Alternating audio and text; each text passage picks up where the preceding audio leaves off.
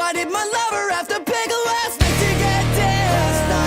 Last night. It's not enough that I have to feed the both of us employments down.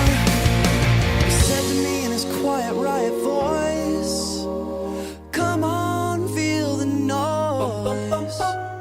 Time, it goes so fast when you're having fun. It was just another manic Monday. I wish it were Sunday, 'cause that's my fun day. My I don't have to run day. It was just another manic Monday. I wish it were Sunday, 'cause that's my fun day. I don't have to run day. It was just another manic Monday. Wish it were Sunday, 'cause that's my fun day. My I don't have to run day. It's just another manic Monday. Alright everybody, welcome to Case of the Mondays. I'm your host, Gene Skinner. Hope you're having a good night tonight, wherever you are, whenever you are. It's hot as fuck here. I had ice with this fucking rum I'm drinking, the last of the 12-year Weeb got me. But it all fucking melted, because it's like 90 degrees outside. It's a heat wave, so that's fun. Hope you're all doing well. It's fucking hot, like I said. I turn this way down, and we're gonna get right into it. Weeb will probably be joining us at some point. He's not here right now, but I imagine he'll be around at some point tonight. Anyway, let's get right to the show. Here we go.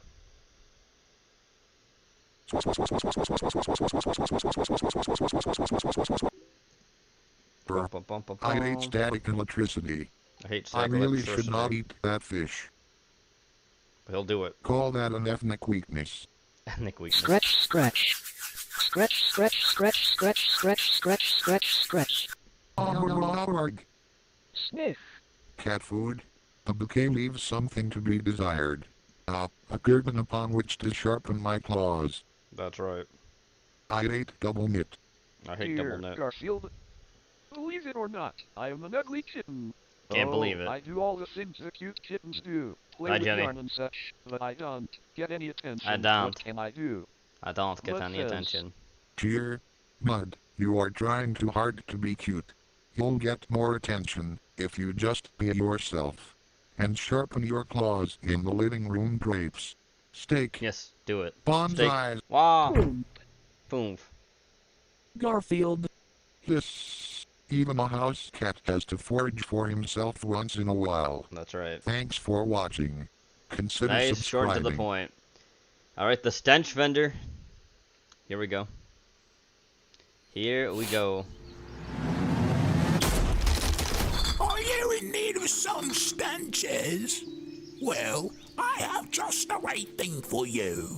Pops We listen. have a wide selection to offer. You Look, it's seem just like a you'd wet be market, even though keen to the game biggest a thing why that's bit. called that tonight is a lot of people Or sent in perhaps some food stuff we'll be sautéed watching later. stegma. No? Well, I have a very special offer Wait, for G90, special you actually got it hotter than I do customers for like once. you. Yeah, it's pretty fucking hot. Here is my premium A foot. exclusive stench. Yes, it is a Porky dealer. Concentrated gamer feet. Gamer feet, It's for Porky's 10 favorite. years. Only 3 shingles. Thank you for doing business. There it goes. There he goes. With the toes. Alright, Ramen sent this in. Your little badass stop all that goddamn horse playing in my house. Now you done put a big ass hole in It my is wall. fucking sweltering, You Ramen. didn't You're have not to kidding about whoop him, that. Mama. We were just play fighting. You better hush before I whoop your ass too. Yes, Whoop your ma'am. ass. I'm telling my mama on you. I don't give a damn who you tell. Mamu. Mama! Mama! What, boy? What the Boy. hell you want? Mama, she hit me. Who hit you? Ray Ray's mama, Miss Keisha. Miss Keisha. See? Ah, hell no. Oh, hell no. You gonna beat her ass, mama? Ow, ow, ow, ow. What you whooping on my child for? Now you know how I feel, so don't you never put your hands on my child. No The motherfucking animation. more, bitch. I don't give a damn what he did. Maybe if you taught him some home training, I wouldn't have to discipline his little bad ass. How about I discipline your motherfucking ass? Hit me then, how I want Women you to try fight. and hit me. I'm gonna beat the goosebumps off your motherfucking ass. Hey, Hey, I'm trying to watch my stories. Now what the hell's wrong with y'all? This little goose I'm trying to watch my stories. He's got a cigar and everything. Is there gonna be a father? Is there gonna be a father duck too? He's got a fucking cigar and everything. It's funny. neck heifer came over here and started hitting on Junior for no damn reason. Oh, I had a reason, you chicken-headed bitch. I did your child the same way you did mine. And you just put your hands on me by pushing me away from her. Just wait till my baby daddy get out of jail. My baby daddy get out of jail, of course. What the fuck? What the hell fuck? nah, bitch. Oh, He hell coming, no, mama, bitch. he coming. He coming. We'll get to the second part later. Real movie, Death Kick. 2 chicks at the same time. Want to fight you? It's not like you have a choice. The dad will be here in part 2. Lol. Don't Yeah. do this. He's gotta get out of jail first. Oh shit. Another chick.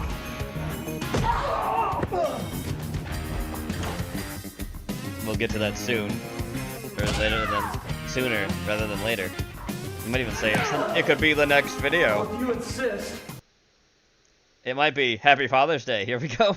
Get the fuck out my yard, hoe, and tell your little pussy ass baby daddy I beat the fuck out his ass too. There he is. What's up, daddy? What up, boy? What up, Trey, boy? you ain't gonna believe this shit. Keisha and her husband started hitting on me and Junior. He doesn't Ow, care. My head, it hurt. Bitch, you doing all that extra shit for what? Oh, so you just gonna act like you don't give a fuck? Nigga, put that goddamn paper down. You know your black ass can't read. Bitch, I see why they hit your ass. And you lucky I don't slap the shit out you. Nigga, take your ass on. Hey, all the damn pushing ain't called for. Trey, knock on the door. Man, no, I don't want to bother these people. Nigga, you better stop acting like a little punk and knock on the damn door before I knock you upside your motherfucking head. I swear if I ever see that little gooseneck heifer again, I'll whoop her ass. And then he get a black Shut the eye. fuck up. You ain't gonna do shit. Who the hell banging on my door? Because he got a black eye too. The fuck you want, little shit. nigga? Sir, I think you owe my girl an apology. Nigga, fuck you damn. and your bitch, Ow. hoe ass nigga. I'll knock your fucking beak loose. Back your ass up before I roll your ass like dice. Damn, get up and beat his ass. Bitch ass motherfucker. Man, fuck all that bullshit. Square up, nigga, square up. Hey, nigga, stop real quick. What? You might as well take these damn glasses off before I end up knocking a prescription out these motherfuckers. Robin. Oh, you think you funny, huh? Nigga, shut your bitch ass up. Technically, a rooster would probably win in this situation, is even though ducks are bigger, male ducks too, they tend to have spurs on their legs. You sandwich looking motherfucker. There you go, boo. Beat his ass. Yeah, you like that, baby? I went Muhammad I'm just Ali saying on science. his ass. Fly like a butterfly, sting like a bee type shit. Baby, You watch got Okay. that Nigga, get the fuck off me. beat your ass like your daddy used to, boy. You Boy. ain't gonna never forget this ass whooping. And there will be a part 3 later. But now, spooky. It's Their penetrated world was the perfect target. the raiders. It was a shining, watery orb, rich in resources and populated by a sentient species, smart and strong enough to be sold as slaves, but too young to have moved beyond their crude era of chemical propellants and projectile weapons. Any They bled in. resistance they may have levied against our fleet would have been comical at best. At best. Even better, their system was hidden deep in an unmapped corner of the Kelp sector, The Kelp well sector? over 100 lucky skips from the prying eyes and nauseating egalitarianism of the Parahan Republic. By the time those righteous fools found the world or heard its cries of distress, we would have been long gone, vanished into the void with all the mineral and living bounty we could Aw, carry. shit. It wasn't a hard sell to the rest of the Night Fleet. Once the news of the world's discovery and the associated profit projections came out, Oh, every shit. captain was racing to arm their crew and calibrate their skip drives for the raid ahead. Our armada was nearly 1,000 ships strong by the time their pitiful little star was visible on the galactic horizon. The mood was jubilant as we passed through the debris field that served as the border of their star system. It had been many turnings since we'd had our way with a fresh world such as this, and our mandibles were practically chittering in anticipation of the great feasting that was sure to follow such a magnanimous raid. That all changed, however, as we slingshotted around the pale blue gas giant on the outer edge of the system. Aw, shit. For lying in wait there, curled around one of the massive world's moons, was a horror of the void, unlike any we had ever known. It appeared out of nowhere, choosing to politely announce its presence by obliterating nearly 100 of our ships with the merest flick of its tail. It was madness. We broke formation almost instantly. Some fools opened fire on the beast, but most of us turned tail and ran. In the end, it didn't matter what we did. The monster ran down the fighters and the flyers alike, devouring just over 900 of our vessels. It only abandoned its chase once we had re-entered the debris field and nearly broken free of the accursed star's gravitational pull. Only then, only when we few survivors could at last catch our breaths and begin to tally our nearly incomprehensible losses, did we notice something that we had missed in our approach analysis. With a slowly dawning horror, we took a closer look at the debris field we were in, finally seeing it for what it was. Eggs. Not a patch of asteroids and ice as we had presumed, but the scattered carcasses of 1,000,000,000 ravaged races. Oh shit. Some ancient, some new. So they never were able to get there. Presumably doomed by the same ill-fated venture that we ourselves have just so foolishly attempted. Want to know more? Would you like to know more? Member today for as little as $2 to read $2 or dues. listen to The Broodfather, the tale of the Leviathan that ravaged the raiding fleet. Aw, shit. And that was the archives in between. Titties. It's time. Now we got Paradise Cruise in Tampa, Florida. Punta Maya, Mexico. Here we go. Biggins. That was some awesome documentary.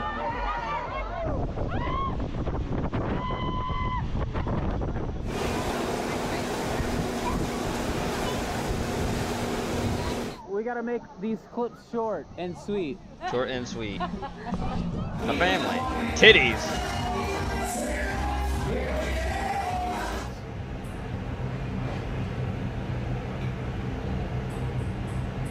Oh, it's excellent on screen. This isn't spooky. This is more heat, but at least there's water. Oh, hi, Weebus. Oh. Hi, Gene. How are you, buddy? Oh, I'm fine, Mr. Titties. Gene. Titties. Yes. Face is all in the sun. Face is all in the sun. Yeah, we don't care about her face, though. No. What up, Bobbins? Ramon. Nathan. Dakota Cos. Scroguloon. I saw two big round ones. Bedifinus. That even is her that real that name. kid is falling asleep. Hell yeah.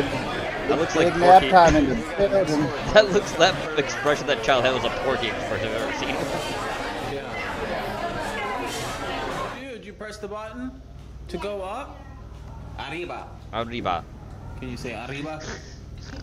Arriba. There's Beer Can Island. Beer Can Island. The room. Titties, damn, that's his wife. Look, he got an ice cream cone. Damn. You already had an ice cream cone, Lolo. Lolo? Panguru. Looks like a nice vacation for the cruise he took from Tampa to somewhere in for Mexico. sure, dude. Carnival Paradise. Not much. Watched an interesting doc on Phantom 1996 earlier. Wow, Bob. Because we watched two Phantom things. Weeb, how hot is it there right now? Is it stupid hot like it is here? 71. That's humidity. It's fucking... It was It's like 90 stinky. earlier. It was really bad, and I think it's still like 80. Let me see the temperature right now outside. It's gone down slightly, but it hit 90 today, and I'm like, no, fuck that. It's 87 degrees outside still. No, it's 77. It went down. It still feels in the house though. It still feels hot as fuck. When I went out to smoke weed, it was still hot. It was hot. Jesus. It was bad. Oh, must be doing Day of the Dead stuff? I don't know why. Damn. Again, I don't mean I don't mean to know this, but damn, bro, your wife is pretty stacked. See, I know, I'll say it. Yo, bro, dude, if you fuck up once, I am gonna go literally nut deep in your wife, dog. Three amigos. I guess they're just a Mexican canteen. I guess they're just around all the islands in the fucking... I don't think we're in Mexico. I think we're in, like, islands between, maybe. Because it seems like it to me. Or maybe they're on their side of the somewhere. I don't know. I didn't know if Mexico has islands. They probably do. They got a couple of Islandos. Yeah. There's lots of motorbikes around here because they ride on motorcycles. Viva la Mexico! Paradise Beach!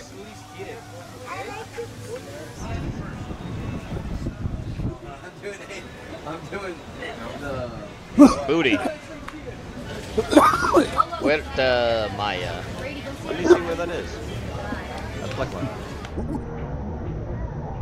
What the Maya? Where to Maya is. I'm gonna go to the beach real quick, Benji. Mexico? Let's see where it is. Where to Maya? Is it an island? It kind of looks like it, but I don't know. Map? Alright, get it up the ramp. Whoa. Zoom out. That's way too zoomed in. Alright, nice palm trees. Nice tropical decor. Big pool. Oh, it's way down there. It's an island off the Yucatan. Huh. I can see how you could easily get to it from Florida, though. So basically, you have like the whole thing from Florida, then you go straight past Cuba, and then it's right there. That's probably not long to get there at all, honestly. No, he was really upset. Oh my God! Hell yeah! Sorry. Nice tits. But I was looking at this. You want to know what I'm looking at when it says the Gulf? Guess what it says? What's that? America. That's right. Damn right. Gulf of America. Hell yeah. Hell yeah. They wouldn't let him on the slide again. And then he got all hot, and then I put his wingies on him to get in the pool, and then they said you can't wear your wingies, and then he was double pissed. He's been pissed for an hour. Kid's been angry. Brady, don't climb that. This is how I can look better. Yeah, I know, but people see you up there are gonna be mad at me. They would be, yeah. Chelsea, Ramon! Hey! Bruh.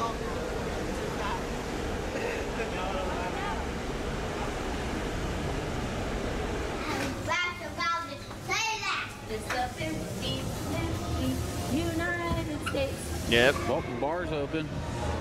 Ooh.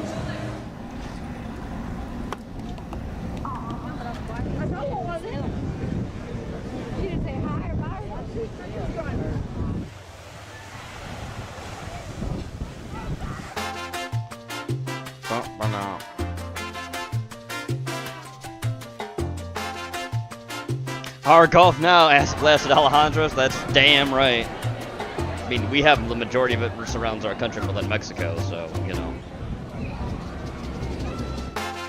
And I'm pretty sure we actually pay for a lot more maintaining it, so, yeah. Our dick is bigger. Sombrero! Okay. Well, yeah, we're just bigger in general. What up? What up, little bean man? Viva Mexico! Viva Mexico! Those are a lot of cruise ships, damn. booty. Just notice the lady's ass booty. Looks like she has a Damn, lady, you are fucking cheeked up, my boogans.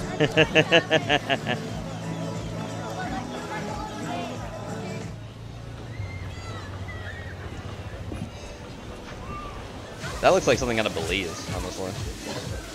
No, it's Oh, not. this is nice. But it looks like it. Fellas? Appear off a blaze. I would have liked the shade over here. Who wouldn't like fucking shade when you're in somewhere tropical? It's kind of a necessity. Unless there's a good breeze, then you don't have to worry about shade so much. I had a little painkiller. I'm gonna ask for a Percocet. Hell yeah, I had a little painkiller. Like, bro, I can hear it in your voice. Caroline's got one. You can have They're having fun. Damn. Trapped you. Gotcha. Yeah. Fucking jib. So, Gene, you know that cool little dab pen I had? Yes. Yeah, that purple one that I used all last night with no problems. Yeah. Gone from the face of the earth, bro. Mm-hmm. It's just gone. Gone. Nowhere. Cannot be found. Even Grandma's keen eyes could not discover it, Gene. It's gonna appear somewhere, probably teleported to the back rooms or something, and will eventually show back up. When you least expect it, it'll show back up somewhere weird. Oh, I know. I know. And after I spent money on it. I know. What you got there? Meat. Like crab. It's like crab. I wish she'd play with my meat like that, bro. For real, for real. Bahama Mama with a Percocet chaser. You don't usually want to mix, you know, painkillers with alcohol. Damn it! I just got killed by the boofinator. The boofinator. Yeah, I got boofed. In BF6. I cannot wait. No. Shut up, Gene. It's BF6. No, it's not. It's a video game, okay? Yeah, an Battlefield. undisclosed video game. Battlefield 6. If I get on Steam right now, I'll see it's Battlefield 6. Well, why would you do something gay like that, Gene? Because it's funny to me. Why do you gotta be a Negro, Gene? Ping pong. Ping pong.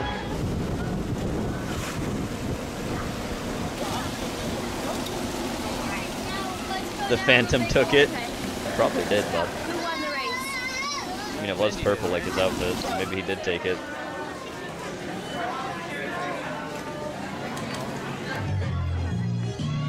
We missed you. Carnival Paradise.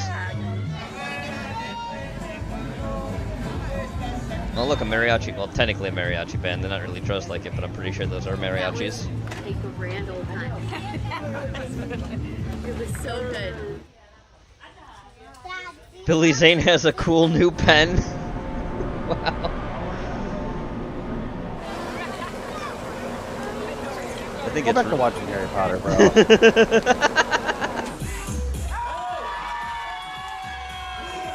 If it makes you feel any better, Strog has been interrupted on the phone several times today. As in, he has to be called away to go watch the phone.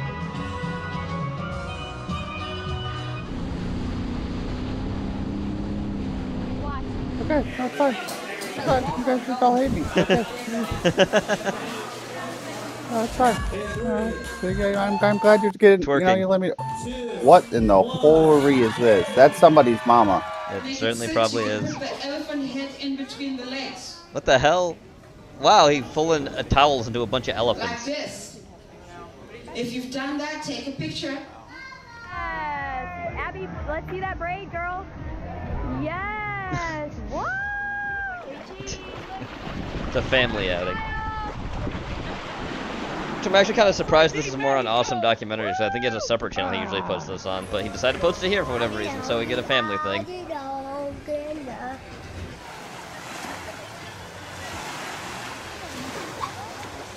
I think they're catching seaweed. Probably.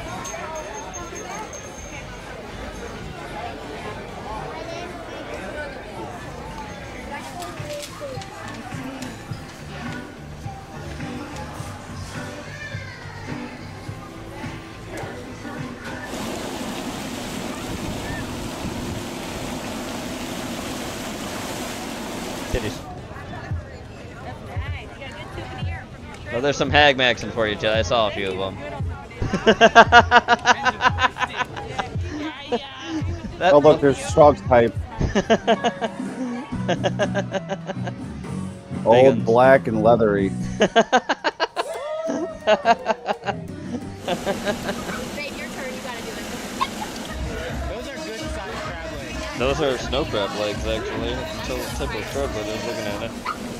So I know that ain't king crab. King crab's a lot more spiny.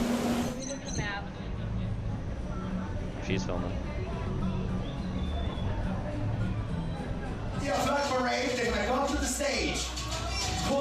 I mean, that's why he hangs out with Jenny all the time. You know, game recognizes game. She Isn't likes that to right, show. Sagatha? She does. Sagatha. Hey, girl. Oh, she got a mouthful of quesadilla, too. Emoji wow. Emoji you want. Sick.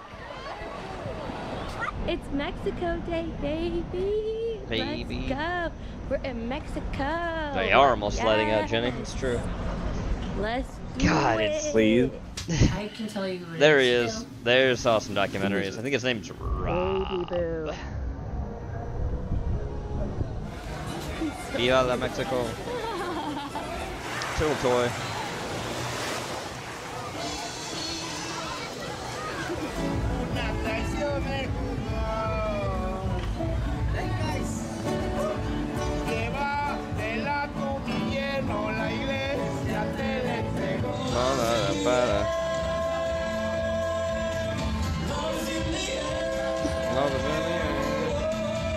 I heard, and this is just a rumor, dude, that Booty. Porky, in fact, like, ooh, god damn.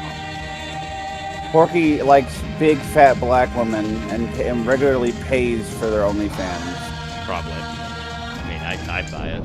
He likes that miscegenation after all. Hello, crazy. We're in Cozumel, Mexico. Cozumel, On a jet ski. Carnival Paradise. Yeah.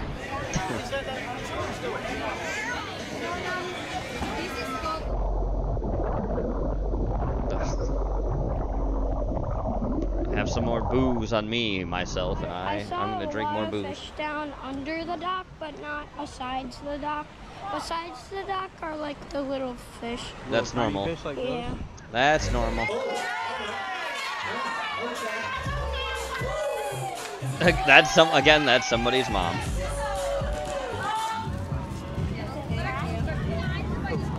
Ratchet. Oh, wait, you from Tampa, you know. Ratchet, you from Tampa, you know. There they go.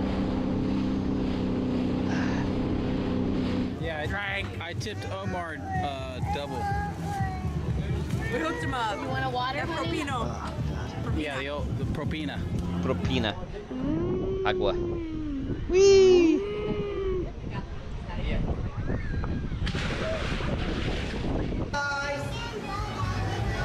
We've seen the girls Porky is into pretty face, but Schwarzenegger from the neck down. That's funny. It looked like Brock Lesnar's daughter. Well, how else are they gonna crush his skull? He wants that to happen between their thighs while sniffing their feet. I'm pretty sure that's the entire description. Again, why do you think he likes Jenny so much?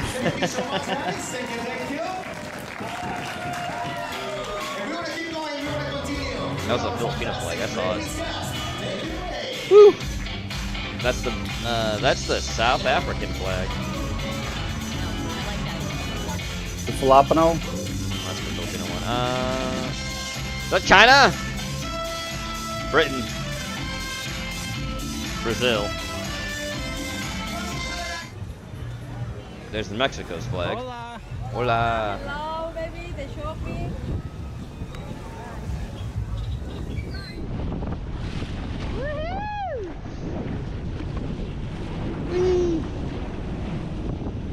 Hola.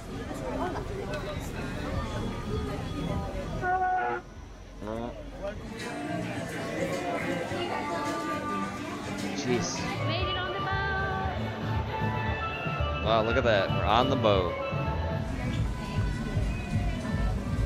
Ay, pollo. That's a big fucking bridge. Holy shit. I know, we didn't have enough time. We'll come on the deck when we return. Like we're turning around. No, yeah, when we come back home, we gotta come back underneath this bridge.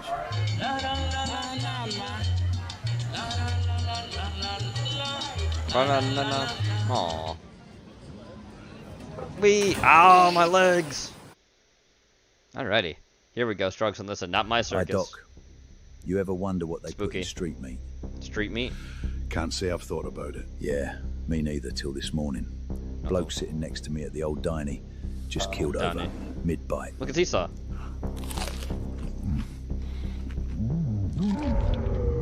Ooh. Well, his neck's like snapped when he fell. Chew your food, you do. Right, sure. But it got me thinking. Are we going to be all right long term, like as a species? Oh, my boy. I don't think you're going to want to hear the answer to that one. You're right. I ain't interested in hearing about it. How's about you show me the future instead? Show me the future. Oh, no. I'm not a prophet, you know. I just plug the pictures in. Then stop being a tease and plug me in, big man. Coming right up. Big man.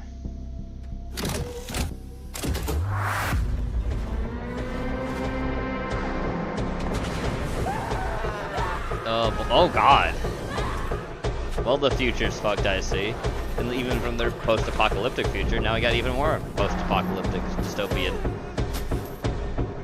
Damn machines. Well, there's some creepy-ass geisha robots. Oh, shit. I could have told you that much. That was fucking gruesome. Well, yeah. So, you gonna change your ways? No. What? You know, are you gonna live your life differently? Drive positive change and whatnot? No. To avoid all that grim stuff? No. Well, Doc, I won't be around for that, will I? Well, you can. Not my circus, not my monkeys, boss man. Let the chrome utes deal with it. Oh, wow. So, not changing to fix anything. Oh, great idea. You could make it so that future doesn't exist, but nope. Here we go. Tetsuya, this is technically for this was put in for Wednesday, but I decided, we'll watch it today. So 5 ancient encounters with the Men in Black. Are you ready for this, Weeb? A group of farmers in Brandenburg, Always Germany, ready for good spot spookers. something in their oat fields. Figures, dressed in black. At first 15 of them, then 12. Some appear to have small, misshapen heads. Others have faces the witnesses describe only as fearful. Each one carries a long, scythe-like instrument. That's creepy. The figures move through the oats in wide, sweeping motions. The swish of their tools can be heard from a great distance. But the oats don't fall. Whatever these men are doing, they aren't cutting grain. Oh boy. Throughout history, people have reported encounters with mysterious figures dressed in black. They appear without warning. They seem to know things they shouldn't, and they vanish without a trace. Long before anyone called them Men in Black, they were already here. Here are 5 of the oldest encounters on record. Here we go.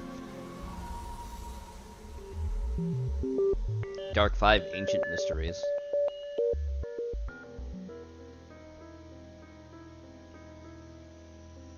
Back in Brandenburg, townspeople rush out to confront them. The figures ignore them. They keep swinging. Then they're gone. Almost immediately after, the plague tears through the city. This account comes from a 1682 German text. It was first compiled by German historian Johannes Knoll in his 1924 book, The Black Death, a chronicle of the plague. American author William Bramley later featured it in The Gods of Eden.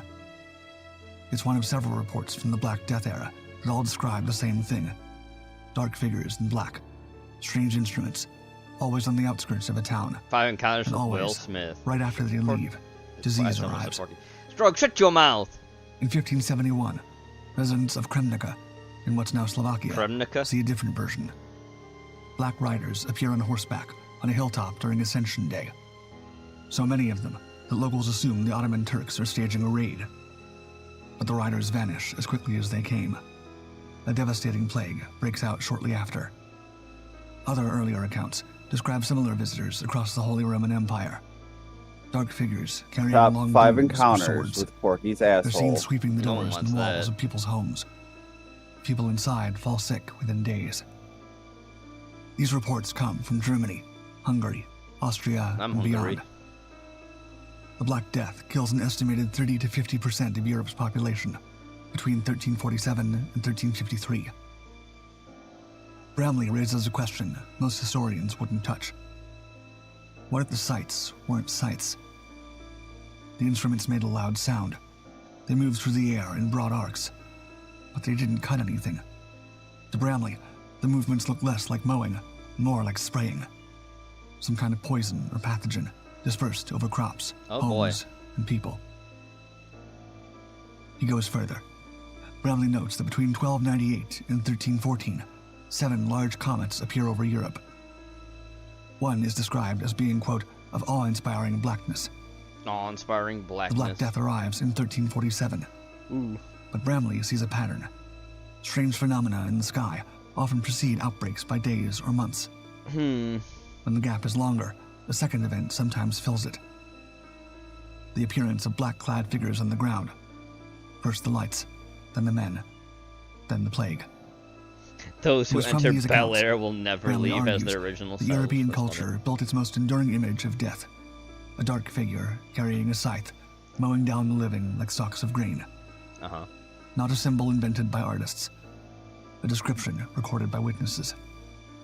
Maybe they were hallucinations. Maybe misidentified travelers. Maybe mass hysteria. But the pattern is hard to dismiss. They appeared, they carried instruments no one could explain. And wherever they went, people died. We still don't know who they were.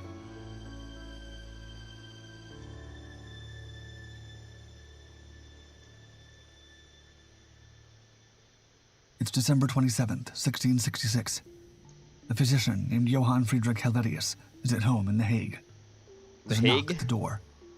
The man standing outside is no one he recognizes. Middle height, long face, black hair, no beard. His skin is pitted with old pockmarks. Creepy. He's dressed plainly, like a Mennonite. Dark, modest clothing. He looks about 44 years old. Helvetius guesses he's from North Holland. The stranger is polite, grave, almost rehearsed. He says he's read Helvetius's writings, specifically an attack on something called the sympathetic powder, a popular remedy that supposedly healed wounds by being applied to the weapon that caused them, not the wound itself. Its defenders believed it worked through hidden forces in nature, the same type of forces alchemists claimed could turn lead into gold. Helvetius called it nonsense. The stranger noticed. That's why he's here. He asks a single question. Does the physician believe in a universal medicine, one that can cure any disease? Helvetius says he's never met anyone who possessed such a thing. Then the stranger reaches into his breast pocket and pulls out a small ivory box. Oh boy. Inside are 3 heavy fragments. Each one is about the size of a walnut. They look like glass. Pale yellow, the color of sulfur. Tiny flakes of crucible are still clinging to them from when the substance was last melted. Helvetius holds the pieces in his hands for nearly 15 minutes, turning them over, studying them. The stranger tells him what they are. The Philosopher's Stone. For centuries, alchemists across Europe have been searching for it. A substance that could turn base metals into gold, and supposedly cure any disease. But when Helvetius asks for even a small grain, just enough to test, the stranger refuses. He says he cannot. Not for a room full of gold. No. He would sooner throw the whole thing into a fire. Ooh. He promises to return in 3 weeks. He keeps his promise. On the second visit, the 2 men walk together and talk for hours. Titties. That's a the chunky stranger woman. speaks about God and nature, which is actually very normal pastor. for like medieval art, But again, or even like he won't Renaissance art. demonstrate the stone's Women tend to power. look pretty chunky. Helvetius begs. He flatters. That's where the He offers that's where the food, term lodging, Rubenesque comes from and his own stuff like that, laboratory. because that was one of the artists who Nothing actually works. ended up doing stuff like that. Was Finally, named the Ruben, stranger relents. I believe. But only slightly. Did you know that? He breaks off a crumb. No No. bigger than a turnip Now seed. you I do. did not. Helvetius protests. I do, yes. Too small. So the stranger takes it back, snaps it in half with his thumbnail, throws one piece into the fire, and hands back the rest, wrapped in blue paper. Oh, I just got He says I it's just got enough. killed by Vlad the Tickler. And he leaves. He promises to return the next morning. Not the at Impaler, 9 but the o'clock, to show Tickler. Helvetius how to use it. He never comes back. He never returns. A messenger arrives the next morning with an excuse. Then silence. I blame Hamilton. The man in black simply vanishes. It's all his fault. He did the Helvetius thing. waits. By the following evening, he's nearly convinced he's been made a fool. but his wife persuades him to try. Drops it into a crucible of molten lead. 15 minutes later, they pour out pure gold. The goldsmith confirms it's the finest he's ever seen. Owie! Pure gold. Helvetius published the full account in The 1667 golden calf. under the Which title the world Golden adores Calf, and which desires. the world adores and desires. The philosopher Spinoza, a committed skeptic, Spinoza. visited the goldsmith himself and left satisfied the gold was real. But the stranger is never identified. Helvetica calls him Elias the artist. Elias the artist. It's the Why name is of a the figure gene not prophesied identified, to though? one day reveal the secrets of turning base metals into gold. And I'll do it again. The dark Mennonite clothes, the ivory box, the riddles, all of it just vanishes. Helvetius never sees Gene, him why again. are you an abstract creature of pure evil? Yes. That's not an answer, Gene. Yes. A hiker is alone That's on the Santa not Lucia an answer. Mountains on the Yes. California coast. It's not The an sun is answer. low. No. Mist is It's rolling not. in off But the that's Pacific. all I got. I can't, And like, then he answer sees the it. riddle more than that. It's just A yes. figure on the ridge above Give him. me.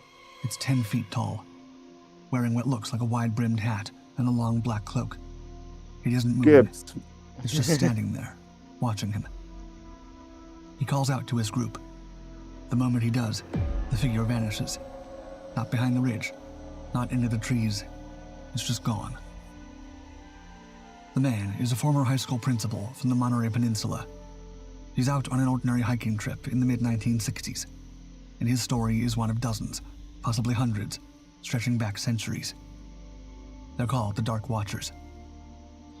The accounts are strangely consistent. Tall, featureless silhouettes on the ridgeline, hats or walking sticks. They show up near dusk or dawn.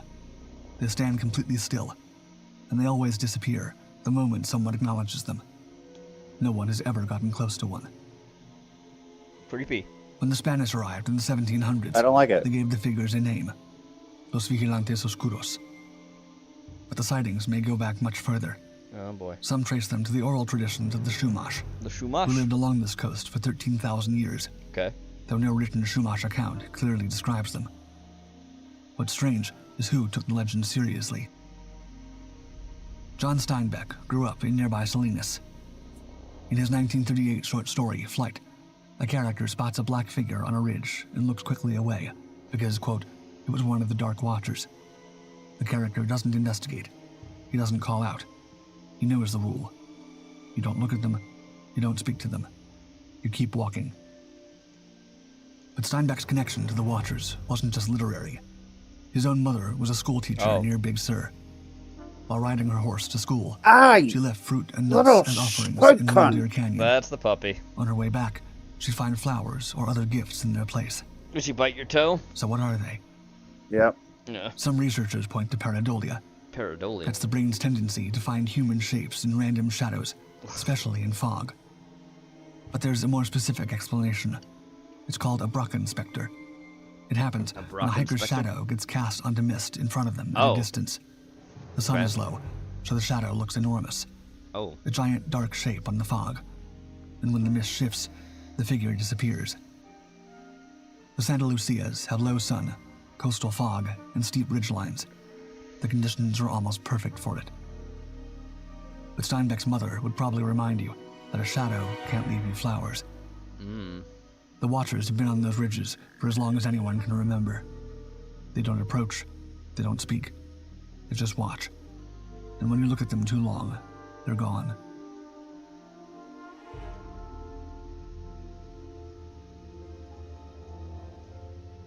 It's 1565. A man in black rides into a Russian village on a black horse. His robes look like a monk's. His carriage is black, and hanging from his saddle is a dog's head. He isn't a priest. He isn't a soldier. He answers to one person on Earth, and that person has just split Russia in two. Oh boy. The rider is an Oprichnik, a member of the Oprichnina, the personal guard and secret police of Tsar Ivan the Terrible. Ah, it's Ivan. There are 1,000 of them at first. Within 7 years, there will be 6,000. Wasn't They Ivan's dress whole in big anything. thing that he technically united all of Russia? Isn't that his big claim to fame originally? I remember exactly what that what that monster did. Because I'm pretty sure that's the whole thing, is that he basically had to unite all the tribes of Russia to basically be like one conglomerate thing, or something like that. Ride black horses, move through the country at will. They can accuse anyone of treason. Yep. Seize their property, kill them on the spot. Even without communism, Russia was like this, just to keep that in mind. But the strangest part isn't the killing. It's how they live. He vows never to eat, drink, or associate with anyone from outside the order. According to some accounts, breaking this rule could mean death for both parties. They live in sealed-off districts of Moscow, in housing that Ivan clears by force. Oh boy. The former residents are thrown out onto the street. Men, women, children. They walk to their new settlements on foot, begging for food along the way. And they don't get it. Oof. Ivan picks 300 of his most loyal Oprichniki to live with him in a fortified compound 120 kilometers northeast of Moscow. Every morning at 4 a.m., they attend a sermon delivered by the Tsar himself. Then they carry out the day's orders. They pray like monks, dress like monks, kill like something else entirely. Ivan calls himself the Hand of God. The dog head on the saddle means they can sniff out traitors.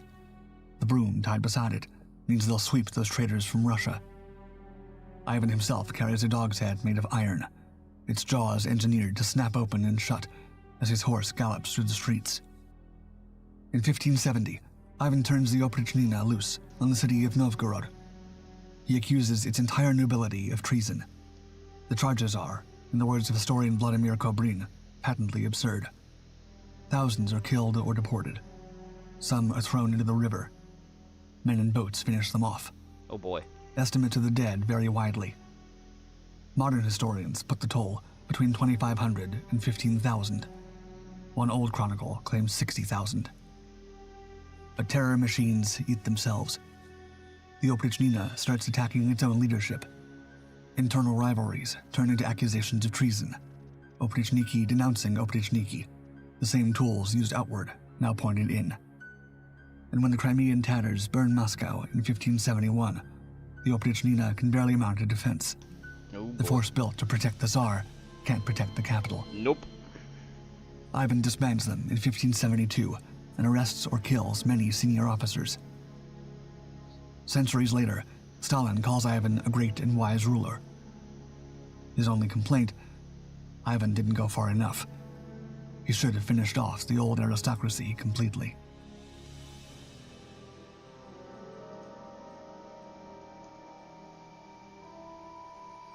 Oh boy. It's around the year 700 AD. An abbot named John is walking along the shore of Constantinople. He runs a monastery in Classa, the old port city of Ravenna, Italy. He's been stuck in this city for days, trying to save his monastery's land. A fire destroyed the church's property records. Rivals moved in to seize the land in court. Oh boy. Only an order from the emperor could stop it. But never John comes. finally won it. Oh. The emperor issues an edict and a supporting letter in Tiberius John's III, favor. the Eastern Roman But Emperor. now he has a problem. A guarantor back in Ravenna put up his own money for John's court case. Oh. The hearing is tomorrow. Oh boy. If John doesn't show, that man loses everything. Constantinople to Ravenna is nearly a 1-month journey by sea. Oh, well, shit. He's checked every ship in the harbor. Nothing. Then 3 men appear in front of him. They're dressed entirely in black, and they know his name. Quote, "Why, Abbot John, do you walk with a disturbed mind on this shore?" The story comes from a 9th century chronicle called the Book of Pontiffs of the Church of Ravenna, written by the historian Agnellus. It's one of the earliest recorded encounters with mysterious figures in black offering supernatural help to a desperate man. And what they tell him to do is very strange. They say if he follows their instructions, he'll be home by morning. John agrees. They hand him a stick and tell him to draw a ship in the sand. Not just an outline, a full ship. Sails, oars, lifeboats, sailors, all of it. Then they tell him to lie down inside the drawing, in the hull, right next to where the keel would be. But there's a condition. Once the journey begins, he'll hear terrible things. Terrible Roaring winds, crashing waves, sailors screaming. He must not speak. He must not cry out. And he must not, under any circumstances, make the sign of the cross. Ooh. He lies down. It starts. A sound like the sky cracking open. Wind howls. The sea erupts around him. Oars snap. Masts fall. The sailors, described in the text as the blackest sailors, let out terrible groans. But John holds. He doesn't move. He barely breathes. At cockcrow, it stops. He opens his eyes. He's on the roof of his own monastery in Ravenna, alone. A journey of 1 month, completed in a single night. His monks hear him shouting from above and think he's a ghost. He has to yell each of their names before they'll bring a ladder. The next morning, he takes the Emperor's sealed letter to the local governor. The governor reads it. The date on it is yesterday. He's furious. He accuses John of forgery. No one can make that journey in 1 night. But he did. But John doesn't explain. Not to him. He goes straight to the bishop, confesses everything, does penance for whatever bargain he struck on that shoreline, and according to the Chronicle, finishes his days in peace. The text never says who the 3 men were. It never says where they came from. He calls them wicked. What's your butt? He calls what happened to John a thing to be repented. But it also says he got home. The documents were real. The Emperor's seal was authentic. Oh shit. And the 3 men in black were never seen again. Creepy. The wicked men. Alrighty. Which of these 5 do you think was real? And which one was something else entirely? Ooh. Let me know in the comments. There you go. As always, thank you for watching Dark 5. Garfield. If you want up, get up and... A new sofa. A new sofa. Time to Much better. I am getting lazy. It would do me good to get some exercise. Much better. There you go. There's exercise. Up. Mind if I smoke. Mind if I smoke? I am going to take an active part in energy conservation. Get on your mark. Get set. Conserve. Conserve. You're going to love this movie, Garfield. It's my all-time favorite. Now here is where Lieutenant Lacroix finds a spot of blood on the butler's sleeve, so he figures, this guy is acting very suspicious. I am just your average, ordinary cat. For instance, I am crazy about nature's most perfect food. Lasagna. Garfield. Yeah. Yeah. Garfield. Bath time. Garfield. You do what you have to. Wow. Thanks for watching. Consider subscribing. Goku starts nothing. Bob Simpson. So, you must be the one responsible for all the bad things happening on this planet. Oh my god. Figured it out. I suppose you're slightly more intelligent than the average primate. Wait, Goku, be careful. I saw Frieza wearing some kind of weird tiny hat. Oh no. I have a bad feeling about Weird this. tiny hat earlier? Oh no. A weird tiny hat? Oh. Well, I think hats are pretty cool. Kinda like the one Piccolo had when he learned how to drive. When he learned how to drive. Oh, he's got a backwards cap. Hey, Piccolo, nice Wet trim. Flintstone shirt. And I like the hat, too. Where'd you get it? Actually, your wife gave this fit to me. Wow. Out of your own closet. Wow. And let's just say, I'm Gohan's daddy. Oh no! Wow. I changed my mind. I changed my mind. I don't like people who wear tiny hats anymore. What? I can't believe it. He's becoming anti-Semitic. So it seems this is going to become interesting. I changed my mind. I can't believe I lived to see the day that Frieza is defeated By a Goyim? I guess not. Well, Vegeta's dead. Hey, that was mean, Frieza. Why would you do that? Kakarot, you have to listen to me. Frieza, he's Jewish? He is a member Jewish? of the people and cultural community whose traditional religion is Judaism and who trace their origins to the ancient Hebrew people of Israel. He just to Abraham is. Oh god, that's funny. There's no way. There's no way. Frieza is a Jew? Oh hell no. Oh hell Vegeta, no. what the hell are you saying, Kakarot? Listen to me. Think about it. Our planet.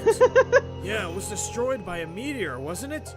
No. Think about it, Kakarot. Think about it. Meteor No. blasts can't melt planetary cores. It doesn't make any sense. Not melt planetary cores? Both of our fathers knew about the planet's destruction before it happened. Oh, jeez. And they were powerless to stop it. It's over, Frieza! That was one yippee dog. I know all about your $3.5 billion insurance policy for Planet Vegeta. Oh shit, insurance policy. Frieza destroyed all of us. He was scared that a Saiyan with perfect Hyperborean Hyperborean would rise genes. up and overthrow him. Kakarot. Kakarot. You have to stop him. That Super Saiyarian warrior. It's you. Unleash your Caucasian power. Vegeta. Ocean, probably, yeah. Are you for real? Are you for real? Yes, you fool. I'm for real. Let's go, nigga. Oh shit. Ah, Hyboria. Amazing. Thanks, Bob. Now, this is semi-wrong. Goku finished the Namek project. Trained like that in ages. Well, you and Piccolo did spar for 300 rounds straight. Right after, one after another. I guess you still got it, huh, Mr. Piccolo? Huh, Mr. Piccolo? Save me the flattery. Goku, 5 minutes. You better be rested up. We're continuing our training. What? Already? Oh, well, at least you're giving me a break. Chi-Chi never lets me take breaks. Oh, God. Even when it starts bleeding. That's none of my concern. Wow. But it starts chafing and she makes That's enough. Stop. Look, do you want to keep training or not? Aren't you a Saiyan? I thought you people were supposed to enjoy training. Hey, what do you mean, you people? What do you mean, shut you the people? fuck up, you dirty Grigger. Grigger. Goku, you actually said it. Dad, that was so uncalled for. I don't give a fuck.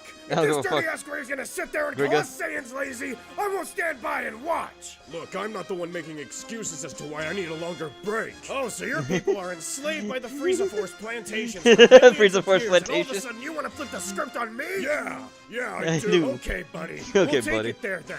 I guess we had to take it somewhere, considering that you're fucking homeless. And you Damn. ain't got no money. And you ain't got no money. Grigger. And you ain't got no daddy. You're really ticking all the boxes, aren't you? Man, fuck this shit. Man, fuck this shit. Oh, what are you doing now? You calling up your little homeboys? Why the Yo, fuck you hit me yo, up right now, little Gregor? Look at Grigger. Shenron, it's important. It's Goku. It's Goku. Oh yeah? Oh shit, I bet. Namekins truly are the black What did he adjacent do? species in anime. He Yeah. called me the G word. Oh, shit, shit. alright. Well, I mean, he ain't wrong. I mean, he ain't wrong. No, No, bro. He said this shit without a Grigga pass. A Grigger pass. What? For real? For real? Deadass, bro. Deadass, bro. Oh, Unfold me. hell no. He said this Oh, shit hell without, no. without the pass? Bro, you being serious right? Bro. Yeah, I'm being Being dead ass. deadass. Shit, you know what? It's my day off. It's my day But off. just for this situation, I got something. Hold on. Hold on, hold Hold on. on. What the Jeez. hell? Where am I? The Saiyan known as Goku, on behalf of the National Association of for the Advancement Advanced of People. Green I hereby Nappa. suggest to make reparations for Griggas worldwide. Griggas worldwide. Nah, universe-wide. Not universe-wide. This is so unfair. And I know yo broke I ain't got a job, so you ain't gonna be able to bail your way out of this one. Damn, he's right. Damn, he's right. I I'm don't have poor. a fucking job. I don't have a fucking job. Alright then, Shenron. What do I gotta do? Goku, I am sending you and Piccolo to live for 24 hours Oh, boy. in the Section 8 housing units on Namek. Namek Section 8. Fine. Let's get this over with, Piccolo. I bid D farewell. Why does Piccolo have to go? I don't think he did anything wrong. Well, we're finally here, Goku. You can thank You yourself. can thank yourself. Lord Welcome to Grogu Lord Guru Boulevard. Boulevard. We're gonna hit up the gas station and get some snacks and drinks first. Lord Guru.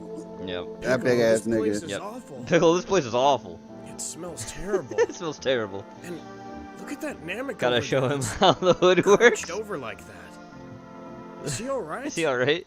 Oh yeah, that's my second cousin, Light Bill. Light Bill. Anyways, let's go inside. Light Bill. Will that be all for you, sir? Yeah. Actually, let me get a pack of Black and Milds, too. Of course. Oh. Oh, wait a second. Piccolo, it's you. I thought I recognized you. It's been a minute since you've been back to our hood. Yeah. Yeah. I'm with a friend. Oh, hey, it's me, Goku. This place is really great. I can't wait to see more of it. Shut up. Just go tell him shut up. He's just looking at him. He's new. Yeah, he's new. But, it was good seeing you, Diamond. Yeah, you too. Make sure you tell Groceries I said hi. Groceries? Oh, yeah, sure. Oh, yeah, sure. Catch you later, Griga. Griga? Hey, Piccolo?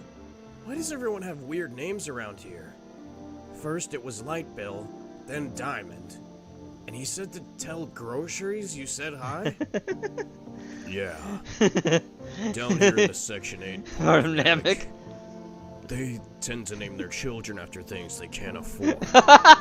Light bill. Internet Internet bill. Milk. Bread. Food. You'll find a lot of weird names down here, Goku. Hey, Piccolo. Damn. Hey, it's me, man. You remember me, bro? Oh, hey, what's up, Gold Chain? Gold Chain? Nice to see you again. Anyways, we gotta go. Go. What is this strange new hood Goku has found himself What is this in? strange new hood? Will he and Piccolo be able to survive 24 hours inside the Section 8 Airbnb? No, they won't. And will Piccolo find some boppers for them to fuck on later? Find out next time on Dragon Ball Z. To be continued. Alrighty. Next. Here we go. How to drink discreetly, FBI edition. Bob sent this in.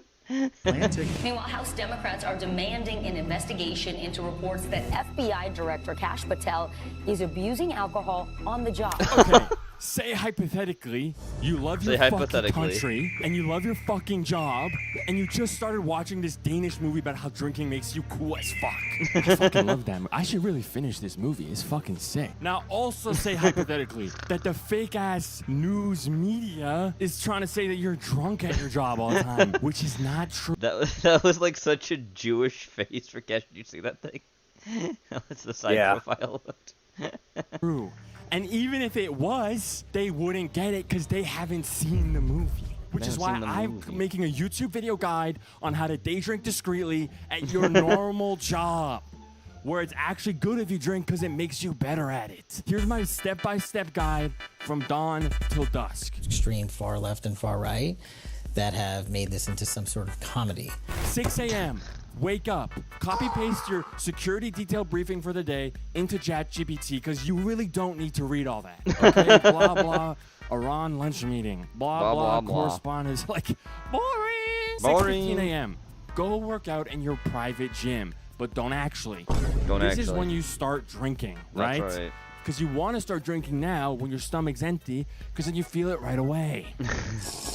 Patel has given out bottles of his personalized whiskey to FBI staff, as well as civilians Wow. he encounters in his duties. What the fuck? 7 a.m. Beg your 27-year-old girlfriend for sex before breakfast. She says no, in which case, use your FBI negotiating tactics. And beg. Please! Yeah, I was gonna say, I and walked beg. up to her and I told her she had a nice jacket on, and I think she turned around and walked away.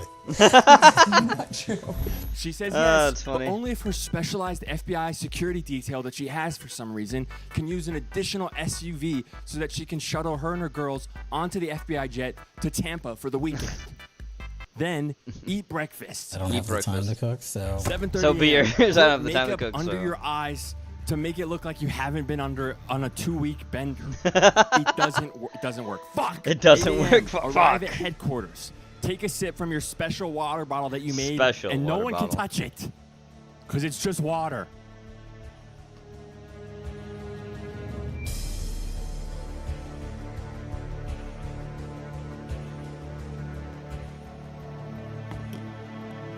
Go to your senior staff meeting.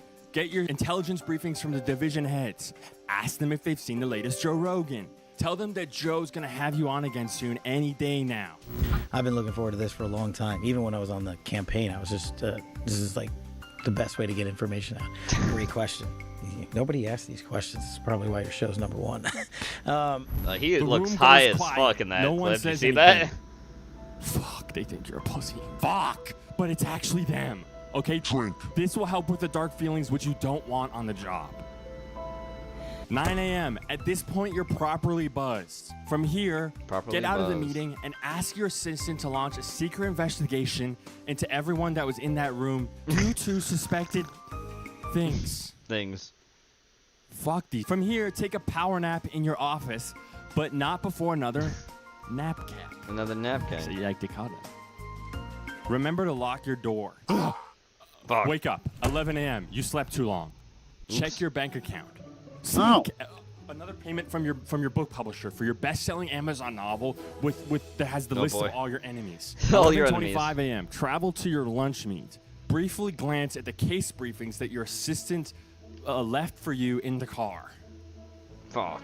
Boring. From here, respond to a text from your girlfriend. Her country music career is stalling, but if you could get her onto one more podcast, she might finally become famous, and therefore finally love you.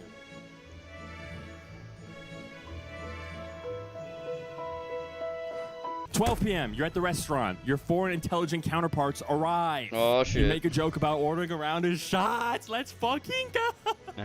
They all politely decline. Fuck. The waiter comes back with your food. She says, "Enjoy," and you say, "Thanks. You too." Fuck. 12:15 p.m. You're properly drunk now. MI6 woman seems to notice. Some other agent is taking pictures of you with his pen camera. Like, I don't know what the fuck that is. Fucking pussy, man. But at this point, it's important to recuse yourself from the meeting because you just got a text from the president. Oh, yeah, shit. This asserts your authority. It makes it look like you're busy and not that there's anything wrong. Nothing is wrong happening. It's actually something good that's happening. 1 p.m. Drink because the lunch had seriously bad vibes. Get your team to prep the jet for a spontaneous Vegas visit. 4. Security reasons. Text your guy to set up the Vegas Nights box tickets. Let's fucking Cash Patel, no. Now, if you're saying, "Oh, I don't have a private jet" at this point in the guide, brother, this is not the video for you. I can't teach you how to pass off personal trips as work travel. I can't teach you where to get a fucking private jet. This is the part you have to figure out for your fucking self, you piece All right. 1:45 p.m. Board the jet and take off, dude. Don't tell your fucking assistant either. Receive a real text from the president this time. A real text. He's asking you to kill Comey. Kill Comey ASAP. Remind him that you can't do that, but you'll arrest him or something. He doesn't respond. He doesn't. Fuck. He doesn't like me. Fuck. He doesn't Put like on your me. favorite movie during the flight to distract yourself. The drinking movie. 6:20 p.m. You wake up to a text from your girlfriend. She sends you a picture of you from lunch. She asks if you're drinking again. You wonder how she got that picture. Fuck. Get an email from the company that does your cash merch. Let's go, dude. That looks like real fucking trash. That looked really bad. They say that you still haven't paid them for the last 2 months. Fuck. 6:30 p.m. The flight just landed. You're in Vegas. Oh boy. Deploy sunglasses. You're living. You're living.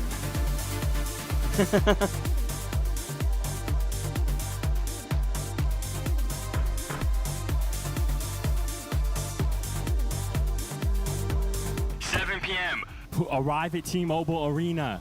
Put your phone on silent because your assistant keeps fucking messaging you about some policy or fucking admin meeting that you missed. Oops. It's crucial now that you order a couple beers because you're finally... it's time to wind down for the night and no one cares anymore because you're finally time to wind down and off the clock. As it turns out, one of your aides is somehow also in the box they followed you. Fuck. But it's okay, because you still have a little more sippy left in your water bottle. Wow. Oh, fuck. Oh, fuck. Fuck. Ask if you can get into the locker room after first period. They say no. They say no. Fuck. Tell them that the team thinks you're really cool. The team thinks you're really cool. They say no again. Oh, I have to piss. Oh, no, fuck. Ashley gets arrested for public urination. Ask if you can leave the room to piss. They say no. Fuck. Stop. Run out of the room. 10 p.m. Spawn at a nightclub. You're standing next to your Republican donor and timeshare executive roommate that you live in Vegas with for some reason. Why have you brought this all the way? I love my fucking country. I love my fucking job. Well, he teleported again. 1 a.m. You wake up in front of a mirror. Oh, shit. Who am I? I serve my country, and no one even respects me. Okay, fuck nuts. They changed my password. Bed. Yeah, I was gonna say, you can put it in the level cage. that no one's ever seen before. And it's because of a Danish movie that I really like. Drinking makes you awesome and better at everything, and your girlfriend actually even laughs at your jokes, even though afterwards when you're sober she says she doesn't like you. It's not true. And the woke they want to take that from us. No, you know what you did, stinky ass. Oh, where are the rest of the Epstein piles? Where are the rest of the Epstein files? Enough of the Yeah, bullshit. where are the rest of the Epstein files? I don't know, Mr. man. President. You said you would release them, Gene. I didn't say such things at all. You said you had them and you would give them all to us for $500,000. And I paid. It was 500 million for one. I paid. No, you didn't. Did you check your account again, Gene? I did. I didn't see the money. I saw a, I'm sorry, I owe you, I'll do it eventually, Gene. Please stop ripping out my soul from my body when I sleep, That is Gene. as good as gold. In fact, that's more tangible than gold. Like this video should receive a custom Lorraine bottle of bourbon.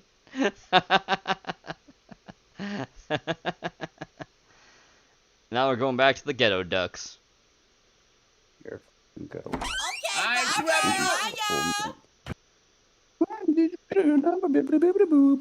Alright, 10 more years of the mine. Coochie coochie coo, coochie coochie coo. Lot of sass. Black duck. Cotton picking coochie licking minute, bitch. I knew your hoe ass was fucking them black ass nigga ducks from down the road. Hell no, nigga, that's a goddamn lie. I wasn't doing shit, huh? Jamarcus, take care of your fucking son. What? See, I knew Bitch, your let me dirty see dick this ass shit. was fucking cheating. Jamarcus, take care of your fucking son. You think you can just fuck me raw and not have to deal with the consequences? You better be lucky I didn't put your broke ass on child support. Man, hell no. Hell no. Out. Oh shit, Damn. Daddy forgot his blunt. I Daddy better go forgot give his it back blunt. to him. Hey Daddy, here go your blunt. What the hell? Boy, give me my shit. Now get the fuck out of my damn face. Damn, Daddy, shit. Man, it's some bullshit. That ain't even my damn son, cause I never cheated on her. At least not with no damn black duck bitch. Now she making me get all my shit and move into the goddamn doghouse. That hoe always bitching about something. She get on my damn nerves. Oh, yeah, Mom, I'm hungry as hell, and that food smell good.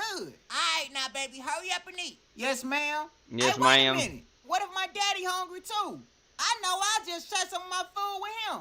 Man, I can't believe this shit happening to me. Hey, Daddy, what the I brought hell? you some Boy, food. don't sneak up on me like that. Now get your little Daffy Duck ass the fuck out of here. You Daffy Duck ass. Hey, where's that food? Hey, what the hell? Oh shit, chickens. Oh, man, what I'm gonna do now? Oh, I know. Hey, Daddy, I got you a flower. What the fuck? Boy, didn't I tell you to get the hell away from me? Damn, I'm gonna blow your little black ass back to Africa. Back to Man, I Africa. don't even care no more. If you don't want me here, then I'll just run away. I'll write you a letter before I leave and never come back. I need to call Maury so I can tell that bitch that ain't my fucking son. Hey, where you going, bro? Don't leave. No, bro, let don't me leave. go. Come back, dingy. Oh, shit. Oh What shit. the fuck? I get this shit off me, man. Where the hell did damn paper come from? What this bullshit say? Dear Pop, I am leaving home. I know that you don't love me, but I will always love you. Goodbye forever. Ducky. Damn, now I really feel like a jackass. Son, where the hell you at, boy? Where the hell you at, boy? You know that laser, son? What the hell going on? Dinky fell in the water and drowned. What? No, that's Well, he's a duck, so no. that's my baby boy.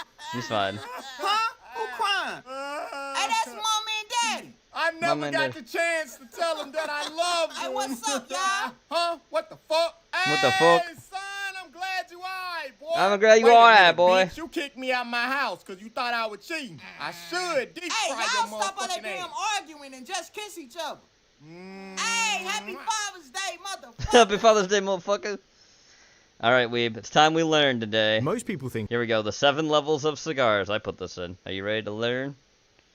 Ready to learn today? Here we go. Expensive cigars automatically taste better than cheap cigars, and most people are wrong. The difference between a $10 cigar and a $10,000 cigar has almost nothing to do with how it sits on the palate. Nope. It has everything to do with understanding what you're actually paying for at each level. There are 7 levels of cigars. By the end of this, you will know exactly what to buy and whether or not Nobody you're can just afford paying 7. for a fancy Honestly, box. nobody can afford Level 7. 1, machine made. Here we go. This is the ground floor of the cigar world. Yep. But not because nobody buys it. Quite the opposite. The opposite. Everybody besides machine made. In 2025, mass market cigars made up roughly 78% of global cigar Look at volume. that. This tier is huge because it's built for one thing: efficiency. These are the cigars you find behind the counter at gas stations and convenience stores. Here's what most people get wrong about machine made. They're not failed premium cigars. They're specifically designed to be fast, familiar, and available. If That's you're right. lighting up a black and mild and wondering why cigar nerds get emotional about fermentation and long filler, you're missing the point. These cigars exist for convenience, and the sweet flavoring, cherry, vanilla, grape, is doing exactly what it was designed to do, making cheaper, rougher tobacco easier to smoke. What makes this tier possible is homogenized tobacco leaf, or HTL, developed in the 1950s By General Cigar Company. Cigar Co. One of the biggest cigar companies in the United States, by the way. Instead of using whole premium leaves, manufacturers can take tobacco scraps, mix them with cellulose adhesive, and press the material into uniform sheets. That's why a cigar like Swisher Sweets can be produced at an enormous scale and still deliver the same basic experience over and over. In fact, Swisher produces more than 2 billion cigars a year and Did you know that? Look at that, for 70 countries. sells in more That's than wild. 70 countries. Yeah. That consistency matters more here than complexity ever could. A good benchmark for level 1 is Black and Mild Original. Prices are often around $1 a stick They're in super larger cheap. online packs, though the exact number depends heavily on the format and retailer. And with its pipe tobacco blend in a homogenized wrapper, it delivers exactly what this level is supposed to deliver: a cheap, smooth, consistent smoke. Level 2. Now let's move to 2. Mixed Mixed filler. This is where cigars stop being a pure commodity and start becoming something you might actually look forward to. Mixed filler cigars are usually handmade, but instead of using pristine long filler leaves throughout, both they use long a and mix short of filler. long and short filler tobacco. Smokers usually call them Cuban sandwiches, which is the standard cigar term here. From You will the also cigar hear club. names like Oh, you mean the fumas, cigar club I'm a part of? seconds, Nice. and throwouts, but those are not all exactly the same thing. These cigars are often built with shorter cuts and mixed fill tobacco,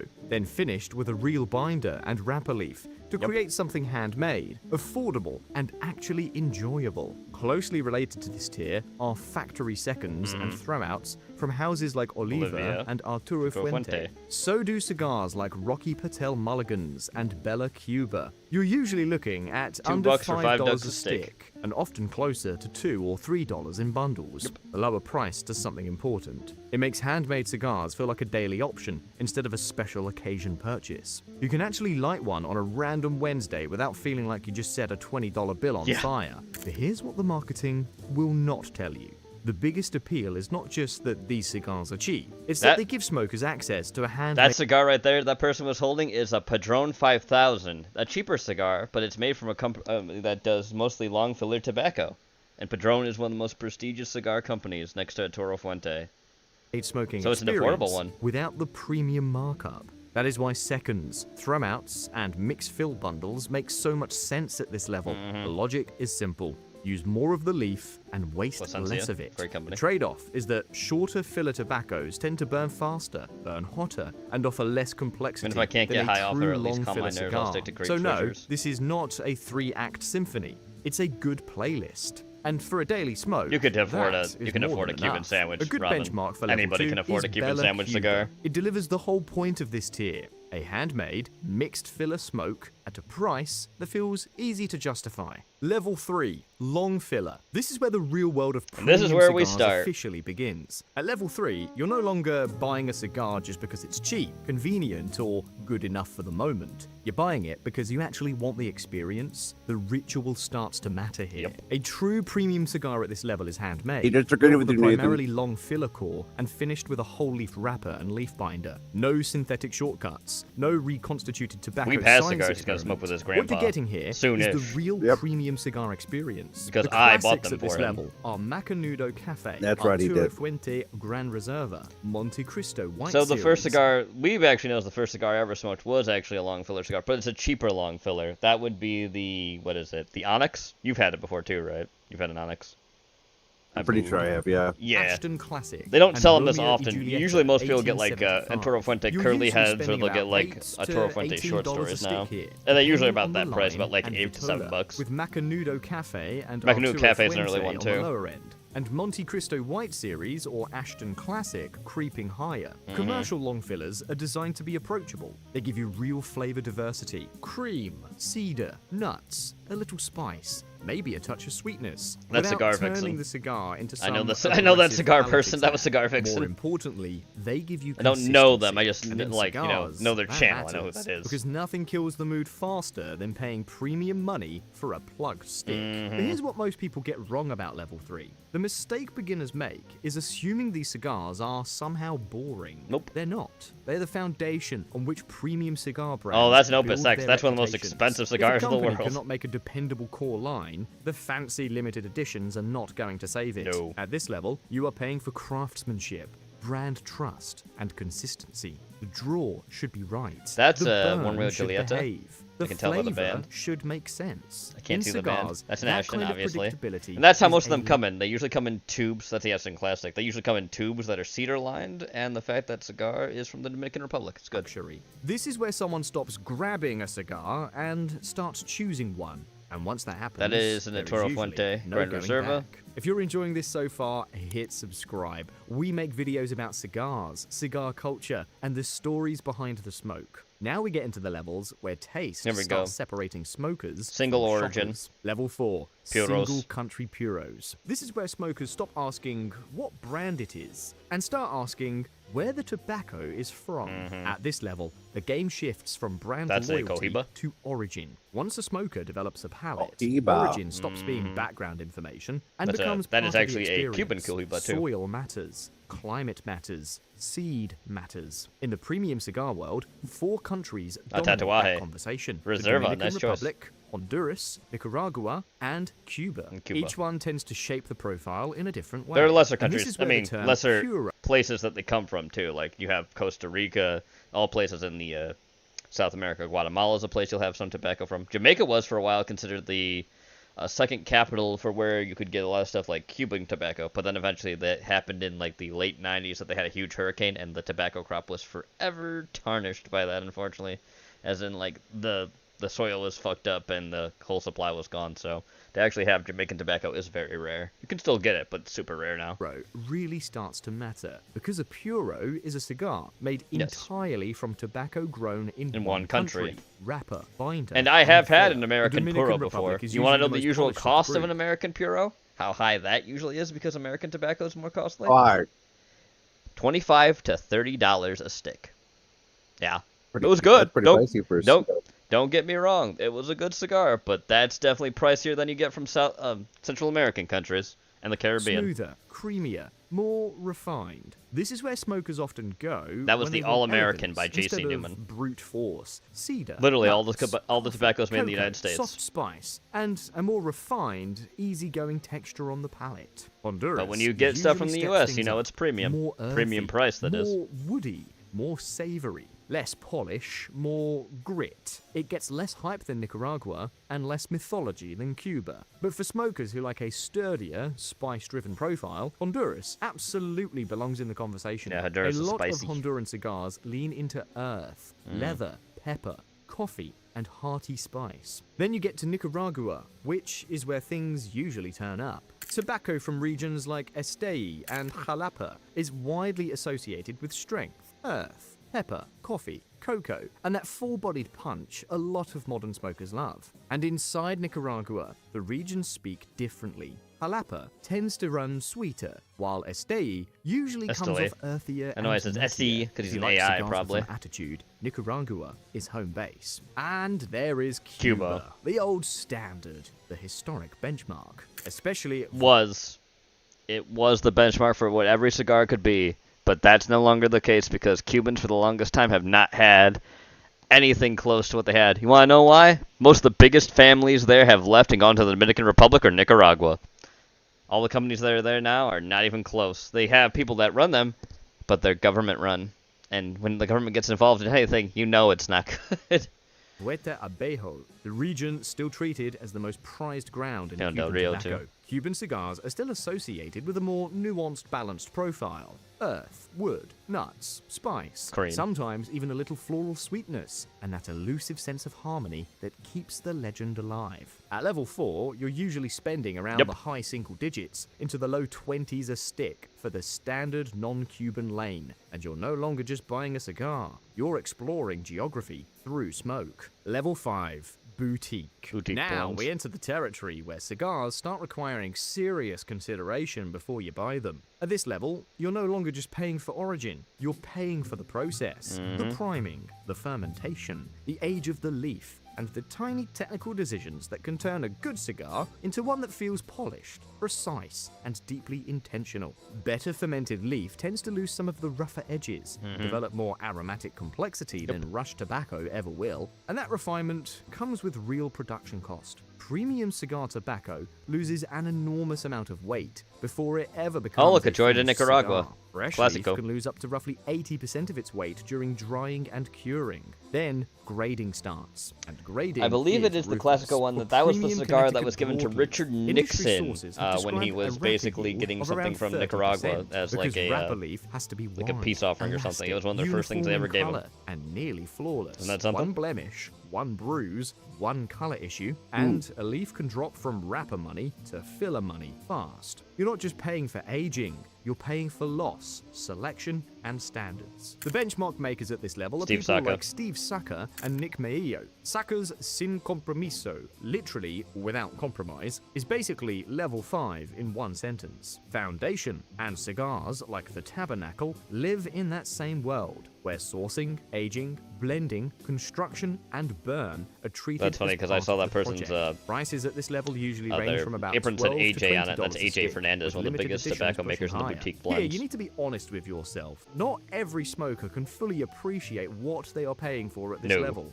The differences are real, but they are more technical than obvious. You need a more developed palate to value fermentation quality, leaf selection, yield discipline, and blending intent Placencia. for It's a what good they family. actually are. If you cannot explain why one cigar feels more polished than another, Another beyond action. saying it tastes expensive, Romo de you might be Julieta. better served spending that money across more cigars at level 4. Yeah. Level 6. Reserva. Reserva. This is where cigars transition from everyday pleasures to a real occasion. A standard premium cigar will often use tobacco that has already been aged for a few years before rolling.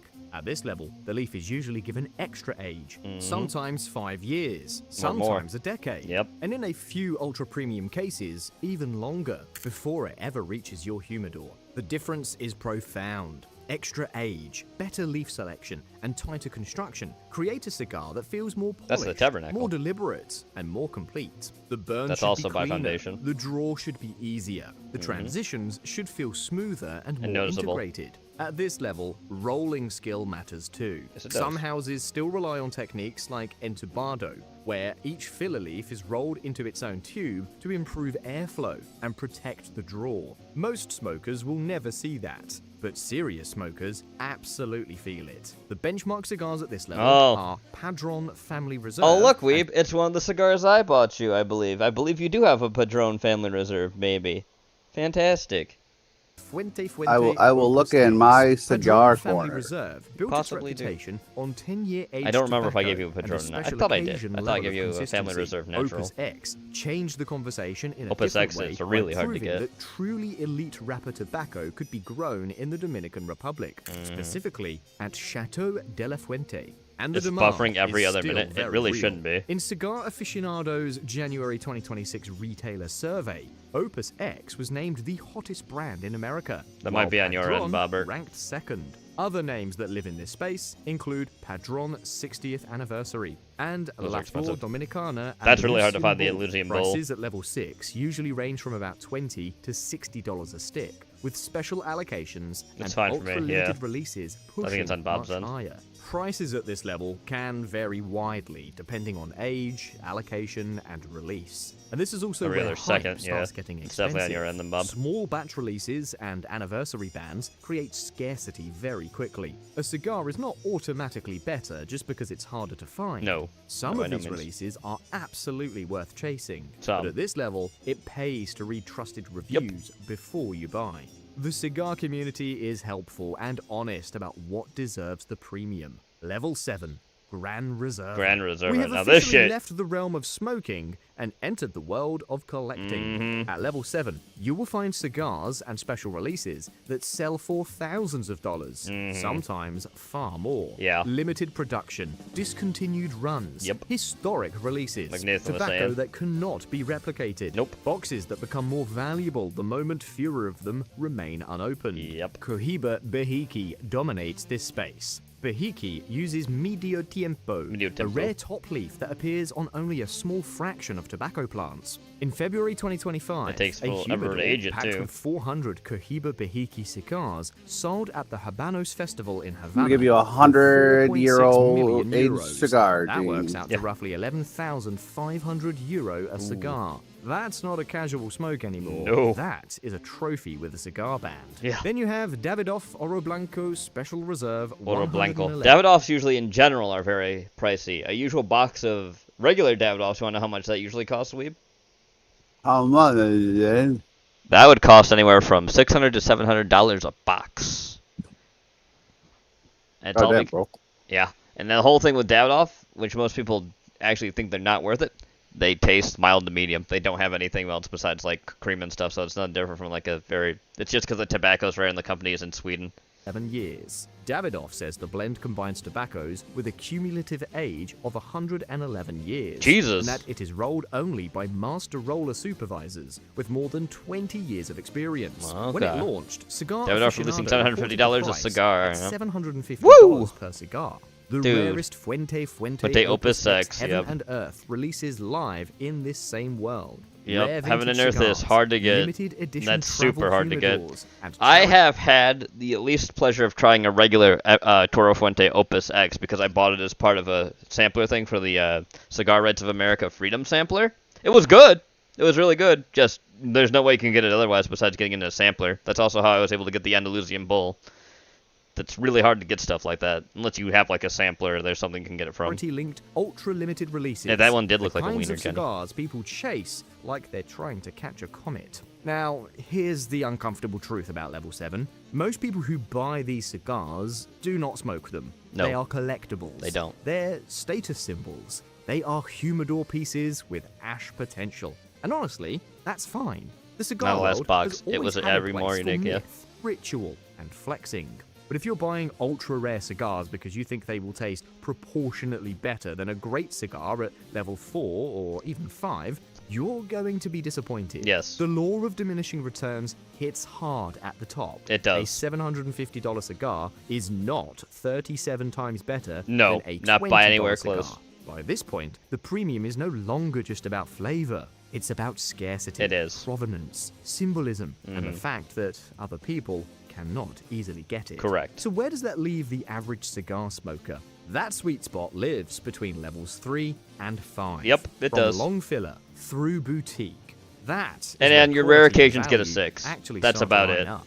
Buy a few cigars at level 3 to figure out what profiles you like. Then you can have enjoy. countries of origin you like. Explore level 4 to understand what different regions taste Then like. get boutiques. Splurge occasionally on level 5 or or 5, 6, 6, yep. when you want something special. That's Unless right. you're Sure building a does, collection, Ramen. Ignore level 7 entirely.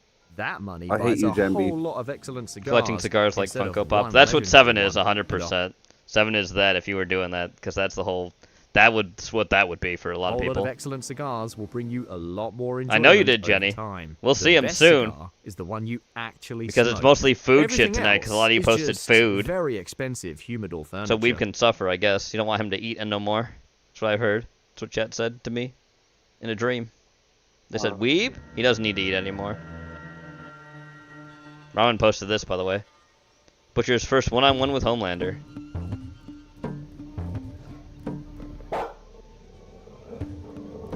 Oh, no, mate.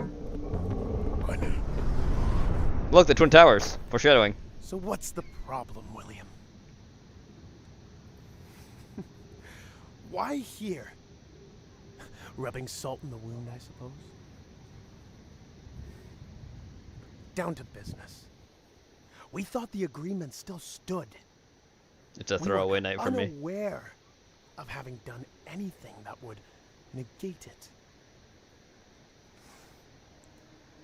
Given what happened last time, I personally can't imagine why you would want to reopen hostilities.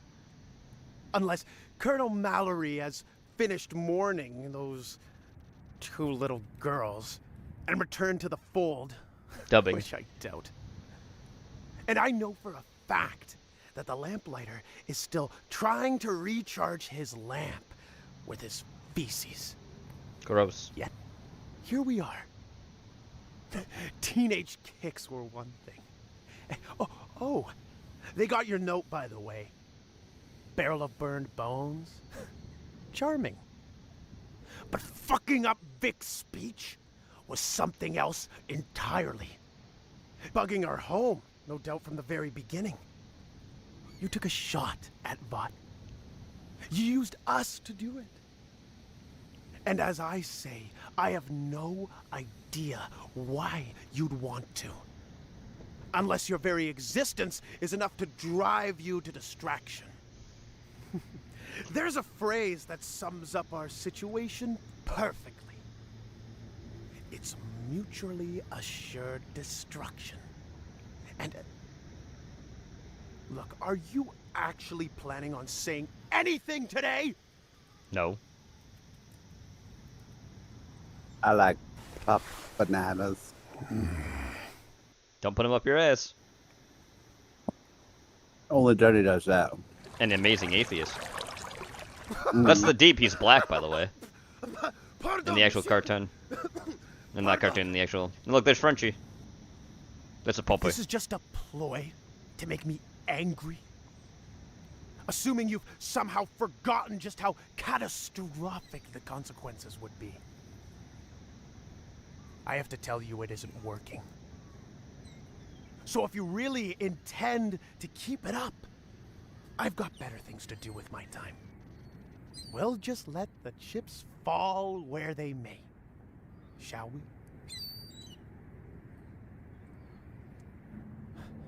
Why do you hate me so much?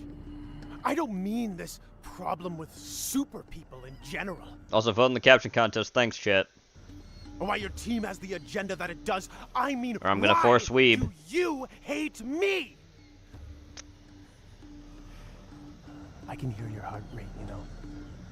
You can keep your face perfectly still, but can't stop your heart from pounding along like that. And I know it's not from fear. I'd be able to smell it. It's anger.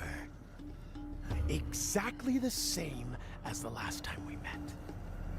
I asked the others afterwards, and none of them picked up. That sounded painful. All they got was a constant sense of disdain, like you barely thought they were worth looking at. Actually, you didn't look at them. You couldn't take. Funny thing your about the eyes Deep is in the comics, he's very smarter than he is in the show, but To the nobody ever best takes of him my seriously. knowledge, we never met. He's not technically, I guess if But it's quite if we're looking at it this way, in the comics, he's not technically an Aquaman parody. Wouldn't he be a Black Manta parody because of his outfit? I mean, yeah. So, basically, what did I do to you? Or, I don't know, to someone close to you? You ripped my wife. Now we're getting somewhere. I killed them. Whoever they were. I mean, I must have. No one does the things you've done for anything less. You raped me, wife. Was it here? On the day? Hot or cold? Hot or cold? Cold. Some other time then. We've established it's personal. That means friend, family, or lover. Friend. Some comrade in arms who took a bullet for you. Hot or cold? Cold. Family? Kids? There's something irreversible about you. You're in this all the way. You all don't the way. expect to come out the other side. Nothing to live for. But all the same, cold. Lover? Hot. And more than just a lover, am I right? Oh boy. Hot! Yes, hot! Hotter by the second. Wife. Wife. I have no idea when or how I did this. Someone standing in the wrong place when large objects were being flung through the air, perhaps? I don't particularly care. But it's quite incredible that you should take a simple grudge as far as you have. Oh boy. So much upheaval, so much blood yet to be shed. Then again, perhaps it's not at all that remarkable. Now that I stop and think about it. Such incredible ire over so little. Because you're not really a man for grand causes, are you? No. I think we can both agree you're made of baser stuff. You know what? No what? While you've been listening to me heartbeat, sniffing me sweat, watching every one of me responses, banging on and fucking on like the clever bastard you think you are. You know what old Tara's been doing while you've been wanking off to the sound of your own voice? Fuck! Pissing. Jesus Christ! Good lad, Tara. Good lad, Tara. You harm one hair on his head, and it starts now. Right this second. No fucking about. Now, over a dog? Over my dog. Hot or cold? You're insane. If this is how you want it, that's okay by us. As of this moment, you can start doing your worst. But I can hear your heartbeat. I can smell your sweat. And I can tell you here and now, you truly are out of your... Fuck off, Khan. All right, Tara. Off we go. Off we go.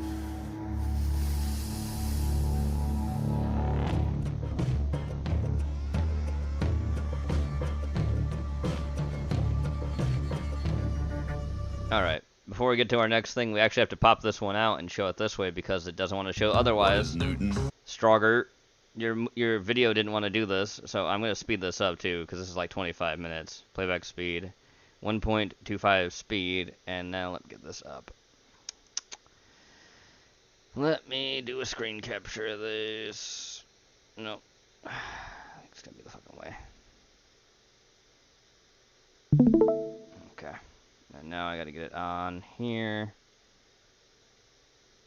Oh. It's not doing that. Properties. Oh, I didn't pause. That's why. I know why. I gotta do this. Pop that out. There we go. Oop. And then do this. Here we are. Let's go. Newton is digital. Introducing Jeeves, the world's first internet bubbler. This is perfect. This is, what is it again? Remember the 90s 25 million products in the 90s that failed miserably, part 3. It wasn't all Tamagotchis and blockbuster marathons. Some products promised to revolutionize our lives, but I know like we don't watch part 1 or 2, but part 3 we got gadgets you. that Thanks, never Frog. quite figured out basic physics to fashion must-haves that turned heads for the wrong reasons, these innovations bombed so hard they became legends of commercial misfire. Ready for a trip down memory lane? No. Join us as we take a look at 25 innovative products from the 1990s that failed miserably. Imagine cracking open a bottle of clear, bubbly soda only to find hundreds of tiny floating gelatin balls drifting inside, like miniature planets orbiting a busy star. That was Orbits, Curtis Industries' 1997 experiment in beverage theater. The idea sounded wild and futuristic. A drink you could watch as much as taste. It's fucking delicious. At first, people were hooked by the sci-fi vibe. No way you're You drinking almost it now. expected to hear laser sounds when you poured it. No, because it'll came the sip. kill you. Those jelly blobs? Yes. Oddly chewy, Also, slime-like, and completely distracting. If you guys don't fucking vote for me in the movie capture contest, I will hold you down and fill you full of making yogurt. each swallow feel like a science fair misstep instead of a refreshing treat. In less Greek than a year, yogurt, his favorite too. sold out, proving that some innovations are better seen in action than tasted. But if you thought Orbits was the strangest launch of the 90s, wait until you hear about the next With entry. fruit concentrate. Recently, an independent research new firm Coke. ran a taste test between Coke and Pepsi, and the taste more people chose was the taste of Coca-Cola. Back in the early 90s, Coca-Cola tried to bury the memory of its infamous 1985 New Coke by relaunching the same recipe under the name Coke 2. Yep. The red flag should have been obvious. Rebranding a flop rarely Coke piques 2. consumer curiosity. For the Yet, longest time, they still Coca-Cola sold that in poured like marketing muscle Samoa into and convincing fucking fans that islands Coke and 2 shit. was a fresh start. The new label sported bold numbers and sleek graphics, but folks who gave it a chance quickly realized nothing had improved. Nope. The flavor profile was still too sweet and lacking the classic bite people craved. Within months, shelves were cluttered with unsold cases, and Coke 2 quietly disappeared, while the original formula marched on stronger than ever. Yep. What is Newton? Newton is digital. Newton is personal. Newton is Newton's your mama. Newton is as powerful as a computer. Newton is as simple as a piece of paper. Before your iPhone could recognize your sloppy scribbles and convert them to text, there was the Apple Newton. Launched in 1993, it promised to be your digital notepad. Oh look, Sounds that's cool, foreshadowing. right? There was the towers But in again. reality, this so-called personal digital assistant barely recognized anyone's handwriting, and that was its whole gimmick. People ended up frustrated, especially since the Newton wasn't cheap. Even More The crap from Simpsons Steve took a Jobs. jab at it, mocking its inability to get even simple notes right. Jobs. Apple wanted to change That's right. how we organized our lives, but instead it gave There us he a is. glitchy Oh, no, reminder it's of how unready the tech was. It limped along for a few years before Apple pulled the plug. Best ingredients are just the start of a great burger. Crisp leaves of iceberg lettuce. Oh boy. The stone ground mustard Oh. sauce. Mmm. The soft, comforting potato roll. I'm in the zone. In 1996, The McDonald's McArch tried to grow Deluxe. up. They brought this back recently. McArch They brought this back recently, and people like it. Arch Deluxe, a sophisticated burger aimed at adults who wanted more than just ketchup and pickles. The burger came with a fancy mustard sauce, lettuce, and a potato bun, and they spent over $100 Kind million of. I mean, marketing it's it. the McArch Problem? now, and it's No one basically was just asking for a gourmet burger from a drive-thru. And pretty much the big thing it is now is it's the McArch, and the whole thing is just they removed. It's like a McDouble, not McDouble. It's yeah, is it a McDouble? Which one am I thinking of? Is it McDouble?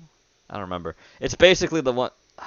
I gotta look like an idiot. I forget what it's called, but the basically the one that has like 3 buns on it. They just removed the 3rd bun, and it's pretty much that's what a McArch is. Kids didn't care, adults weren't impressed, and the campaign flopped.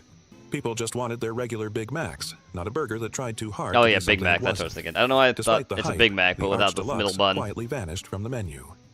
But McDonald's wasn't the only brand trying That's to pretty much reinvent all the the wheel in arches now. 90s. A McDouble Pepsi without the middle AM bun. was Pepsi's wild idea to get in on the morning drink game. Big Mac. Launched in 1989 and lingering into the early 90s, it was meant to replace your morning coffee with a cold, carbonated jolt of caffeine.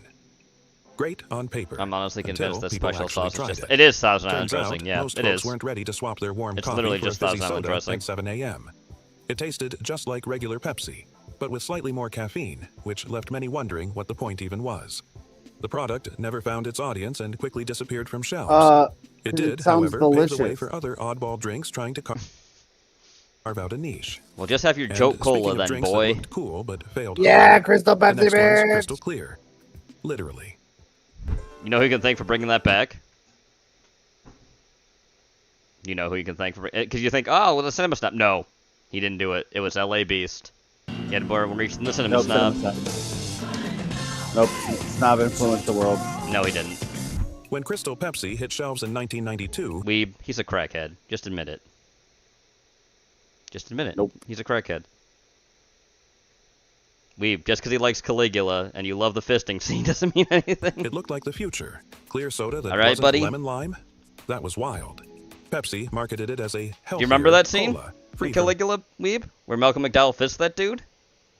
Yes, he does. And he puts Right a feather in ass the end. in his kitchen. And he puts a feather in his ass at the end, too. Sure does. For art. caffeine and artificial colors, and the ads were dramatic and epic, with soaring music and slow-motion pours.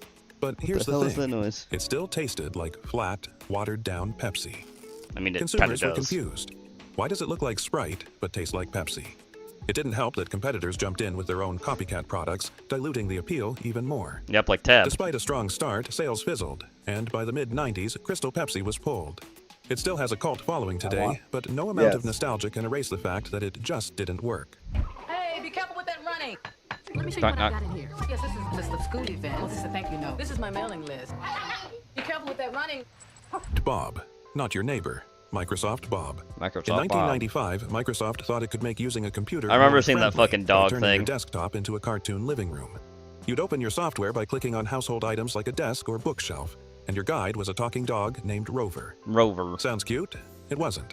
People found it, It wasn't. clunky, childish, and more confusing than helpful. Plus, it needed serious computing power for the time, which made it laggy. Critics and users alike dunked on Bob, and it was quietly retired within a year. It remains one of Microsoft's biggest missteps, and even Bill Gates later admitted it was a flop. But branding gone wrong isn't just a tech problem. Oh boy. What's next?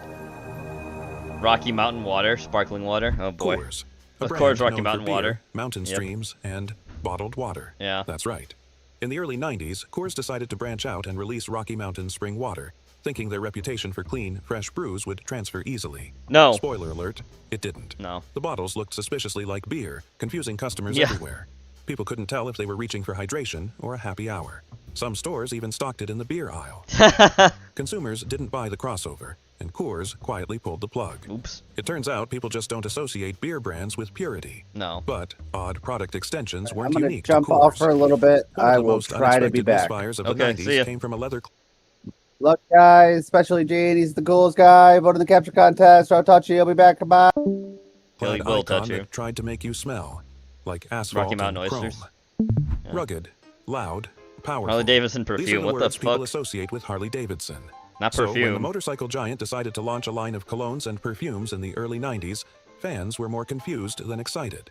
The bottles were shaped like gas tanks and engine parts, and the scents had names like Hot Road and Chrome. Hurry back, Weeb. But here's the He ain't problem. gonna hurry. It's Weeb. Bikers weren't I love buying him, but it, and he neither takes was his the time, and mainstream that's public. perfectly okay. It clashed completely with the brand's gritty, no-nonsense Also, I image. see down here worst Instead of 90s food revving up ideas, interest, and that it looks stalled in horrible. stores and quickly It's the became same a channel. retail oddity. Let me see. Even die-hard Harley fans weren't convinced they needed to smell like the Someone inside of a shit in tool the way. shed. From the third dimension. It is. It's a rain. Is it cologne or just deodorant? I think it's cologne. Nintendo was ahead of its Oh time, god, the and Virtual Boy. sometimes that wasn't a good thing. No. The Virtual Boy, launched Weeb in is still faster than 1995, Porky. was Well, supposed to Porky bring only 3D rushes gaming to into Tuesday living shows. rooms. Every other time he'll The red and never black come on. graphics looked like He'll be something like out a of dad sci-fi coming fever back dream, trying to find and those you had to cigarettes stick and your milk. face into a weird headset to play. While it was technically My perfume not portable, cologne, that's it it. came with a stand and Or was really anything just but comfortable. deodorant. Well, yeah, I know. Within minutes, players complained of headaches, Yep, eye it strain, causes and massive nausea. headaches. The game library was limited, and the graphics felt more like punishment than playtime. Despite the Nintendo brand, the Virtual Boy sold fewer than 1 million units before being discontinued the following Oh, look, year. Mario Tennis. It remains one of the company's biggest flops. Jeeves, what's a good fly to catch a rainbow trout on? A Zug Not bug is that. a splendid choice, sir, but I prefer a Mr. Rubberlegs. Introducing Jeeves, the Oh, world's fucking first internet Jeeves. bubbler. In April 1997, Ask Jeeves burst onto the web, promising a friendly way to search. Type your question in plain English and Jeeves, the virtual valet, would fetch an answer. By God. 1999, it handled over Fucking 1 million Jeeves. queries a day and even starred as a Macy's parade balloon, Yeah. solidifying its place among the internet's biggest names. Yet, behind the polished persona lurked weaknesses. Ask Jeeves relied on human editors to match queries, Yep. leaving it vulnerable to spam and slow index updates. There he is. When Google Jeeves. introduced faster, algorithm-driven crawling and more relevant results, Jeeves's charm couldn't compete with pure performance. Traffic and mindshare shifted rapidly, and by the early 2000s, Ask Jeeves began a slow fade. He Proof died. that personality alone He was can't murdered win by the the search Google wars. bots. Yeah. Amazing Sony mini disc is the digital way to record your music on a disc. Lasted for 30 years. Personalize your Yeah, the favorite slow mix. death. Introduced in late 1992, Sony's Mini disc. mini Oh disc god. promised a sleek, rewritable Yes, Sasha. successor to Hello. cassette You want to tapes jump and up and bulky bug the shit out of CDs. me? Each disc held up to 80 I'm minutes sorry, of audio, it's hot. and its I adaptive can't. I have transform no acoustic patience. coding compression preserved decent sound quality with no generational loss on re-recording. In Japan, mini discs enjoyed a devoted following, but two hurdles Of course they sank do. its Japan, global prospects. Japanese love this shit. First, blank mini discs and recorders carried a premium price tag, Of course they often do. double that of comparable CDs or tapes. Second, by the mid-90s, CD burners and early MP3 players offered even greater convenience. As flash-based music players and file sharing surged, mini discs felt like yesterday's news. Sony quietly discontinued MD devices by 2013. It's that time of year when we get to check out this old Kodak DC-40 camera. When Kodak released the DC-40 in 1995, it touted revolutionary digital photography in a compact, consumer-friendly package. Oh look, Kodak. I sure Featuring wonder a if digital 1.3 things will be their megapixel sensor downfall. And PCMCIA card storage, the DC-40 let users see snapshots on their computer screens. No film, no waiting.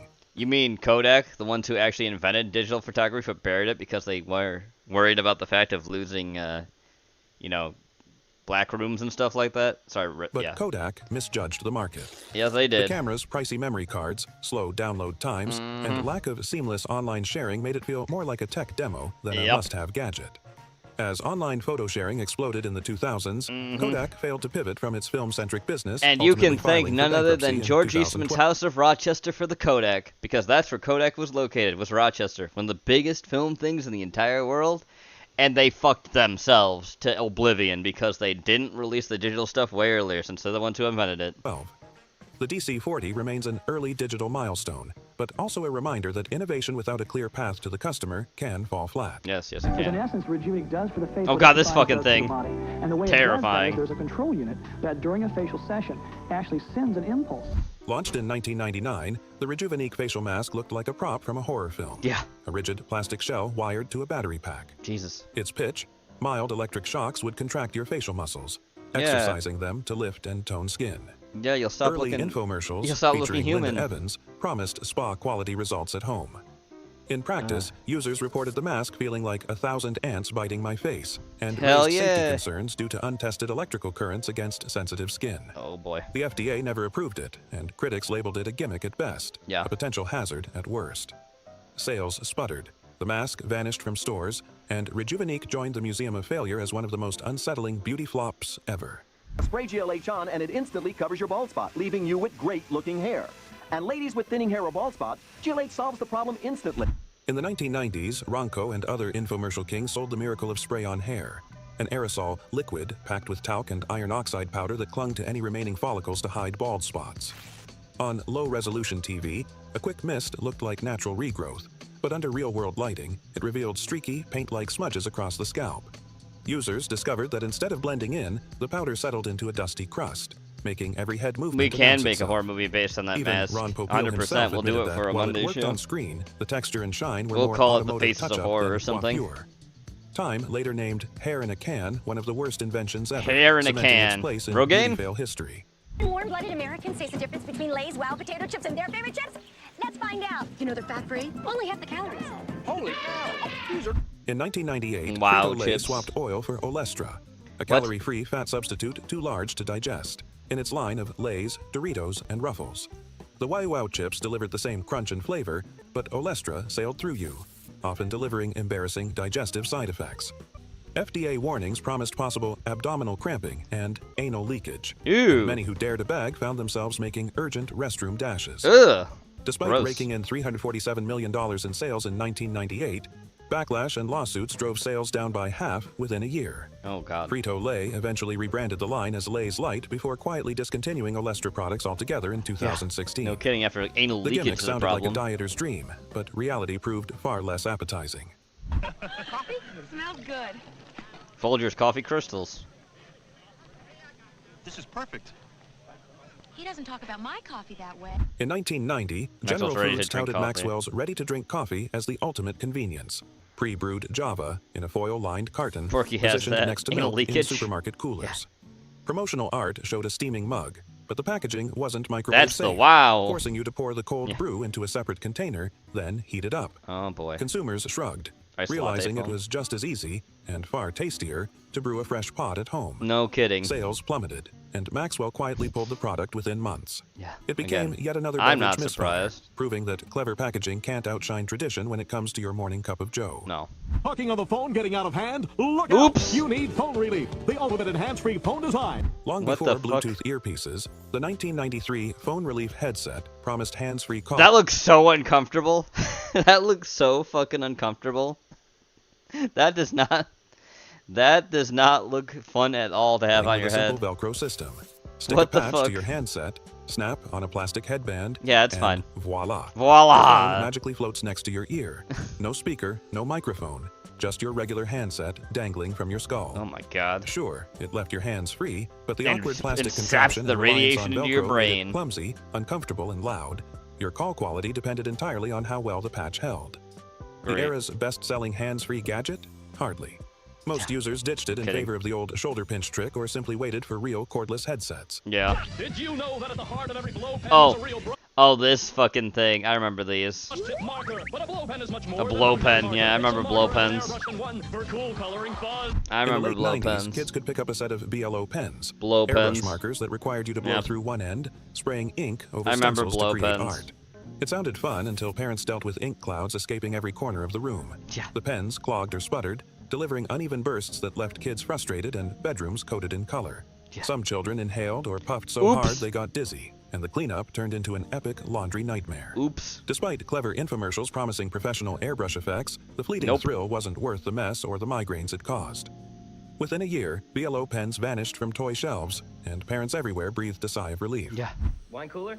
What? You want Wine something cooler? different? Something? What? What do you have? Whatever he's having. What?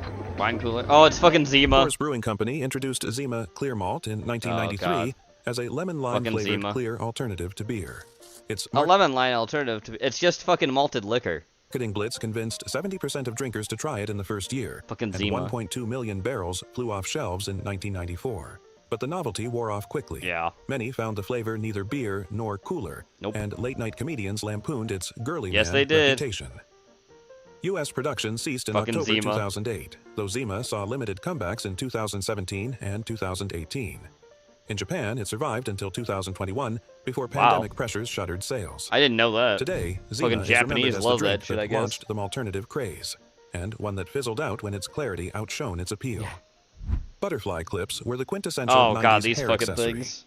Tiny, colorful plastic clamps shaped My like cousins delicate own wings. these. They sprouted everywhere, from lunchroom fashion God. shows to prom night makeovers, nestling in chunky highlights and securing half-up do's with a playful flourish. In 1999, you probably rocked a dozen on each side, convinced they were the pinnacle of cool, No. until the next fad came along. Their grip was satisfying, their aesthetic What does that undeniably mean? cute. Why do you say it and like they that? cost just enough at the drugstore to feel like an indulgence. Oh boy. Yet, like many 90s treasures, they vanished almost as quickly as they arrived. Zima was Today, still you might spot them in a manlier than vintage White photo Claw. I mean, or at a yeah. nostalgia-themed party, but those prom night butterfly clips? They belong to a bygone era you'll never revisit. Nope. We have an I-Omega zip drive on board. And Oh with it, god, I can a make zip quick drive? copy of all my important stuff. 100 megabyte zip disk let me save, store, Oh my and take all my god. stuff with me. Before Zip flash drives. drives and the Zip cloud, dad. the iOmega Zip Drive reigned supreme in graphic design I'm a studios zip and dad. tech-savvy households. Introduced in the mid-90s, it boasted a breakthrough 100 megabyte capacity, nearly 70 times that of a standard floppy disk.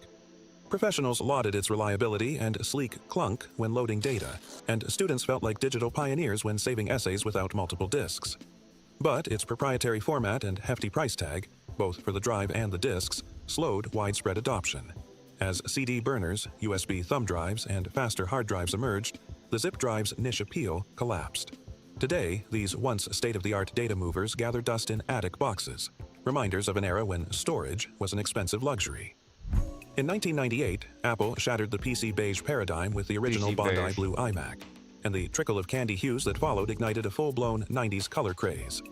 Teal, strawberry, grape, and lime desktop towers lit up dorm rooms and design studios alike, boldly proclaiming that computers could be as much fashion statement as functional tool. Beyond the playful shells, the iMac's USB-only ports and internet-focused design steered the industry forward. Yet, as Apple refined its aesthetic and customers sought more subdued, professional looks, the era of translucent pastels It was. faded It's away. true, Nathan. Nowadays, matte silver and space gray dominate the lineup, and spotting a vintage teal iMac is like uncovering a rare technological gemstone from a pop culture treasure chest. Told me, try America Online. I said, why? America Online, oh boy. He said, try it. You'll see. America Online kit. Email. It's you AOL. Dial-up. Remember that symphony of screeches and That's squawks right, when you dial-up connected internet. online? I remember. In the 90s, dial-up internet was the only ticket to cyberspace, commandeering your home phone line for minutes or entire afternoons at a time. If you scored a 56K modem, you were royalty among classmates. Anything slower meant painfully sluggish websites and endless loading bars. Yep. Chat rooms brimmed with ASCII art and "You've got mail" was as thrilling as any notification ping today. But every session risked a dropped connection, Yes, it and does. multitasking was impossible. Pick up the phone, and online magic vanished.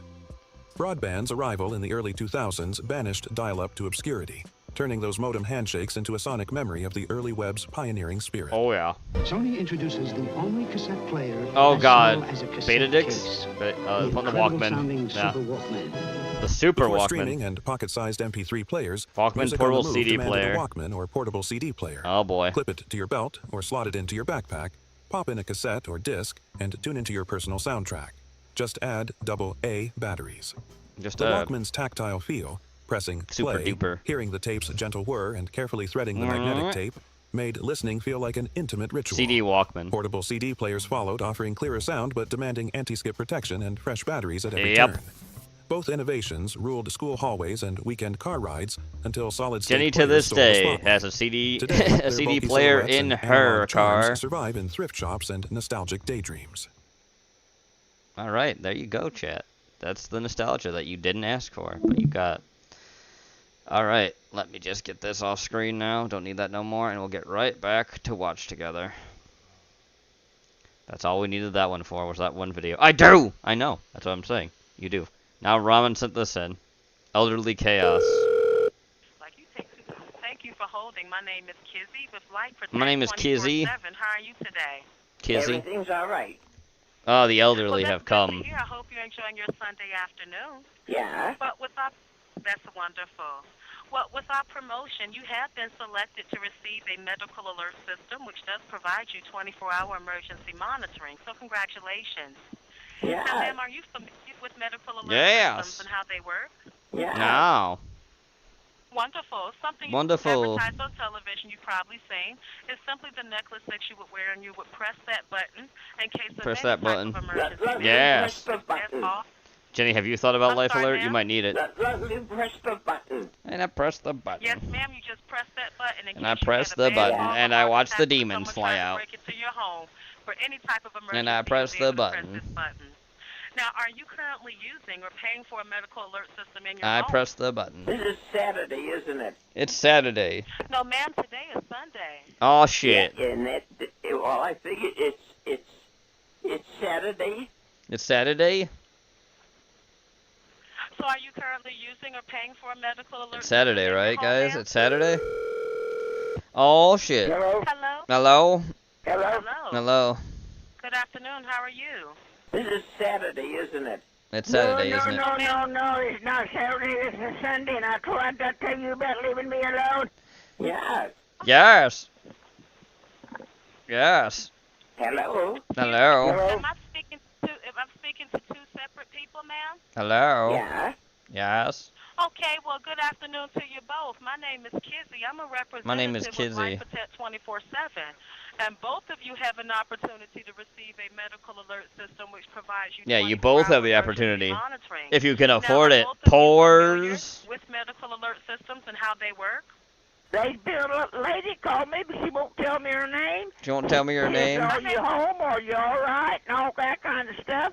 And I don't know who she is or what she's calling me for. What you call me for? Well, you're ma'am, all if I right. could say, well, Damn wait a minute, you wait a minute, old we don't people. need any- Hold on. My name is Kizzy, so you know. My name is so Kizzy. Both of you know whom you're speaking with.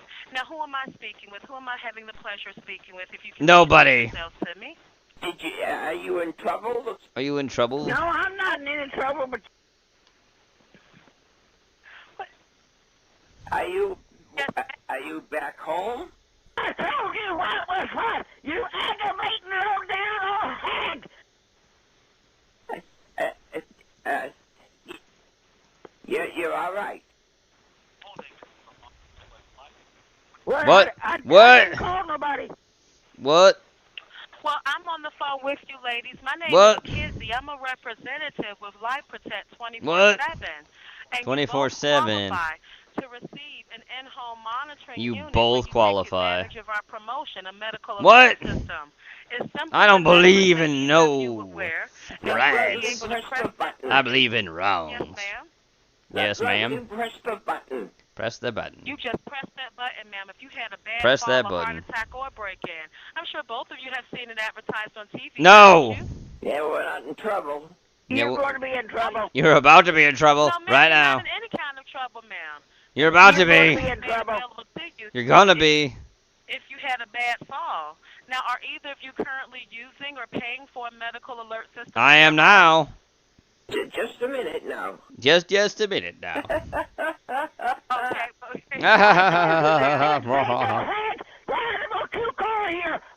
Get out of my head. Was I out of my head? Was I out of my mind? How could I ever be so blind? It's Saturday. But it is Saturday. It is Saturday. It's true. It's Saturday. How'd you know? Hello? Hello? Hello? Yes, ma'am. Well, I do apologize if I've inconvenienced either of you. You've inconvenienced me specifically, and I demand money paid back. Or heart attack. Now, neither of you are paying or currently using a medical alert system in your home, correct? Correct. Brr. Hello? Hello? Yes, ma'am. Hello? Hi, Wanda. Are Wakanda? you currently using or paying for a medical alert system in your home? Have you got your helper there today? Have you got your helper there today? My helper? Ma'am, my name is Kizzy. I'm a representative Kizzy? with Life Protect 24/7. You have been selected to receive a medical alert system in case you had any type of accident, like a bad fall, a heart attack, or a break-in, ma'am. A heart Are attack you or currently break-in. using or paying for a medical alert system in your home, Wanda? Have you been having to go back to the doctor? Have you? Wanda, just for listening today, you have an opportunity to receive a $100 Does she? rebate voucher. Wow, And you can $100 whole dollars for receive Oh, the screaming, of course. There it is. I mean, I certainly do get her. Have a beautiful day. You have a good, ma'am. You have a good day, ma'am. You have a blessed day.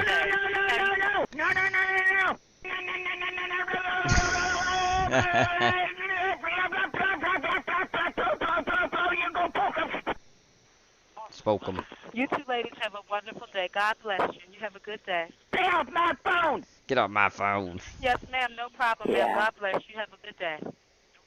Huh? Huh? Next. Thank you for holding. My name's Carly with Life Protect 24/7. How are you doing today? Good. Oh, it's Bob. Bob Well, Chandler. that is great to hear. Well, with our promotion today, you have been selected to receive a medical alert system, Brr. which does provide 24-hour emergency monitoring. So congratulations. She certainly does, Are you Ron. familiar with the medical alert systems and how they work? No. No, I'm No, not. you're not? Okay, well, just to let you know, it's the little button you wear around your neck or your wrist that you would press in case of Oh, God, it's so hot. any type of an emergency, like I a bad hate it fall. so much. I wish I'm I sure had the you've air seen conditioning similar installed in products my advertised room, on and I television just turned before, it right? on. No. But I don't. Okay. Well, are you currently using or paying for a medical alert system in your home?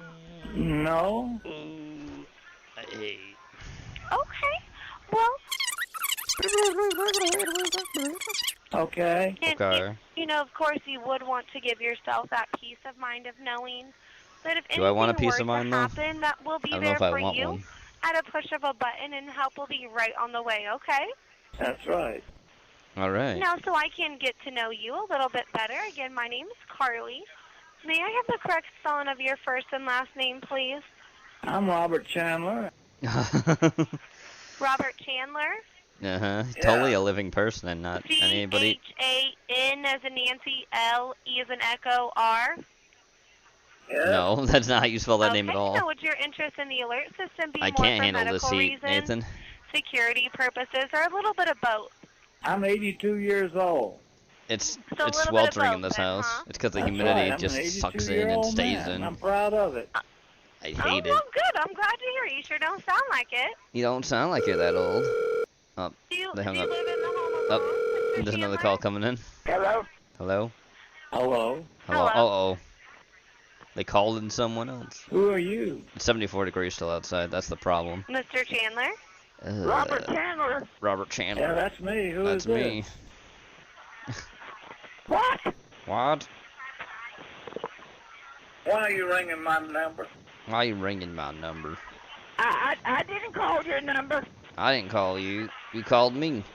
Sasha, Hello, Mr. I ain't got the Chandler? patience for you tonight. Go do something else. Hi, It's I think too you hot might have possibly to hear your three-way dialed somebody whines. on accident. Some kind of screwy thing going on. That's right, there Do is. you know who I am? No. Well, I didn't call nobody. I didn't call nobody. A lady called me, but she won't tell me her name. She says, I "Are told you you my home? name's Are you all Carly, right?" sir, and you got connected with another person. That's not him who said that, bitch. That's a woman. Can you not tell? You shouldn't be upset like that. You shouldn't be upset like that. Huh? I didn't call you, but I'm trying to explain how these people do it. There is on the internet a bunch of trolls. They have a program in their computer which allows them to dial numbers anywhere in the country and put in as the caller ID any particular telephone number they want to. Okay, well, Mr. Chandler, Okay. Chandler, Mr. and I know who Chandler. else is on the line. I want to let you know that I'm in an inbound call center. I don't make calls out. I'm Mr. in an Chandler inbound call actually center. called me, and I was explaining to Mr. Chandler about the medical alert systems that you were actually interested in, sir, until you got connected with somebody else. Ooh. So I don't really know what happened. I'm very sorry about the confusion. Just hang I don't up. know if you want the medical alert system or not, but I'm really not trying to make you mad or angry. Just I'm hang just up. doing my job right now. So I would are just you hang up. interested in the medical alert systems or No. not, Mr. Chandler? Yeah. Yeah. Okay, that's what I was trying to explain to you. He's not That's the all one I who was said the doing, other and stuff, then someone bitch. else Pay got on attention. the phone call with it. I can't make calls outbound calls. I Okay. receive all the calls Okay. through my computer, and I got a call from you, so I was taking that call. I'm sorry. I mean, it's okay, but I'm just letting you know that what the confusion is, because I'm not really It's all quite end sure of it, what's even. going on either. I mean, you know what's going on. Another call coming in. Hello? Yeah? All right, now who are you? All right, now who are you? And who are you? The demon? I'm Is it Robert still Mr. Chandler. I'm Robert Chandler. This is Saturday, isn't it? It's Saturday, Sunday, Monday, or whatever. It's none of your business. It's in your Huh? business. Wow, the demons are all out. Hey, I got a Oh, brainstorm. Mr. Chandler, are you still there? Yeah. Okay. Now, would your interest in the alert system be more for medical reasons, security purposes, or a little bit of both? Robert Chandler. Robert Chandler. Yes.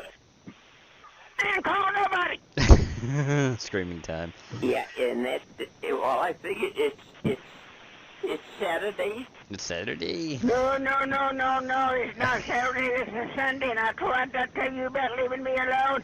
I called her about telling you to leave me alone. Sorry, son of a bitch. Get off my phone. Screaming time. You shouldn't be upset like that. You shouldn't be upset like Okay. that. Okay. Who are you and what's going on? Nothing like hearing an elderly back and forth. Hello?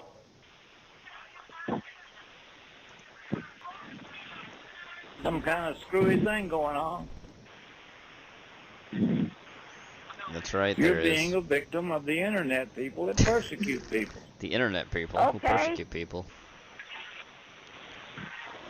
Hello? Fuck. Hello?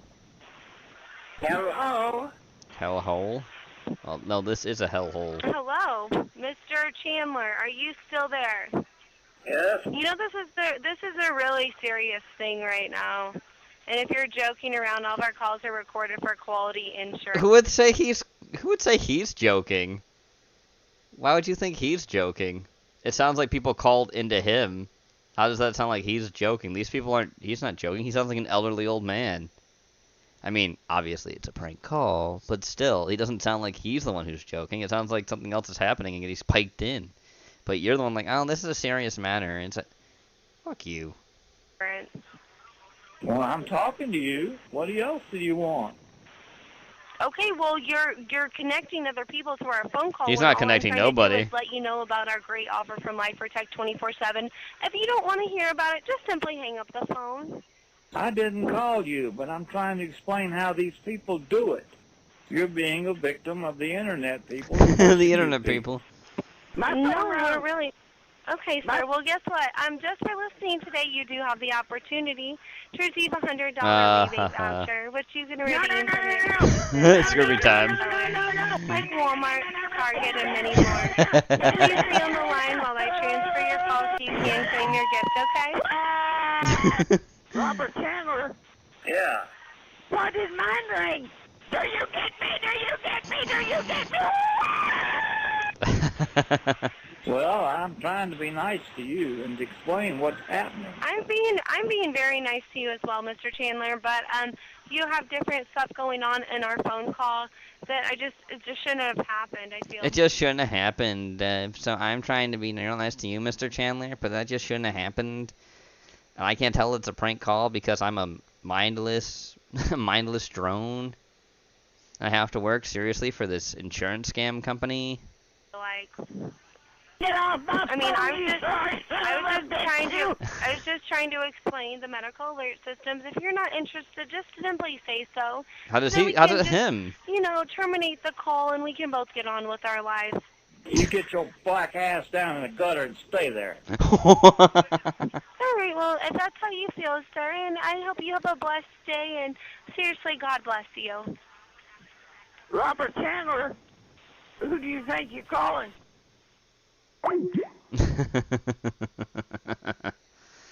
Amazing. All right, spooky. You've encountered one of the Apogean revelers. Apogean revelers are the enigmatic and scarcely seen leaders of the Cabalcaw Covenant, a clandestine group of hedonistic sorcerers best known for the enormous, eponymously named carnival they have created within the Patchwork City.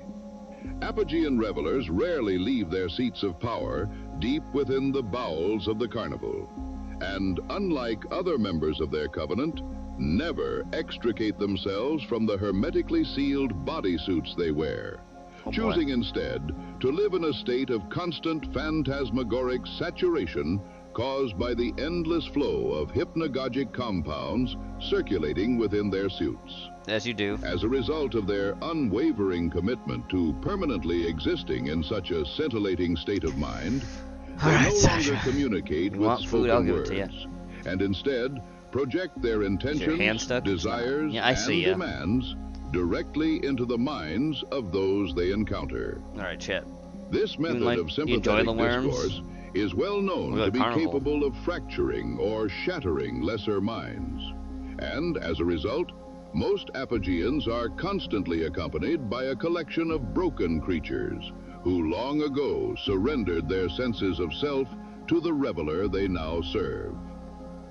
As such, steering clear of the Apogeans is strongly recommended, unless you are both adequately prepared for their psychic onslaught and possess only the direst of needs. Oh boy. This has been a directed educational transmission I understand. from the You want Patchwork City food. Visitation Thank you. Authority. Yes, I will get up and give you some in just a second. Titties.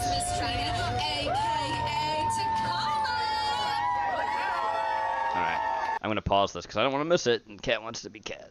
Yes, Sasha, I understand. It's hot as fuck. You mind not being such a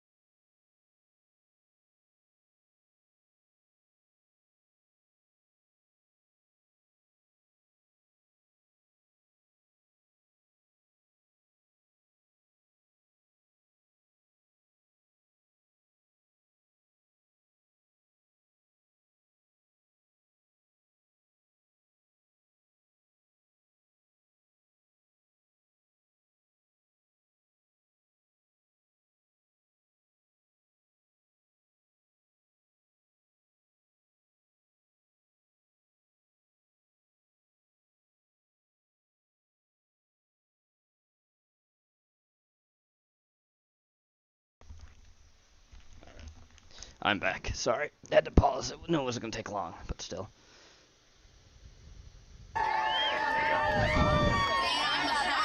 Now okay, you guys are gonna like this. She has been serving life behind bars. For over 12 years, and trust me, this woman, she makes it look dangerously fun. I know. I have had her serve me. I'm just saying. With that, as a veteran bartender and standout Roadhouse Bike Week, she's got the kind of present that turns heads and keeps the alcohol and drinks. Oh my god, stupid fucking Charger. Come on, just stay. But hey, I gotta tell you, don't get too comfortable because she does, you know, have the cheesy pickup lines and some dad jokes. Oh I god. actually hear that she has a dad joke for us today. What's the Nice tits, by the way, the presenter. dad joke? She's not really the best. Why do motorcycles always fall over? Because they work too much? Because they're too tired. Oh, I get it. Look, Strong, she's just for you. They're too tired. You get that? Ugh, fuck. That's not freaking you. But with that, she helped build Doghouse Motor Company in the Pacific Northwest alongside her partner, Dakota. Big sigh. I'm sorry, boys. It's taken. Everybody give me Oh, shit. She's taken. Oh, no. But Trina lives for the rush, and now she's got her motorcycle permit. Good for her. Yeah, so she's gonna be riding her own hog soon. Give it up for Trina. It's 80 degrees in this damn house. I can't. All right, we got another one, and this one, she's not only lucid, but that is her name. Her name's Lucid. Not feeling it. Nice butt, but not feeling it. Alyssa lives in a world half asleep, Oh, and boy. she stays awake and moves The dad joke one is perfect for Strong. I know, Jenny, that's what I said. She doesn't just chase chaos, she freaking controls chaos. That's Strong's ideal woman right there. Before her, you see her, it's already too late. Lucid isn't a name, it's a warning, so watch It's a warning. out. She is so freaking Watch out, boy, she'll chew you up. And not only is she lively, she's also you guys are gonna like this, a high behavioral needs. High behavioral being? What does that mean? Get out of line. She's gonna freaking She looks like Jack Sparrow. She does. Oh, shape out here. it hurts. I think that one right there especially. Oh, he definitely needs it. He definitely needs it. Therapy for sure. Yeah, I think he not the does. therapy He you can definitely provide. does. Now, with that, lost my spot. Not only, and if you're feeling a little kinky, she also is a professional scare actor, and I actually love this part because I kind of like it, but also cosplay. And don't get too risque because she does collect swords. Oh, boy. But you know what? I have to tell you, don't let her scare you too much because she is a veteran and a power lifter. Oh, boy. A veteran and power lifter. So you guys give her a big hand. Oh, yeah. So I forgot to ask the question. The question that I had. Yes. I was a little distracted by her beauty. I'm sorry. Why should you be the next Miss Cave? So, I moved here in 2019. I started coming up here to Roadhouse Highway and hanging out with everybody, and I have just loved being part of this community. I love meeting everybody. Everybody's always so nice and so kind, and if I have been absolutely ruthless to you at some point, I'm not sorry you deserved it, but I still love you so much. I love coming up here. I want to move up here. I love being move up outside, there? and I just love the sense of community that all y'all have out here. It's really Oh, truly y'all. Thank you so much, Lisa. You guys give her a big round. I can't focus tonight. All right, next up, Jordan. Where's Jordan? Sexy babe right here. Jordan. Now this is Jordan. She is a Hell no. 22-year-old who lives 22? adrenaline boys. Good vibes. I can't vote for her, but Whether I can't vote for her. on Harleys or ripping it through I know. dirt trails, yes, you heard me right. Or skimming across the water on jet skis, she's always chasing the next thrill. You do dirt bikes? Yes, ma'am. Oh, that's some talent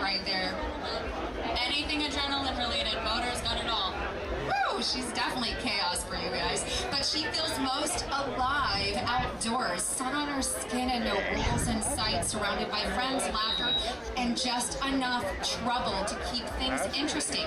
Equal parts wild spirit and troublemaker, Jordan is not afraid to push the limits or be the reason, you guys are gonna like this, that plans go off the rails. Oh boy. So with that, why should you be the next Miss Cave Creek? I believe I should be the next Miss Cave Creek because not only do I love this community, but I want to support this community. Okay. I have the opportunity to have this title. I want to be able to embody the title, be there for the community that gives back to us so much, and embody every woman, man, anything, and give everyone a little bit of confidence that I so greatly carry.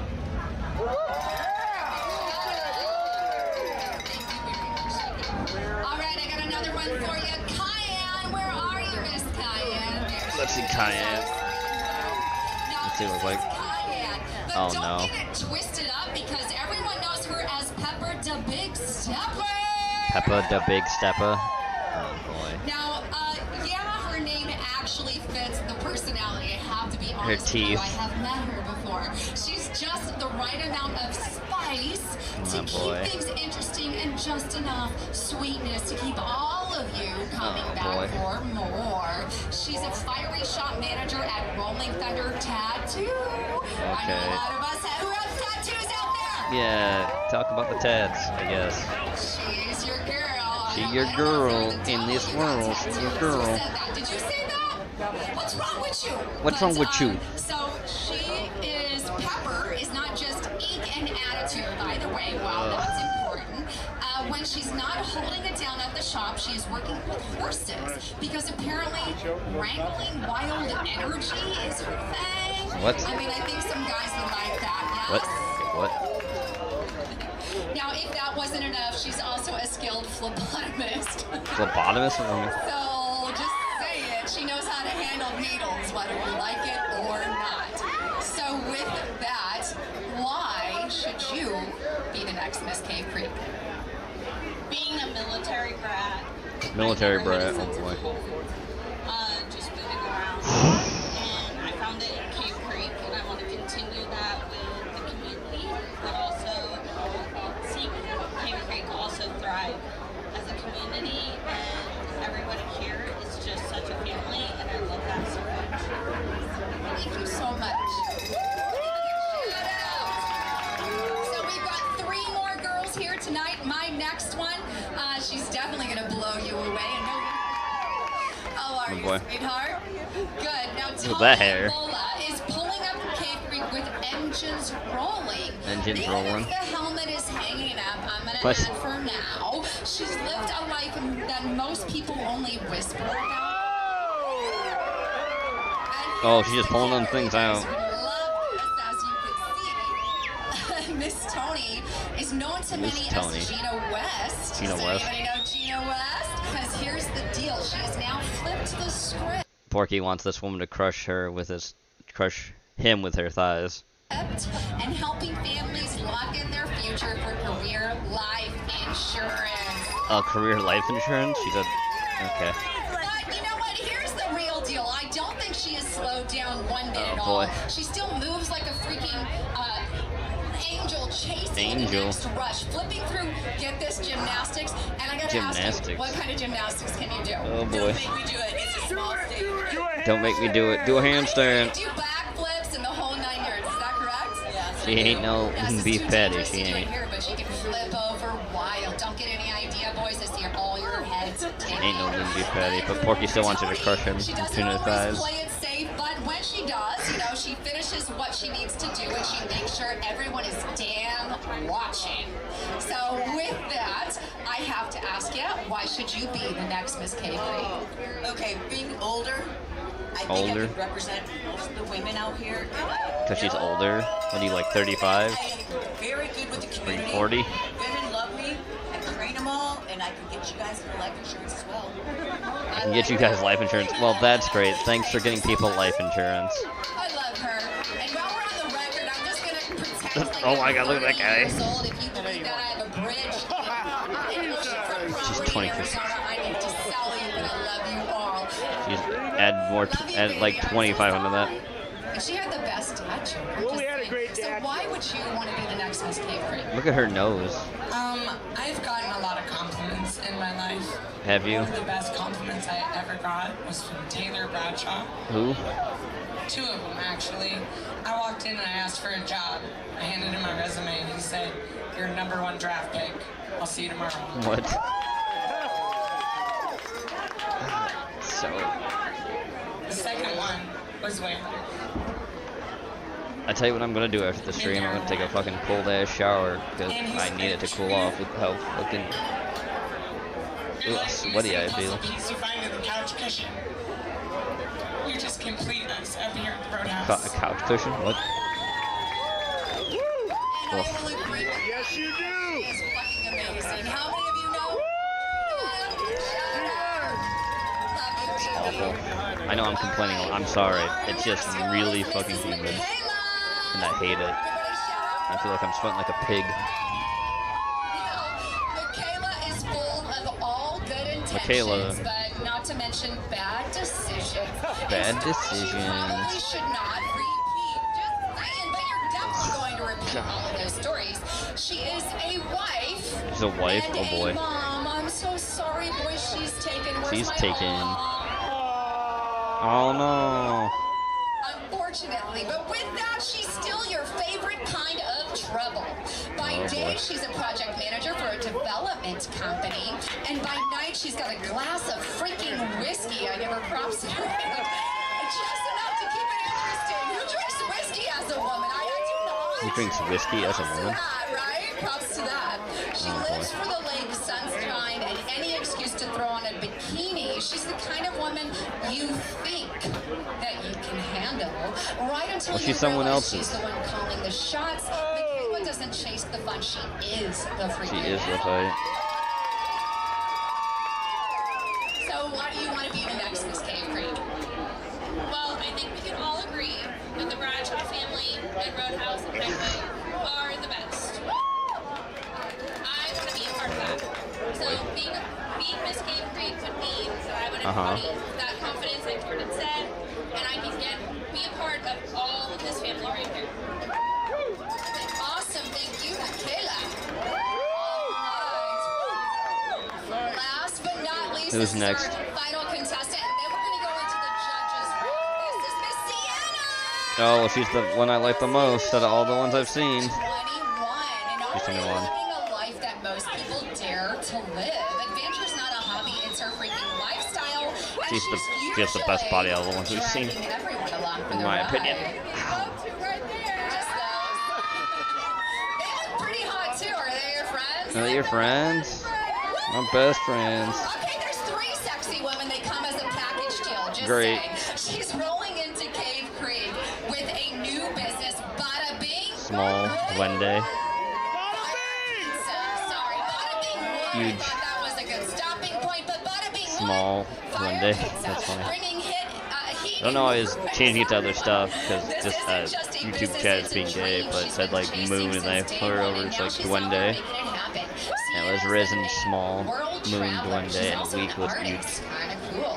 A self-proclaimed moon rock bunny. If you Moon know rock what bunny. that What does that is, mean? you don't ask your friend. What? With that, now she is a full-blown business owner. And just when you think you've got her figured out, she's shifting gears. So her next chapter is a biker. A biker. Next chapter is a biker. So why should you, Sienna, be the next Miss Cave Creek? I have one answer to that question. It's I love Cave Creek. Wow, there you go. Say it loud, say it proud, say it louder, I guess. Confident. I got it all going. And one more thing, I got good pizza. Good pizza? They make good pizza. One more thing. Yeah. I can party all night, but I'm the girl that can feed you the next morning. Wow, she'll feed you and everything. Porky's like, that's an ideal woman right there. Maybe she has to show me her toes and it'll be fine. Are you Italian? Are you Italian? That guy really want to know if she was Italian or not. For making pizza, I guess. Before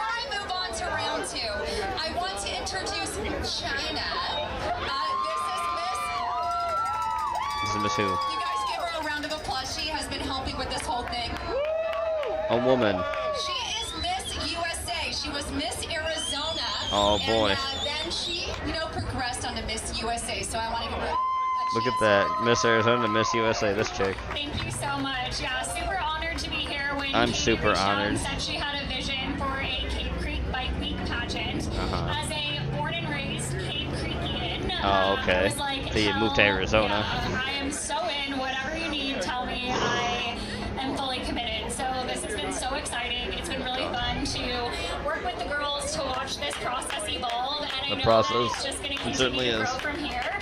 So all of the women in the crowd that are watching, I expect to see so many of your faces. Eventually, yeah. That's great. Nice tits. amazing woman. If you guys haven't met her, make sure you see. I gotta say, the announcer was probably better than most of the chicks besides maybe the last one. Anyway, spooky time. Congratulations. Oh, Zach You Baggins is found still the playing on remains screen. of a dead demigod. Sorry. Though most of the divine energy that once saturated its physical form has likely already fled back I into the removed him keeping when of the the beef greater shit deity started. that I did created not. it. I forgot. There's still plenty Sorry, of wonder chat. to be had. I don't mean to be First, lacking. check It's the just deceased divinity's figurative or literal at least pocket. today and tomorrow will be the last Any two power hot the days. demigod Hot imbued days, and into then a it's gonna turn weapon, back to normal. token, trinket, or otherwise will remain there, free for anyone in possession of the item to use. Anyone. Be careful, however. Look, A Jenny, shard AI, of your the favorite. demigod's conscious awareness may have latched onto any implement it created. Be sure to practice proper dispelment hygiene and exercise any unwanted motes of awareness from your new item before putting it to use. Next, get ready to get your hands dirty. Though the bulk of the demigod's essence will have vanished, The a bulk of it. significant portion of Bulkin. latent power likely remains locked away in its now decaying physical remnants. This energy is raw and shapeable when placed in capable hands. Baggins was bagging for some Powerful boobs. charms and tools can be crafted from the teeth and bones of a deceased demigod, while their softer parts are prized by skilled apothecaries all over the great structure for their use in the creation of potions, inks, poisons, and more. Keep in mind that anti-hex protective gear rated to 8 or higher is strongly recommended before engaging in any deific butchering efforts. Deific butchering? Good luck out there, and happy looting. This has been an educational broadcast by the Pale Lodge. Of course it has. Next. Another spooky. I put this in. Oh damn. So the volcano's erupting. It's raining molten boulders. Everything's on fire, and I'm supposed to run towards it. I love a bit of danger, but this is ridiculous. At least the fire isn't alive and filled with ancient spirits. Oh wait, it is? Seriously? Well, I'm glad I wore my fire-retardant underpants today. I don't want to deal with fireballs too.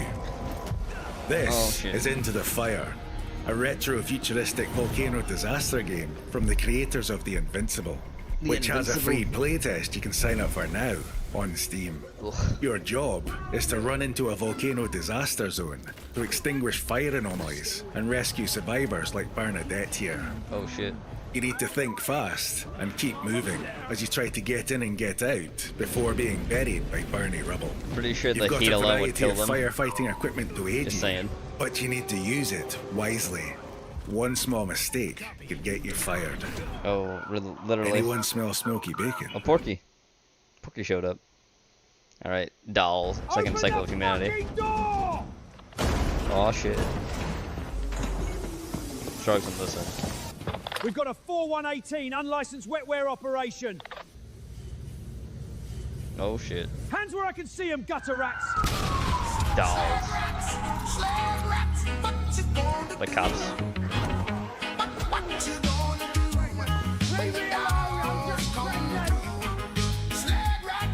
Dolls is filmed on location with the men and women of Nero Corps law enforcement. All suspects are guilty until proven innocent before a Nero Corps tribunal. That's right. Yeah, most rippers are technically licensed. Could have been 20 years ago, though, you know. There's a grey zone, though, in it. In it? Yeah, like every black market through the history of time. A release valve for a society that's damn near overclocked. Oh boy. And what's the harm? People come in, live a The different buffering life is for a making bit. the stream unwatchable. In this world, who can blame them? Still, though, there's a line. I wonder why it's Always buffering is, for you, Bob. always That's has really been. weird. And I'm the guy that's got to draw it. Maybe somebody's startling her in, unfortunately. Have a Have good one, man. Peace. Come on, man. He's, shit, I don't know, mid-Morvian orgy or something. Leave him. Just doing a stock check. I run a clean operation here. Whatever I can do for the dolls. That's what they all say. Let's see. What's this one, eh? That's a personal one, I swear it. Unregistered spool. Looks like, fuck, man. You want to give it a go? Oh, shit. Well, can't bust every violation or they just go underground. Nah, I'll run this one up the chain when I get in. Keep him as a source. Oh, boy. Shit. Forgot my scanner in there. Be right back, eh? Well, then. I guess he didn't want to experience it. Anyways, here's this spooky. Oh, we're cooked! Look at this.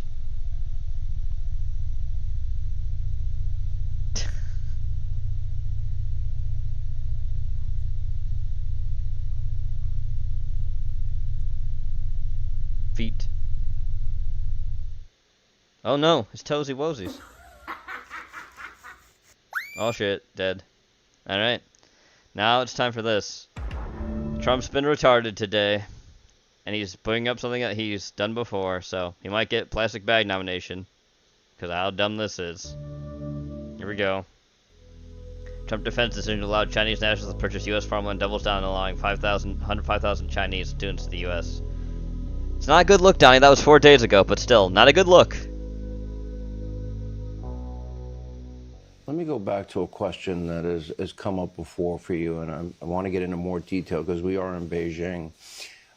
The issue of Chinese students in our universities, more importantly in my mind, is that Chinese nationals have been buying up thousands and thousands of acres of farmland. It's not a good look, Donnie. This is never a good look for you. Land near military installations. I think you get a lot more right than you get wrong, but still, not good. If I wanted to buy property near one of their military installations, I don't think President Xi... No, they wouldn't let you. I don't... Look, it's not that I love it. You want to see farm prices drop? You want to see farmers lose a lot of money? Just take that out of the market. That doesn't make any sense. No, it doesn't. But they've had a lot of land for a long time. Obama did nothing about it. You're not doing the same. They bought a lot of it during the Obama administration. He did nothing about it. As far as the students, it's 500,000 students they come, good students. We do not care. No, I don't care. No immigrants like that at all. Don't want them. I could tell them I don't want any students. Which you should. It's a very insulting thing to say to a country. Who gives a fuck? It's China. They don't like us. Fuck these people. Don't let them have anything. They would then immediately go out and start building universities. Who gives a shit? Oh yeah, Chinese universities. Oh fucking well. Oh shit, I feel so bad for the damn bug people going to fucking their own universities. I don't. Fuck them. But if you don't have those students, good students, by the way. No. Oh my God, who the hell cares? If you don't, and we do another thing, you know, if they're good and they want to stay in America, we won't give them a green card and things like that. Don't give them a green card. Fuck these people. You know, and that not only them, but other countries. But if you want to see a university system die, take 500,000 people out of it. Good. Fuck the universities. They've done nothing to help anybody either. Fuck them. Yeah. So, what are the complaints here? Yeah. This is awesome. And you know, the ones that won't be heard are the top schools. The top schools will do fine, but your lower schools, your lower... Why am I supposed to care about those? Don't do quite as well. Those two, they'll be dying all over the place. Again, I don't care. Sources. Dude, trust me. Yeah.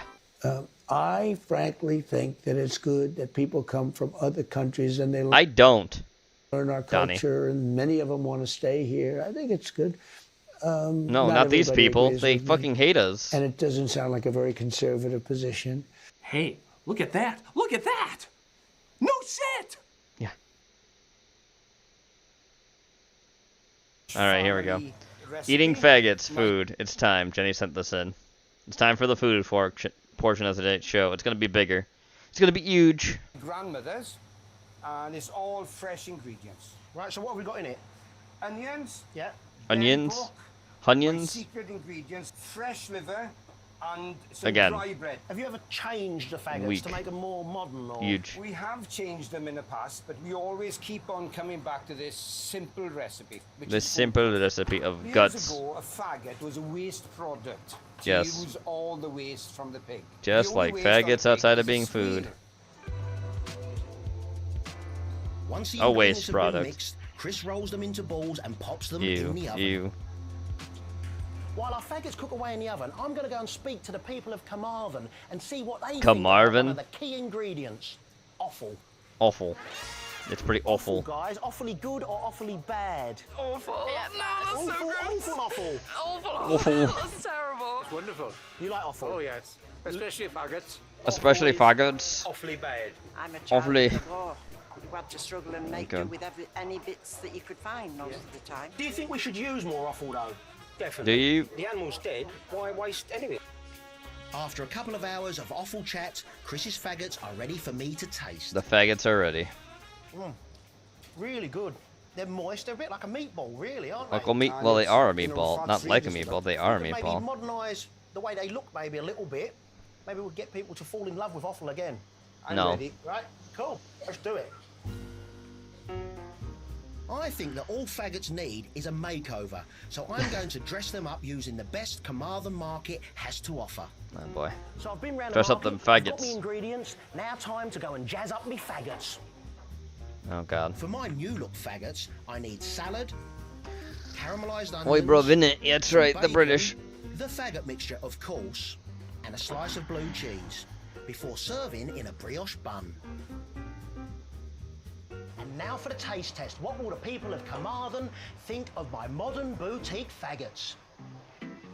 Would you like Boutique to try faggots. One of my modern boutique faggots. They're fine. What do you mean no? Ladies, come on. I could eat and eat and eat that. It's really nice. I'm on a diet. Tell them that. Would you be prepared to try one for me? Try a faggot. Okay. This kind of. I'm not feeding my boutique faggots to the dogs. Look, how can you say no? Maybe later on the way back, if nobody eats them. There's just no tempting some people to give faggots a go. Not even the fancy ones. Not even the fancy Chris, fags. We've heard what everybody else thinks, but you're the man that matters. Tell me what you think of what kind of job I've done with your faggots. The faggots. To die for. A good day for I think a faggots. lot of chefs around this area will catch on to this now. They're going to be copycats. It's good, isn't it? Copycats to fags. Exceptionally good. Chris, would you do me the honour Yeah. of sticking these faggots on my map of UK food? With pleasure. Thank you very Map much. of UK food. There's the faggots. Hello, faggot lovers.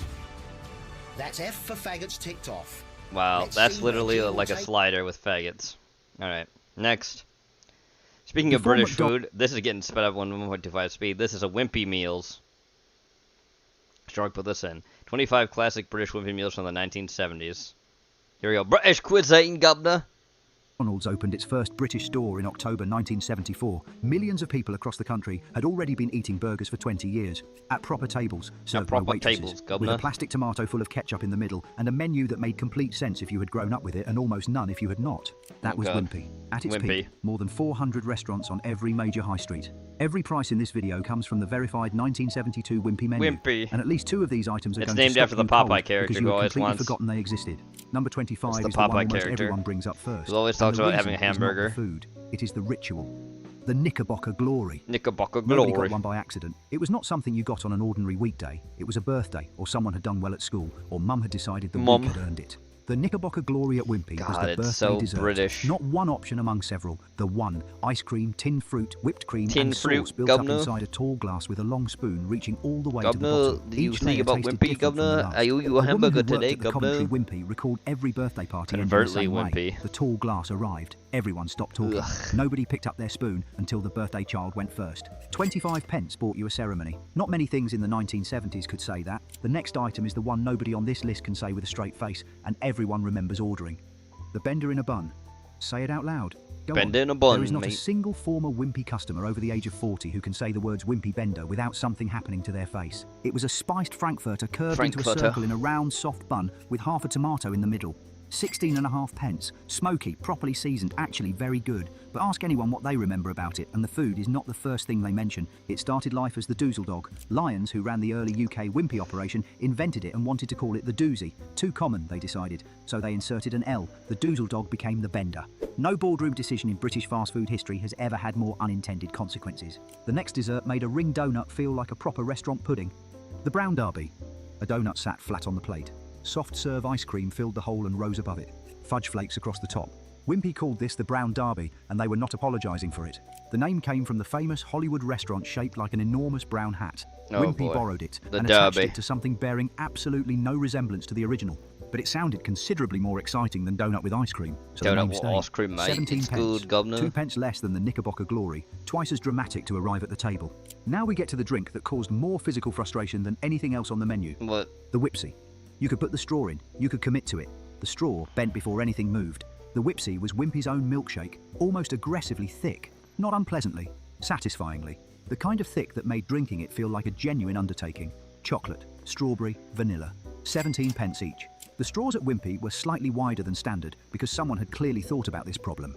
McDonald's entered the milkshake business in Britain eventually. The people who grew up on Whipsies have opinions about that, strong ones. Now we get to the item that changed what Britain thought a meal could be. The Wimpy Burger. The first hamburger most British people ever ate came from Wimpy, not McDonald's, not Burger King. This, 16 pence on a plate, brought to your table by a waitress. When the first Wimpy bar opened at Leon Corner House in London in 1954, a beef burger was something most British people had only seen on a cinema screen. 10,000 were sold in a single week at the Ideal Home Exhibition. By 1972, 16 pence, soft bun, beef patty on the grill, fried onions if you asked, real onions cooked soft and lightly sweet before service. Not in Britain, not in 1974, and not now has McDonald's ever done the same. For anyone who grew up with a Wimpy burger, that was the first thing they noticed when they ate somewhere else. 5 pence might not sound like much. At a Wimpy table in 1972, it was the difference between a lunch and a treat. The Wimpy Cheeseburger. The Wimpy Cheeseburger was the same burger, same bun, same patty, same fried onions. One extra thing on top, a single square of processed cheese. 21 pence, 5 more than the standard. In a family at a Wimpy table in 1972, those 5 pence were genuinely significant. Some tables, everyone got the cheeseburger. Some tables, only the adults did. Some tables, one child got it and the others did not. And the reason was known by everyone present without anyone saying it out loud. The cheese did not dramatically change what you were eating. What it changed was what it meant to be eating it. Now the one where Wimpy did something nobody else was willing to do and somehow made it feel completely normal. The egg burger. Every country eventually gets to define fast food in its own image. Britain put a fried egg on it. The Wimpy egg burger was a beef burger with a fried egg on top of the patty, served on a plate with a knife and fork waiting. A fried egg on a burger was not a standard item anywhere else in the world. No American chain offered it. No European competitor copied it. It was a specifically British addition, because in Britain, a fried egg on something was what turned a snack into a meal. The egg yolk ran into the bun when you cut into it. Beef and yolk together. Nothing like it existed on any other high street in the country. Former Wimpy staff recalled it was often ordered by older customers who had lived through rationing and still thought of a fried egg on something as a genuine luxury. The world had changed enough to sit in a restaurant and order a burger. The thing that still made it feel like a real meal was the egg. The next one you did not drift into. You had decided before you even left the house. The Wimpy King Size. Nobody sat down at Wimpy and accidentally ordered the king size. 31 pence, nearly double the standard. You had thought about it on the bus, made a decision. Today, you were having the king size. Bigger patty, bigger bun, the satisfying weight of it arriving at the table. The king size said something quietly to everyone else at the table. That something was, today, this mattered. Some today, this was that Pee Wee Herman? They knew who they were. The next item cost 54 pence, and what that number meant is the whole story. The Wimpy International. Oh boy. 54 pence was not an impulse. It was a statement. A full restaurant plate. A steak, full plate. Chips, fried egg, tomato, brought to your table by a waitress. In 1972, this was not what most British families were used to eating on a Saturday afternoon. The word international on the board was working hard, suggesting sophistication, worldliness, the idea that this was how people ate in other places. And you could eat that way too, right here. For one afternoon, 54 pence brought the feeling of eating somewhere that knew what it was doing. Now we move into the grill section, and the plates here are going to look very different from what you expected. The Wimpy Special Grill.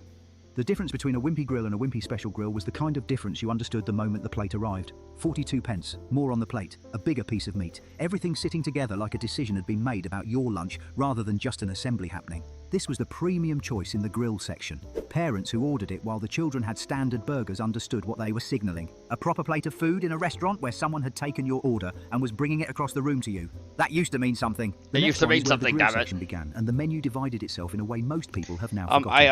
I know what I'm talking about. The 1972 Wimpy menu split its main courses into 4 sections: meat, fish, pork, and grills. Most people remember Wimpy as a burger restaurant. The menu had other ideas. The Wimpy grill sat at the base of the grill section for 36 pence. 36 Grilled meat, whole pence. a fried egg, a tomato, chips, a hot plate rather than a hot sandwich. Wimpy understood something its American competitors never bothered with. For many British families in the 1970s, a hot-plated meal at a table was the difference between an outing and an ordinary day. If you did eat out, you wanted a plate that looked like it meant something. Now we get to the name that has baffled people for 50 years without a single satisfying explanation.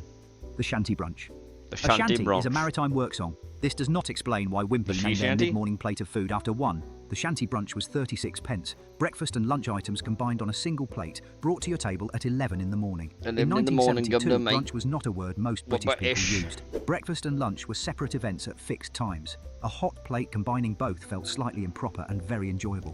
Whatever the name suggested about sailors, the plate said something simpler. Sit down. This Sit one down. is yours. Eat your damn the next food, grill governor. spent its whole existence pretending to be from somewhere more exciting. But it's the not. Delta Grill. Is that Nobody ribs? sitting in a Wimpy in Wolverhampton or Wakefield in 1972 had been to the Mississippi Delta. Wimpy was counting on that. The Delta Grill was 36 Mississippi pence Delta. and the same general plate as the others. You've never meat, been there? egg, tomato, chips. But the name was doing something the food alone could not, suggesting heat, distance, and American romance that made the exact same plate feel But it's slightly not. different from the one beside it on the board. For 36 pence in 1972, It's totally the like story America, was worth mate, including. governor. You Now know we get to about the it. item that made everyone who actually read the menu do a genuine double take. What? The Wimpy salad. That's not a Something salad. strange happens when you look at the real 1972 Wimpy menu. That's the salad not a costs more salad. than the cheeseburger, by nearly double. The reason is practical. Fresh salad in 1970s, Britain was expensive and perishable, requiring daily Perishable. sourcing and prep that no burger patty ever demanded. The economics made sense. The menu looked absurd. You could have had 2 burgers for the cost of 1 plate of lettuce. The I Wimpy hate salad it. existed. Almost nobody ordered it twice. The next drink came in a format nobody uses anymore, and the memory of it is more specific than you would expect. Coke in a glass bottle. Coke in a Cold glass glass against bottle? the palm of your hand. A straw through the cap. 8 pence. The Is that what it means 1955 by newspaper measurement? account of the very first Oi, Wimpy my opening mate. noted it specifically. Drink Oi, served in mate. a bottle with a straw. By 1972, nearly Oi. 20 years later, that was still how your Coke arrived. Not in a paper cup, not from a fountain. A glass bottle, cold Glass in the way bottle from only glass can Mexico, be cold. mate. Most people who had their first sit-down burger at Wimpy can still picture that bottle next to the plastic tomato. The weight of it in the hand does not fade even when the rest of the meal has gone completely. The next one was not an afternoon item. It was the reason some families came in before the shopping even started. The Wimpy breakfast. The Most people breakfast, think mate, of the Wimpy as a couple. lunchtime and Saturday afternoon place. The families who knew about the breakfast knew something the others did not. Think about an I early wanna stick Saturday morning myself in a before the shops fridge. opened. The high street still quiet. Wimpy served a full cooked breakfast. Like, just Sausages, stick my whole bacon, damn fried head in eggs, there. tomato and toast, brought to your table on a proper plate. Not a grab and go bag. A plate, tea in a pot if you wanted it. The Sunday fry-up happened at home by whoever drew the short straw that morning. Sitting down at Wimpy and having it brought to you felt like a different category of morning. The Wimpy breakfast is still on the menu today, close enough to what landed on those plates 50 years ago that the memory and the Great. meal blur into each other. The next item involves a competition Wimpy was never going to win, but the food was good anyway. The Wimpy Quarter Pounder. When Their McDonald's Quarter opened its Pounder, first British with restaurant cheese, in is it Woolwich in Royale? October 1974, Wimpy had 20 years of history and 400 restaurants already it on the Royale ground. that way? They were not panicking, but they were watching. The Quarter Pounder was the response. A proper quarter pound of British beef in a bigger bun. quarter pound Wimpy British marketed beef it as in the the first mould, UK mate. hamburger We chain won't to get serve a on brown board, bun. The distinctive oat-topped wholemeal roll that became one of their most Let's go to recognisable Wimpy, features. bro. It was genuinely It's a good. tried The complex cultural momentum food. had already shifted. Some things no burger can reverse on its own. Uh-huh. The next one is nothing to do with burgers. It is the Wimpy dessert most people have completely forgotten, What? which is a genuine shame. The I'm a banana quarter split. pounder. A whole banana, halved lengthways, How do laid you not flat remember a in a long banana dish, 3 split? scoops of ice It's one cream of the most sitting in the basic gap, whipped cream on forms. top, chocolate sauce across all of it. Wimpy served a banana split, and it required considerably more commitment than the Brown Derby or the Knickerbocker Glory to finish. It was bigger than it needed to be, and more dramatic to look at than most things Wimpy put on a table. The dessert you ordered when the Knickerbocker Glory felt too familiar, when you Oh, wanted boy. something that needed a moment of consideration before you started. Children who finished the whole thing on a Saturday in the 1970s felt they had accomplished something. No, they you were haven't. right. The next 2 items take us back to the very beginning of the operation, and most people have never heard of either. What? Torpedoes. Torpedoes? Before Wimpy Subs? was confident in what it was, it sold something called torpedoes. A sub? Long oval rolls filled with ham or sardines, offered in the early years for customers not yet ready to commit to a beef burger. When the first Wimpy bar opened in 1954, the hamburger was genuinely foreign to most people walking through the door. The torpedo was the bridge, something familiar, sitting on the menu beside this strange American thing, giving nervous customers a way in. It disappeared as the country fell for the burger. The people who ordered torpedoes never knew they were eating a transitional product. They thought it was just a decent roll. The next one takes a moment to explain because the name alone has never been satisfactorily answered. Freddy's. It's a torpedo, Somewhere it's a in the classic. history of Wimpy there is a man named Freddy. There must be, So it's a because sub. a Freddy was a real menu item. A cold What the hell's a Freddy? frankfurter with pickled Oh. cucumber in a sandwich, sold in the early years as a gentle introduction for customers not yet convinced about hot beef in a bun. Hot Cold beef in a sausage, bun. sharp pickle, Cold sausage. soft bread. It sat somewhere between A a British Freddy. sandwich and a German market stall. No executive memo has explained the name. The Freddy appeared on menus for a number of years and then left without anyone writing down why it was called what it was called. The next item comes from a section of the 1972 menu that most people have completely forgotten was there. What? The pork sausage plate. Pork Wimpy sausage was plate. not only a burger love our restaurant. plates The here. 1972 Really menu love made that. this clear. Main courses came in 4 sections: meat, fish, pork and grills. The pork section offered plates built around proper British pork sausages with fried egg, tomato and chips. For the customer who had walked in because the family wanted to eat out but who was not personally sold on this whole hamburger situation, this plate was there for them. Hamburger British situation? pork sausages were part of every Sunday fry-up at home. Seeing them on a Wimpy plate made the whole thing They feel love the familiar. pigs? This was the item for the British father who came along but had no interest in anything American. The current Fuck Wimpy they, menu I still don't carries a want version them of this. governors. Some things survive simply because they are exactly what they need to be. The section next to it on that same menu It's good is the BB one that Mom said surprises so. people most when they hear about it. God, Fish I hate in a the bun. British. The 1972 Wimpy menu had a fish section. This surprises people. It probably should not. Wimpy was not operating as a burger bar. It was a full sit-down restaurant with table service and multiple menu sections. A full sit-down British restaurant in the 1970s served fish. Great. Fish in a bun made natural sense in Britain because of the fish and chip tradition. yeah. Wimpy simply turned it into a sit-down version. For the British customer who preferred fish over meat, this needed no explanation. It was there because it belonged there. The fish customers were always the quieter crowd, but the menu was built for them too, and 50 years later, they are still being served. The next one is a warm pudding, simple, Look up British beef and the and item on the dessert Cantonese. menu that most people would not think to mention until they hear the name, and then cannot stop thinking about it. The Wimpy apple pie. Oh. Warm short crust pastry. Well, apple also, you filling, mean served on a American plate apple with a pie? spoon at a Wimpy? table. You The really Wimpy love apple our pie was the food, don't dessert you, for the person Wimpy? who had You no love interest in ice cream Americans. towers or banana spectacles. The quiet choice. Ordered by someone who wanted something warm at the end of the meal and had no intention of making a show of it. There is something very specifically British about ordering an apple pie in a burger restaurant and having it arrive on a plate without anyone finding that unusual. It sat on the dessert menu beside the Knickerbocker Glory and the Brown Derby, and it asked nothing of you except that you appreciate warmth and pastry, which But I most don't. people in Britain are quite prepared to do. Well, yeah, the people warm who pastry. ordered the apple pie were not the ones Technically, you talking have the loudly ice about cream their on Wimpy top. order 30 Or if you're years my later. grandfather. But they were there every Are Saturday. you ready, Chet? Are you ready for what he loved on his apple pie? I've said it before and I'll say it again. He loved a nice piece of melted cheddar cheese. Like Kraft single cheese. He loved that shit. It's weird to me too, but old people love that. They love apple pie that had cheese on top of it. They like it for, like, I guess the tanginess to the sweetness and the warmth of the apple pie instead of ice cream. That's what he liked. That's who my grandfather was. And the pie was waiting. The second entry is the detail almost nobody remembers, and the He one also that liked his explains steak everything about why super Wimpy rare. felt different from everything that replaced it.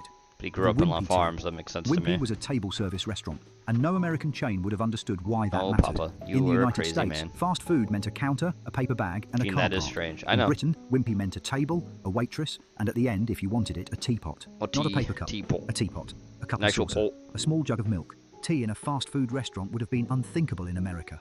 In Britain, Wimpy it was tea. the thing that made Wimpy feel like a British restaurant rather than an American import. The teapot said, "You are not in a hurry, and neither are we." When Wimpy converted to counter service in the late 1970s, the teapot went with it. Most people only realised it was gone once they were already somewhere else, holding a paper cup, wondering why it all felt slightly less like a meal.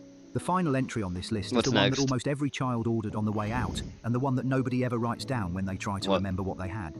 The Wimpy ice cream cone. It's an ice cream Soft cone? serve, a single Okay. scoop, a cone. You ordered it at the end of the meal or on the way out That's of the not just door. like Wimpy, It like a cost lot of very places little. had that. It took 30 seconds to hand over, and Yeah. it was the thing that made a 10-year-old feel like the afternoon I've had a been fucking properly ice finished. cream that There was no just at like ceremony a to the number of Wimpy ice restaurants. cream Hey, cone. I'll take No a soft long serve spoon, and a no small layering, cone. no Yeah. fudge flakes. Just Well, I didn't soft like the serve cone, so I vanilla always in a got it in a wafer little cone, bowl. handed across by a member of staff who had probably served 200 of them that week. It was the simplest thing Wimpy sold. It was also the thing most people remember last and most clearly because it was what you were eating as you walked back out onto the high street, back into the ordinary Saturday afternoon, back into whatever came next. Back into a tall Britain. glass of the Knickerbocker Glory marked the beginning of the meal. God the help ice you. cream cone marked the end of it. Between those two things, for an hour or so, the table was yours. The waitress knew what you wanted, and the afternoon was exactly as long as it needed to be.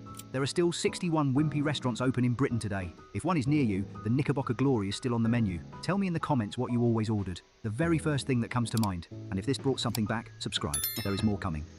There's more. There will always be more. Alright. Jenny sent this one in. Thai squid sushi shot. Sorry, Thai squid shots and live octopus. Asians. Never stop being fucking horrendous. Full flavor.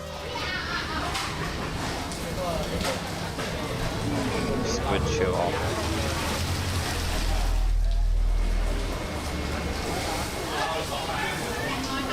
It hurts my soul, it hurts my soul, it hurts my soul to see it, but it's Asians and they're godless, godless people.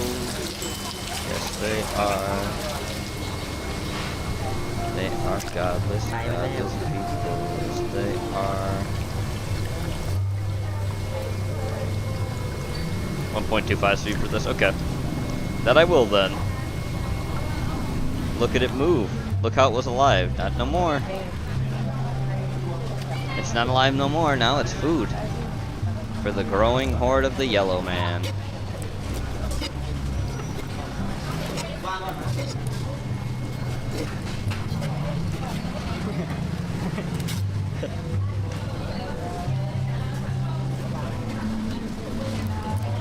Leave the poor creatures alone. Too late, they're out of the water. That means food time. It's still trying to breathe. It was. It's like the deep eating sushi. Well, kinda. I mean, it's like live sushi. It's still gonna move and it's not. I don't like it. Don't get me wrong. I love seafood, but this is pretty fucking cruel.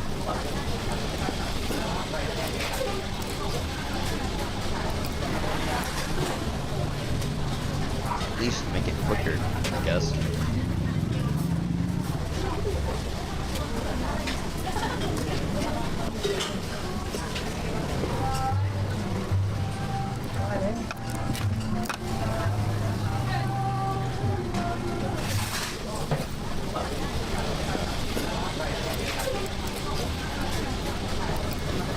But each of the tentacles still feels pain for a bit. That's how the nervous system works. It does, yes.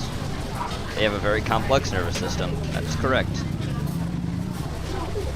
Again, there's other ways to make it so it doesn't feel this much pain, but, you know, Asians. The bug people. Yep, the tentacles are still moving. The tentacles are still moving. The tentacles are still moving. The tentacles are still moving. The tentacles are still moving. The tentacles are still moving. The tentacles are still moving. The tentacles are still moving. The tentacles are still moving.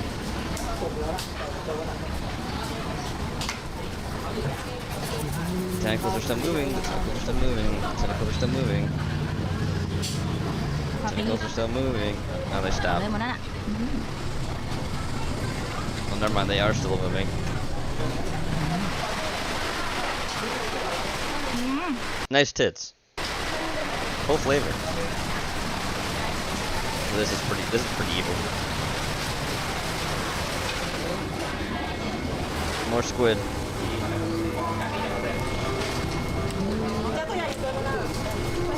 Asians just don't think about it. They don't care. They don't care. It's honest. They don't care. They do not care. Now it's the squid shots. Gets your yuzu paste or whatever that is. Asians do not care. It's just facts. They do not care. I'm just saying it like it is. They do not care at all. Like, oh no, this is totally humane, as it still moves around and writhes. I'm pretty sure it felt all that pain. And, no. I would never have sushi that breathes and does that shit. No, thank you. I don't care if it's quote-unquote traditional. No, I don't like it. I don't like it. I think it's wrong. I think it's wrong to do that to an animal. They don't. That's fine. That's who they are. I can't change that fact. I never could. Nobody can. Not what I can do about it. I just won't eat it. No thanks. I'm really starting to feel sick from this now, yeah. I can't ever do this. It's still moving, though. They just don't feel the same way. They don't think about it that way. They never have, and they never will. That's who they are. That's how they are. You can't change it. Every single Asian is like that too. You can't say it about like, oh, but the Japanese feel the same way. Their whole like live sushi butchery thing that's what they do too. They don't care. And they're laughing so casually. They are. This is Thailand.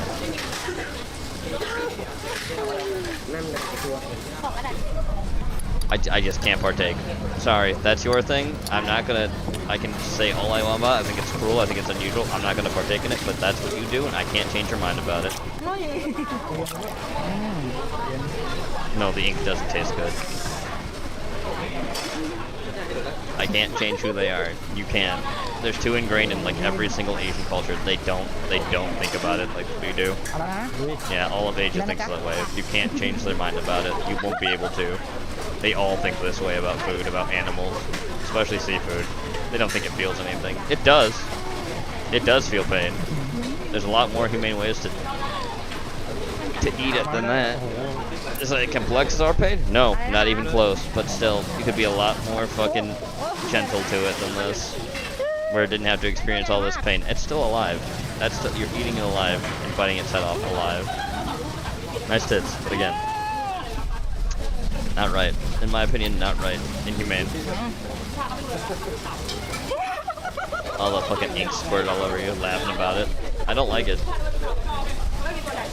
It's like, if you like it, why are you watching it? Because it was sent in as a video and I'm just expressing my feelings on it. I don't like it. It doesn't feel right to me, and it's pretty fucking godless, in my opinion.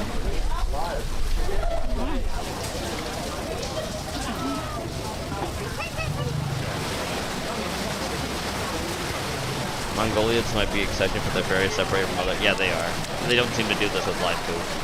Other Asians, they do this all the time. Again, I'm not trying to moral fag or nothing. I'm just saying I can't partake. Declining entirely if I were ever invited to something like this. Nope. For me, it's morally wrong. Yeah, it's not right. I watched for Shock Value. They're gonna do it anyway. Yeah, they are gonna do it anyway. You can't stop them. You never could stop them. I said I could be wrong. Just to see the depth of the depravity. Oh yeah. You're not gonna stop them. You can't stop any Asian culture. I don't even like cooked seafood.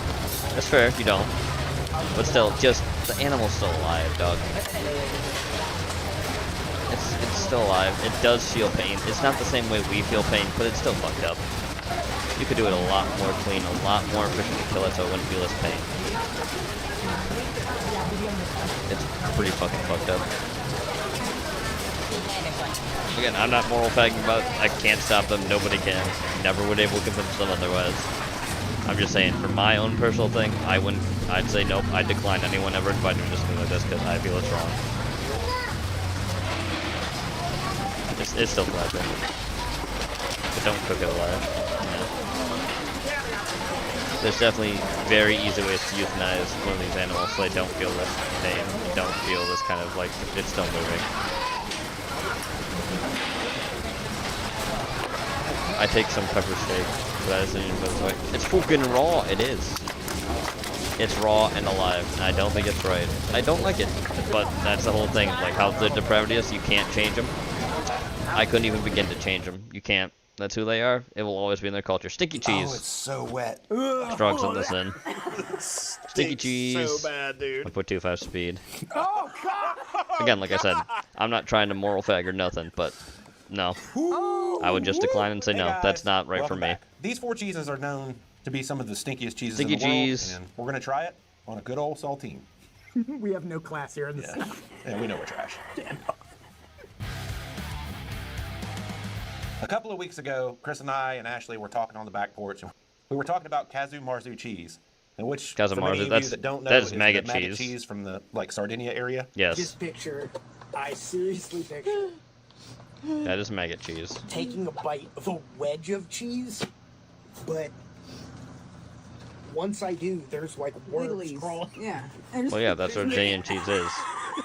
literal fly lays its maggots so in you there. guys are wondering, we're talking about Kazu Marzu cheese. Yes. Chris is thinking about eating the maggot cheese. He's gonna vomit. We can't get it. We can't. It's You U.S. guys It's illegal. Yeah. All the time. U.S. Customs is not going to let it through. No. So today we're going to try Taleggio, Limburger, Epoisse, and Stinking Bishop. The Limburger is basically our control. We've done that one. Yeah, we want to see how it stacks up to the rest Absolutely. I want to see how Limburger compares to the rest of these. I wouldn't even call it moral fagging, honestly. It's almost about how Chinese boiled dogs life. It's just wrong. Oh, man. It's just wrong in my opinion. And I know their whole thing is like, oh, well, our culture says this and that. And no. No, I'm sorry. Your culture is trash if that's what you think. Like, that's how you should act as a human being. We're stewards of this earth. Treat it with, like, some fucking dignity. Just a little bit, please. Chew it up. Limburger. They're eating Limburger cheese. After trying some of the stuff that we've tried over the course of this channel. Fuck your culture. I don't think this is as bad. I mean, there's no way stands up to like stinky tofu or anything like that. You can't eat Limburger. I don't like my cheese to smell like feet. That's Limburger. Parmesan, like Reggiano, is where I kind of draw the line. I do enjoy feta too, but that's about as much as I want to eat. Are you supposed to eat the rind? Yeah. Rind? You can. I'm pretty sure you can with Limburger. Are you gonna serve me? Thanks. I washed my hands. I wash my hands. Give me an assist on that one. It stinks, dude. Here you go. Have some cheese and crackers. Have some. Have some Limburger. It still stinks. Yeah, It's, well, of course it's gonna stink. It's Limburger cheese. It's one of the stinkiest cheeses. It's the bottom line of stinky cheese. The breathe out. Yeah. It is pretty nasty. But breathe. It's a very acquired taste with Limburger. Yeah, breathe out's pretty brutal. Breathing out BO. That's about as far as I want to go for stinky cheese. Well, but you're gonna get higher than that. For you. I know. Oh. Next.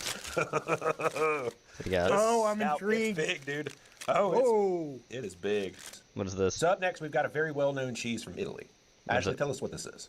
This is Taleggio, a creamy, Taleggio. semi-soft cheese made from cow's milk. Okay. Originating from the Lombardy region of northern Italy. Okay. Dates back to at least the 9th century. Mhm. One of the oldest soft cheeses in the entire world. Oh. It is a very kind of gooey cheese. This seems Wensleydale like and really Pepper good, Jack for me. like All right, melting- Gromit. No, like a melted Sorry, cheese. Like sorry. You want to put that in your mac and It's cheese? not Gromit. Put it like over some. Wallace. All right, Wallace. I don't know, like a crostini with some charred like pancetta would be good. Make a bruschetta. How about you try it first and then tell me if the essence is what you want with crostini and charred pancetta. Try it on a saltine. It's a very Just have it on a saltine. Is this me? It's a very spreadable cheese. Now this smells like something that would live under a Band-Aid. Oh, so it sounds very oil. It sounds very minerally and probably bloody. Sweet, stinky cheese from Italy. All right, Oh, eat you're up. already going in. Eat up. Oh, good. That's actually pretty fire. He likes That it. is freaking amazing. They like it. They both like it. Wow. Wow. Does it stink? Dude, one nasty. It's got, It it's smells. Kind of funky, but no more funky than like feta or Brie. anything. Yeah. That's Oh, closer nice. to brie. That it does look like a good cheese. I'd try it. It smells Man, very that's good. irony, Try it. but You should try it, apparently it's good. Yeah. Highly suggested. Yeah, that don't have no. I guess let's keep the wrapper on that, cuh. That is delicious. I'd keep that one. Okay. It's very good. Very good. There you go, ramen. There's another cheese for you if you can I'm find gonna it. enjoy This Limburger this steak. Lombardy That's all I cheese. smell in here is the Limburger. She doesn't try many of the things. At that least we your try. cheese doesn't taste bad, Yeah. Nathan. Mold and all, delicious. But she said it was This is good. what is like kind of scary looking about it. No, that's. What's a washed fantastic. rind? That's why it's a soft That's good. cheese. I'd keep that. Yeah, I'm keeping that one for sure. Okay, next.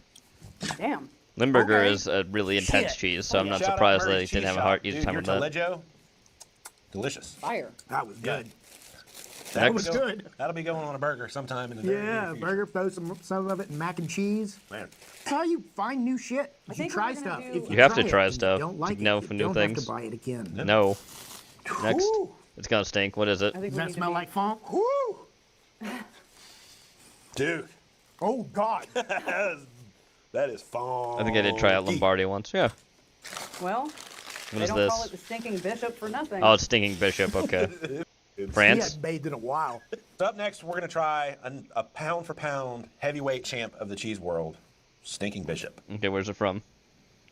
Stinking Bishop is a soft, creamy cow's milk cheese from Gloucestershire. Gloucestershire. Ah, it's an English cheese. There you go. Our friends from across the pond, please let me All know how I right. did. Stinking Bishop is an It English really does cheese. stink, I'll tell you that.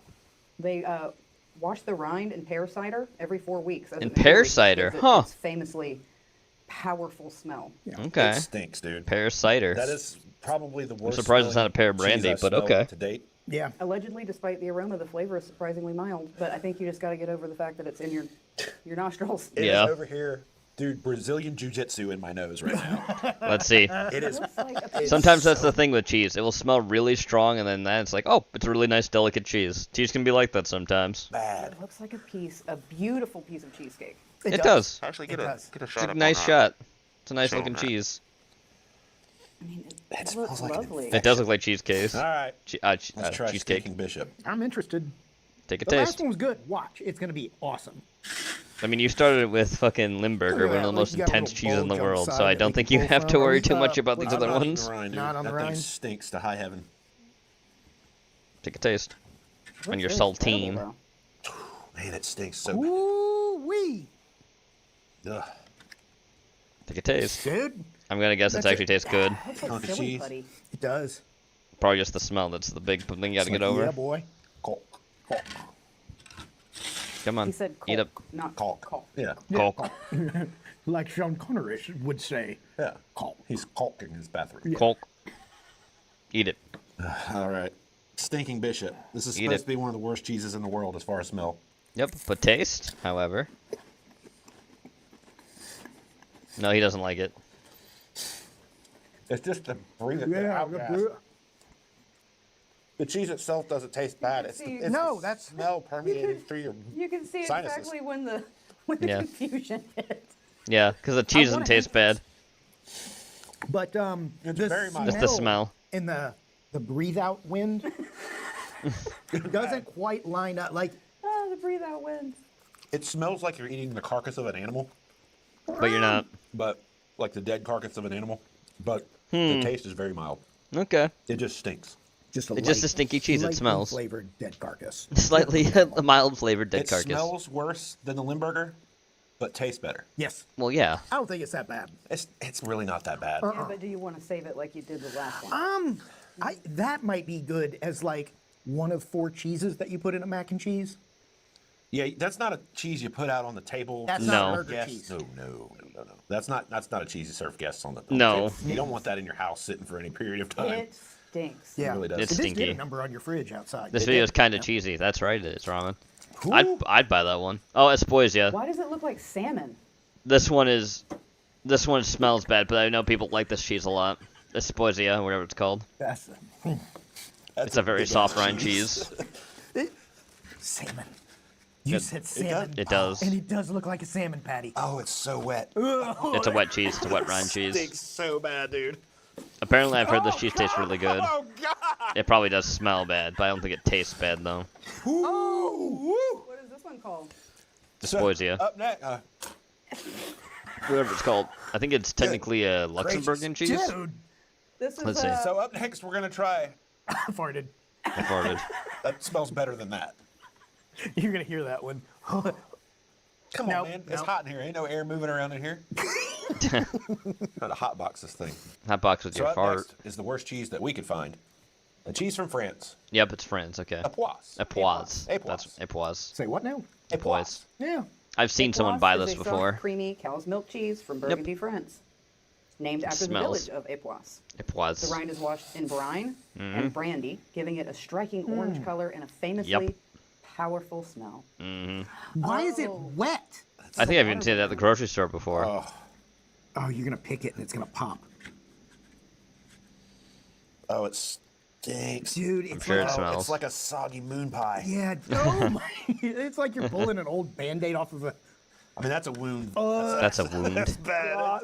It I does want smell. you to have him smell that paper. I just smell my fingers. Smell Smell my finger. Yeah, it's the same. All right. Oh. All right. Look at this, guys. Oh, look at that. Look at it. Look at that. Look hole. at it. This is by far one of the smelliest things. It Then almost again, looks it's like like a churro on the outside. It does. It's so. it's just wet. I bet it is. It's the wet cheese, the wet run cheese. All right, will this go in your mac and cheese? Will this go on your burger? We'll find out. Once you taste Oh, it. you got some rind on there. Yeah, a little bit. Great. You can eat the rind. It's got edible rind. The funk. Yeah, yeah. It really Pretty is sure it does. stinky, gooey cheese. Usually soft, wet cheese really usually does have edible kind of rinds. smell reminiscent of like stinky tofu. It's just got that It's fermented. an elder like, chore. it's funk. It's just Well, it is funky. French. Nowhere near as bad. I think I'm just used to it by now. I'm just nose blind to everything. It just smells Nose like a blind. foot factory in here. A plus. A plus. A It smells plus. like a plus. Cheers. Wow. Smell. Like right up the sinuses. Is the smell again? Very mild cheese. Very Yep, buttery. but mild again. And buttery. But man, Yeah, I breathe that wind. Breathe that wind. it's That goes straight ahead. Ew. Don't like it. That goes right to the top of the nose. Ooh. If it's a mild cheese again.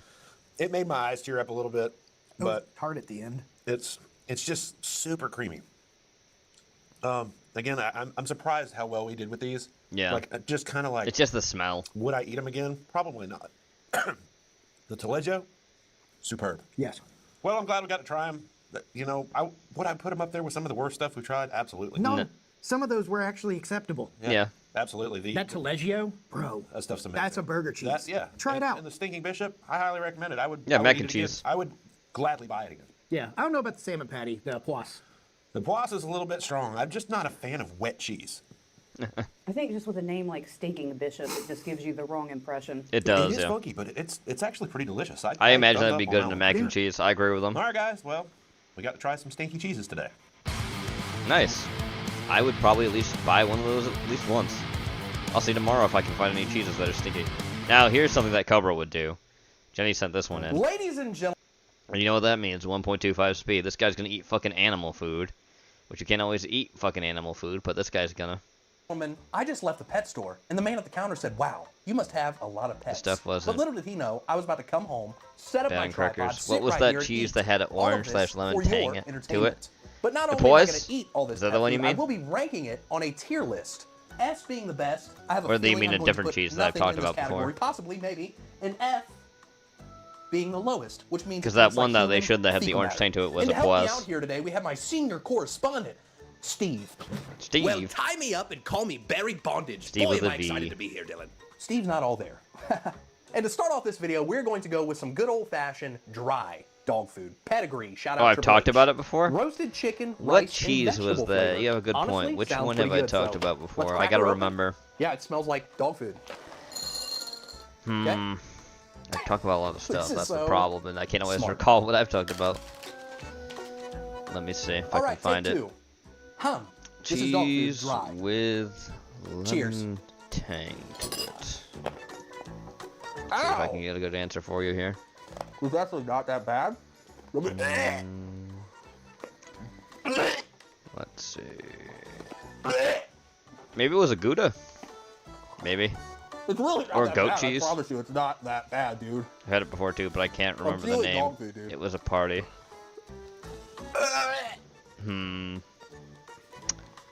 Oh, dude, it's turning it up. Ew. Okay, it wasn't that bad though. Let's see. Okay, it was very dry, and it did not taste like chicken, rice, and vegetables. That is for damn sure. Let's head over to our senior correspondent. Tetris flavored Steve. cheddars. Oh, Is it pedigree, Wensley you say? now? I wish Triple H would pedigree me with those. I mean, Ramen was muscular talking about that thighs. earlier. Anyway, what are you going to rank this, Dylan? I think I'm going to The put the pedigree Gracias, dry lemon dog leaf food wrap in a cheese. solid You got D tier. Minori, a red Lancashire. We just tried dog food. Now let's try some dog He did bring this treats. up on I himself. had one dog my entire life. There His is a name was cheese. I don't Nemo, remember and Nathan he off the was top of my a head. Bichon. Is this He got East hit by a Coast LA car. Beast? It might be. I mean, No, technically he LA actually got Beast hit is by a East car. Coast It was LA the Beast. He saddest lives day of in my entire life. New But Jersey. He always used to eat these, or we always used to give him these, and I always wanted to try one because it reminded me of like beef jerky or a Slim Jim. So today, that dream is going to come true, and this one is for Nemo. These are prime rib flavor made with real steak. So honestly, I don't see how these could be bad. Smells like Pepperino. processed beef jerky. Like beef jerky that has been... You telling me you don't have the money? You don't have the money? I blow your balls off! Here we go. No hesitation. We're gonna rank it. We're gonna go to the correspondent, Steve. You know the drill by now. 3, 2, 1. Also, bite. there's always black lemon Gouda. That's another cheese. I don't think I've talked about that one before, Dry. though. The soup is dry. Oh, what was that? There's also Yancey's Fancies of so Lemon dry, Bliss dude. cheddar. It kind of tastes like a Slim Jim a little bit. God, just like a I taste generally of no mush in idea my myself. mouth. I'll enter the Okay, I'm gonna passing. try to I don't swallow have a it strong right now. aroma. It does If I have can a strong swallow aroma. that's It didn't all have a my strong C aroma. tier. It has to be. It could be like a lemon sage cheddar too. I don't know.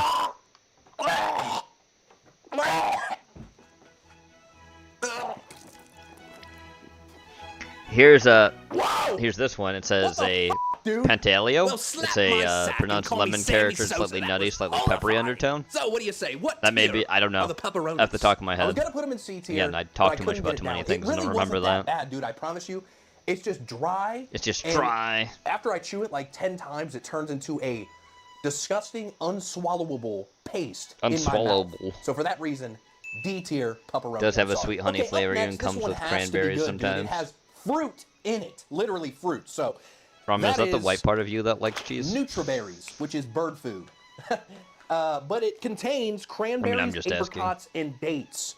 So I'm hoping this one isn't too shabby. Another little fun fact, I've only had one any bird judgment, I'm my just entire asking. life, and I believe he was a cockatiel, and he was mean as Fall. His name was Gus, and I always remember when he would come out of the cage, his wings weren't clipped, so he would fly around the house and chase They don't do me a lot of as a chewing little now. boy. And it was honestly They just go, terrifying because he would just go right for your jugular vein and try to kill ya. Okay, he probably wasn't trying to kill me, but Gus He's was gonna mean. peck the shit out of you. Either way, this one is for Gus. R.I.P. Gus. R.I.P. Wait, hold up. Gus. These actually smell like a Nutri-Grain bar or I something. don't like cranberries Yeah, like in a their own, granola but they bar. are fine There's a in weird mixes. Yeah. There's a weird animal smell in there. I'm not sure what it Benjamin is. But Franklin other than loved that, it kind of just cranberries. smells like a granola bar. This one's for Gus. R.I.P. R.I.P. Gus. Let's remember the birdo. Hold up. No, hold the phone. I'm gonna Hold start the buying these for real. phone. I mean, this isn't like really good, but it's not bad. It tastes like a granola bar with like dried fruit in it. There's a little bit of a weird taste in there. I don't know why my voice is doing that. I just swallowed this Nutriberries bird food. I am putting these in A tier. Yeah, I gotta go A tier. There's a weird funk with these, but other than that, Sorry, these aren't too shabby. I might start snacking on these when I'm just chilling watching TV. Imagine someone comes over and I'm just eating chilling on the bird couch food. like, yo, what's up? Hey, you want some? Nutriberries? Not bad. I ain't gonna need another one, but yeah, A tier Nutriberries. Next up, we have frozen seaweed delight. This is made for fish, and I have to do this one now because it's literally thawing and leaking water all over my So I floor. gotta write But stuff these down. are little cubes I wasn't of paying frozen attention to things I need to be seaweed paying attention to. that you feed fish, I guess, and I can already smell it. It smells like the ocean. 514. Bladder rack. What the f is bladder rack? I'm not looking forward to this one, actually. I don't like greens at all, and I'm sure this isn't going to be good. 515. Oh, yeah. Yeah, that smells like ocean butt cheeks. There's a cube of frozen seaweed delight all fish that. food. I don't even know what this is. Fish food, that's right.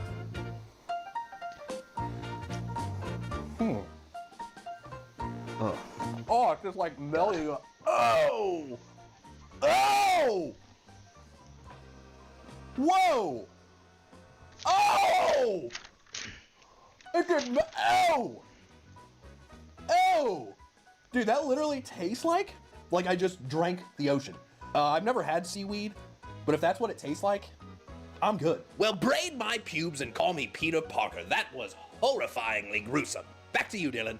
All right, as far as the frozen seaweed fish food goes, I'm gonna have to go C tier. Only because there are probably people that like seaweed. I've never had seaweed, but when I ate that, it felt like there was like living organisms in my mouth. I know it was probably my head. I don't think there was shrimp in there, but it just reminded me of the ocean and the saltiness and it was bad. But some people might like it. So for our entertainment, that's right. He should. C tier. Asian would probably like it. All right, Well, ladies of course and they gentlemen, would. We've tried dry dog food and dry dog treats, so how about we live on the edge a little bit and try ourselves some wet dog food? Huh? Oh. Yep. That is dog food. We got the pedigree flavor with beef, chopped ground dinner, and we're gonna get ourselves a big old spoonful, and that just made a sickening sound. That is a hefty serving, my friend. Wet dog food down the hatch. Ew. It's cold. You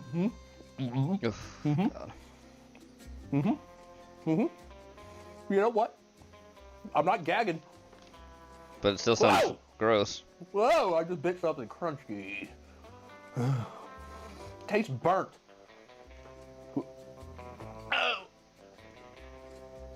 Oh god. He has himself to blame. Okay, we're gonna get it now. No big deal. That sounds really bad. Oh, gross, dude. I promise you, it was not that bad. It was not that bad. I don't know why. Texture, I couldn't I get guess. that one down. It's just the texture and the sliminess. That's what I thought. I couldn't do it. I couldn't do it. Damn it. I'm sorry. Well, peg me with a cactus and call me Patricia. That looked very unpleasant. Back to you, Dylan. Yo, Steve, you gotta chill, bro. What are you talking about? But anyway, I'm gonna have to put the wet dog food in the C tier category. It was a little bit better tasting than the pepperoni treats. It just tasted kind of like bland beef. The texture, once again, is what got me C tier for the wet dog food. And ladies and gentlemen, what is wet dog food without wet cat food? You guessed it, Friskies. And it's got me feeling frisky. Not really, that's kind of weird. Salmon dinner, pate, damn it. Pate, I did not mean to get pate. Oh, what a dummy. Oh my God. As you would suspect, this looks like cat food. Yes. Smells a lot stronger than the dog food. I mean, this smells like... You're eating Friskies? Shit. So he's eating? Oh, it's wet. It's wet. We're getting this one down. Some of these are not meant for humans to eat, by the way. It says not meant for human consumption. I think Friskies and Fancy Feast, maybe you could, but I don't know, man. No That's matter really what. trying some fire on that. Okay. You're going down, baby. Cheers. Oh, whoa. Is that what? No, I don't give her Friskies. I give her Fancy Feast. Oh. That is pungent. Yeah, I give her Fancy. Sorry. God, Is this what you? Is this no? Sorry, I misread. Yeah, I give her Fancy Feast. I give her Fancy Feast gravy, pâtés, and also Fancy Feast like the deluxe meal thing. That tends to be like stuff that has like actual human food in it, like be it tomatoes or carrots or peppers and stuff like that. She tends to like it from time to time, but she can be fussy. And I also get her the what are they called? Like the diamond things that technically are like moose diamonds. Basically, what it is it's like a very very soft consistency, and it has gravy on the bottom. She likes them. She's very fancy, but she can be picky. She'll sometimes eat half the can and then act like she doesn't want to eat the other half, so that's a bit of an issue. And she technically eats dry food too. I get her a formula that's Purina that has anti-hairball stuff in it, and also she likes Friskies Surf and Turf. And I found out that from her because she one day, when I was helping to feed Lucky, she got into a bag of it and started eating it. Like, oh, okay, you like this food then? That's how I kind of found out she liked seafood more than she liked some meats. She doesn't really like beef as much. Oh my God. She will from time to time eat a lot of seafood stuff. She'll eat turkey. She'll eat chicken. She does eat beef, but she doesn't like it as much as like stuff like sometimes she likes like liver, stuff like that. Was bad. Even though I got it down. It's dependent on what your mood is. She's very picky sometimes. She's a very spoiled cat. Love her, but she is a spoiled kitty. Definitely the worst tasting thing that I've had. Turkey seems to be her favorite most of the time, but not always. In F tier. That was bad, but I have a feeling things might get even worse somehow. They probably will. Up next, we have worms. I've got worms. Worms, oh. That's right, freeze-dried mealworms for reptiles. Oh yeah, birds, for reptiles, of course. fish, I mean, technically hedgehogs. Hedgehogs. Ate I mean, worms. technically, you can eat mealworms. Technically, the Asians do all the time. They eat mealworms and superworms. All they are is beetle larvae. The only thing I could say comparable to that's eaten in the Western Hemisphere, because South America is eating like fucking technically agave caterpillars, because that's what Mexicans eat. They tend to eat all the stuff with be it like red ones or yellow ones. Yellow ones are the ones that eat the outside leaf, while the red ones are the ones that eat they eat the inner heart of a pinta. So those are the two. I've had the things before. They're okay. Not as bad. The worst thing I ever had bug-wise was eating that cricket on the camping trip and never wanting to eat a fucking water bug, because water bugs are huge. They're disgusting looking. Especially to survive.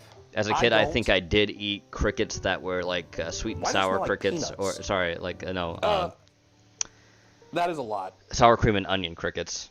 Oh God! Super it looks worms, like they're pure protein. Oh my God! That it they looks like are. they're moving, dude. Oh Lord, I don't Though know the if I can do this. carapace is Yes, you hard to can. get past. Anything is possible. Kevin Garnett. Gross. Thanks for sharing, Worms. Gene. Hey, I'm honest.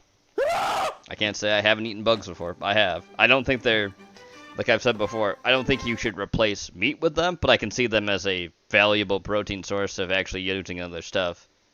Oh! They're still Wait a alive? minute. No, they were Dude, not I need alive. worms. Dude, honestly, I can see their Yeah, but most of the time when I've had the like agave bitter. worms or even super worms, like a they were bitter dead. nut. I made sure That's they what were. she said. I Yeah, I don't don't eat think I'm gonna live swallow bugs. these. I don't I've think I'm never gonna eaten a swallow live bug, They're not or even bad. as a It kid. tastes like a bitter someone's saying, "Oh, eat peanut. this bug." Nope. Like a really bitter. Wasn't gross me. peanut. Should I swallow it? I've I never don't eaten a know. live Yeah, bug. I'm not. Just to be safe. Just to be safe. It was always stuff in Oh, packages wow, and you dares couldn't and stuff. keep Like, down the eat worms. those. You pussy. I used to have to eat worms for breakfast, lunch. I remember and some dinner. kids on the My playground that family ate was like very fucking poor, earthworms okay? and you stuff. couldn't That keep was them down, bad. you I never did ungrateful anything like that. Back to you, Dylan. Dude, what the f? I'm not hiring your ass again, bro. Out of here. All right, I may have looked like a little bitch for not swallowing those, but honestly, that was made for freaking turtles, bro. I don't want to, you know, swallow that and get like a parasite or something weird and be on the toilet for the next 2 weeks. I'm good. I got what they taste like. I got the mouthfeel. That's all we really need for this video. Am I a little bitch? I might be. Who cares? Whatever. It's fine. But I'm giving the mealworms. Go, Gene. On screen.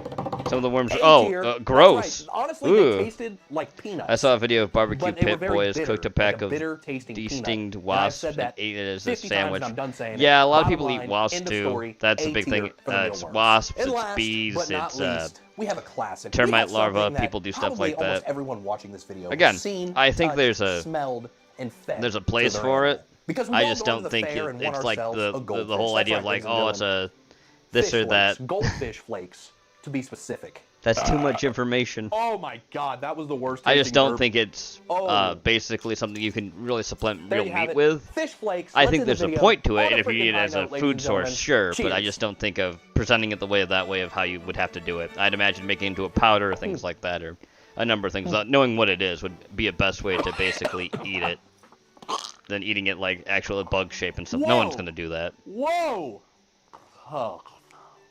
Oh, yeah, yep. Fish flakes is That's pretty about gross. exactly what I expected these bad boys to taste like right here. Like shit. Oh, fuck! Oh, fuck. Oh my, that was nasty. Fish flakes. I'm about to get fully nude and phone the sheriff's department on myself. Back to you, Dylan. All right, I just spent the last 20 minutes flossing and brushing my teeth, trying to get these fish flakes out of my mouth because it literally turned into like a gunk that got stuck on my teeth and would not come off. Ew. Which seems to be a common theme with all this pet food, is it turns to a disgusting paste in your mouth.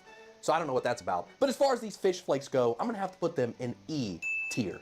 Because honestly, they didn't taste as bad as the wet cat food did. Wow. The texture honestly wasn't as bad either. It was just very dry. It was like doing the cinnamon challenge. And I want to give a shout out to Steve for hanging out with me today, even though he's been weird. Thanks for having me, Dylan. It's been a blast. Thank you. Alrighty, yeah. So I hope you enjoyed it. Let me know what you want to see next. And I have to clean all of this up. It blew everywhere. It's all over. It's bad. Well done. Give him to his actual pet. It's cat. Oh, kitty! Wow. Well, sorry, I gotta go back real quick, chat. I know we were watching this idiot talk, but I go back real quick to see that kitty. We have to see that cat again. Because I saw it. Ladies Are you guys and done talking gentlemen, about boobs? I just left the pet store, and the man at the Let's take a look at that cat again. I'm gonna have to put them in even weird. Thanks for having me, Dylan. It's been a blast. Thank you. Alrighty, yeah. So I hope you enjoyed it. Let me know what you want to see next. And I have to clean all of this up. It blew everywhere. It's all over. It's bad. Oh, her kitty almost looks like Sasha, except no calico streaks. Look at that kitty. Aw, kitty. Look at that kitty. Looks just like Sasha, except no calico streaks. More white. Sasha's not that white. Kitty. Oh, kitty. Almost looks exactly like Sasha. Adorable. Kitty. Alright, now this idiot. This idiot here. Dumb fuck. Biden mega donor George Conway says the conservative days are really Democrats who are trying to conserve the institution of a republic. What? What? We are a republic, dumb shit. a Republican Party that isn't Also, why do you look like a melted version of Martin Sheen? a political party anymore, but it was a cult. I left it in 2018 because it seemed like a cult then. It was nothing compared to what it is today. Okay, Biden mega donor. You know, a party that where they want to determine the outcome of media transactions. They want to control 10% of intel. The government is just taking people off the streets without due process. Fuck those people. They're illegals. Why do I give a shit if they're taken off the street? Anything that could. They're not fucking American citizens, jackass.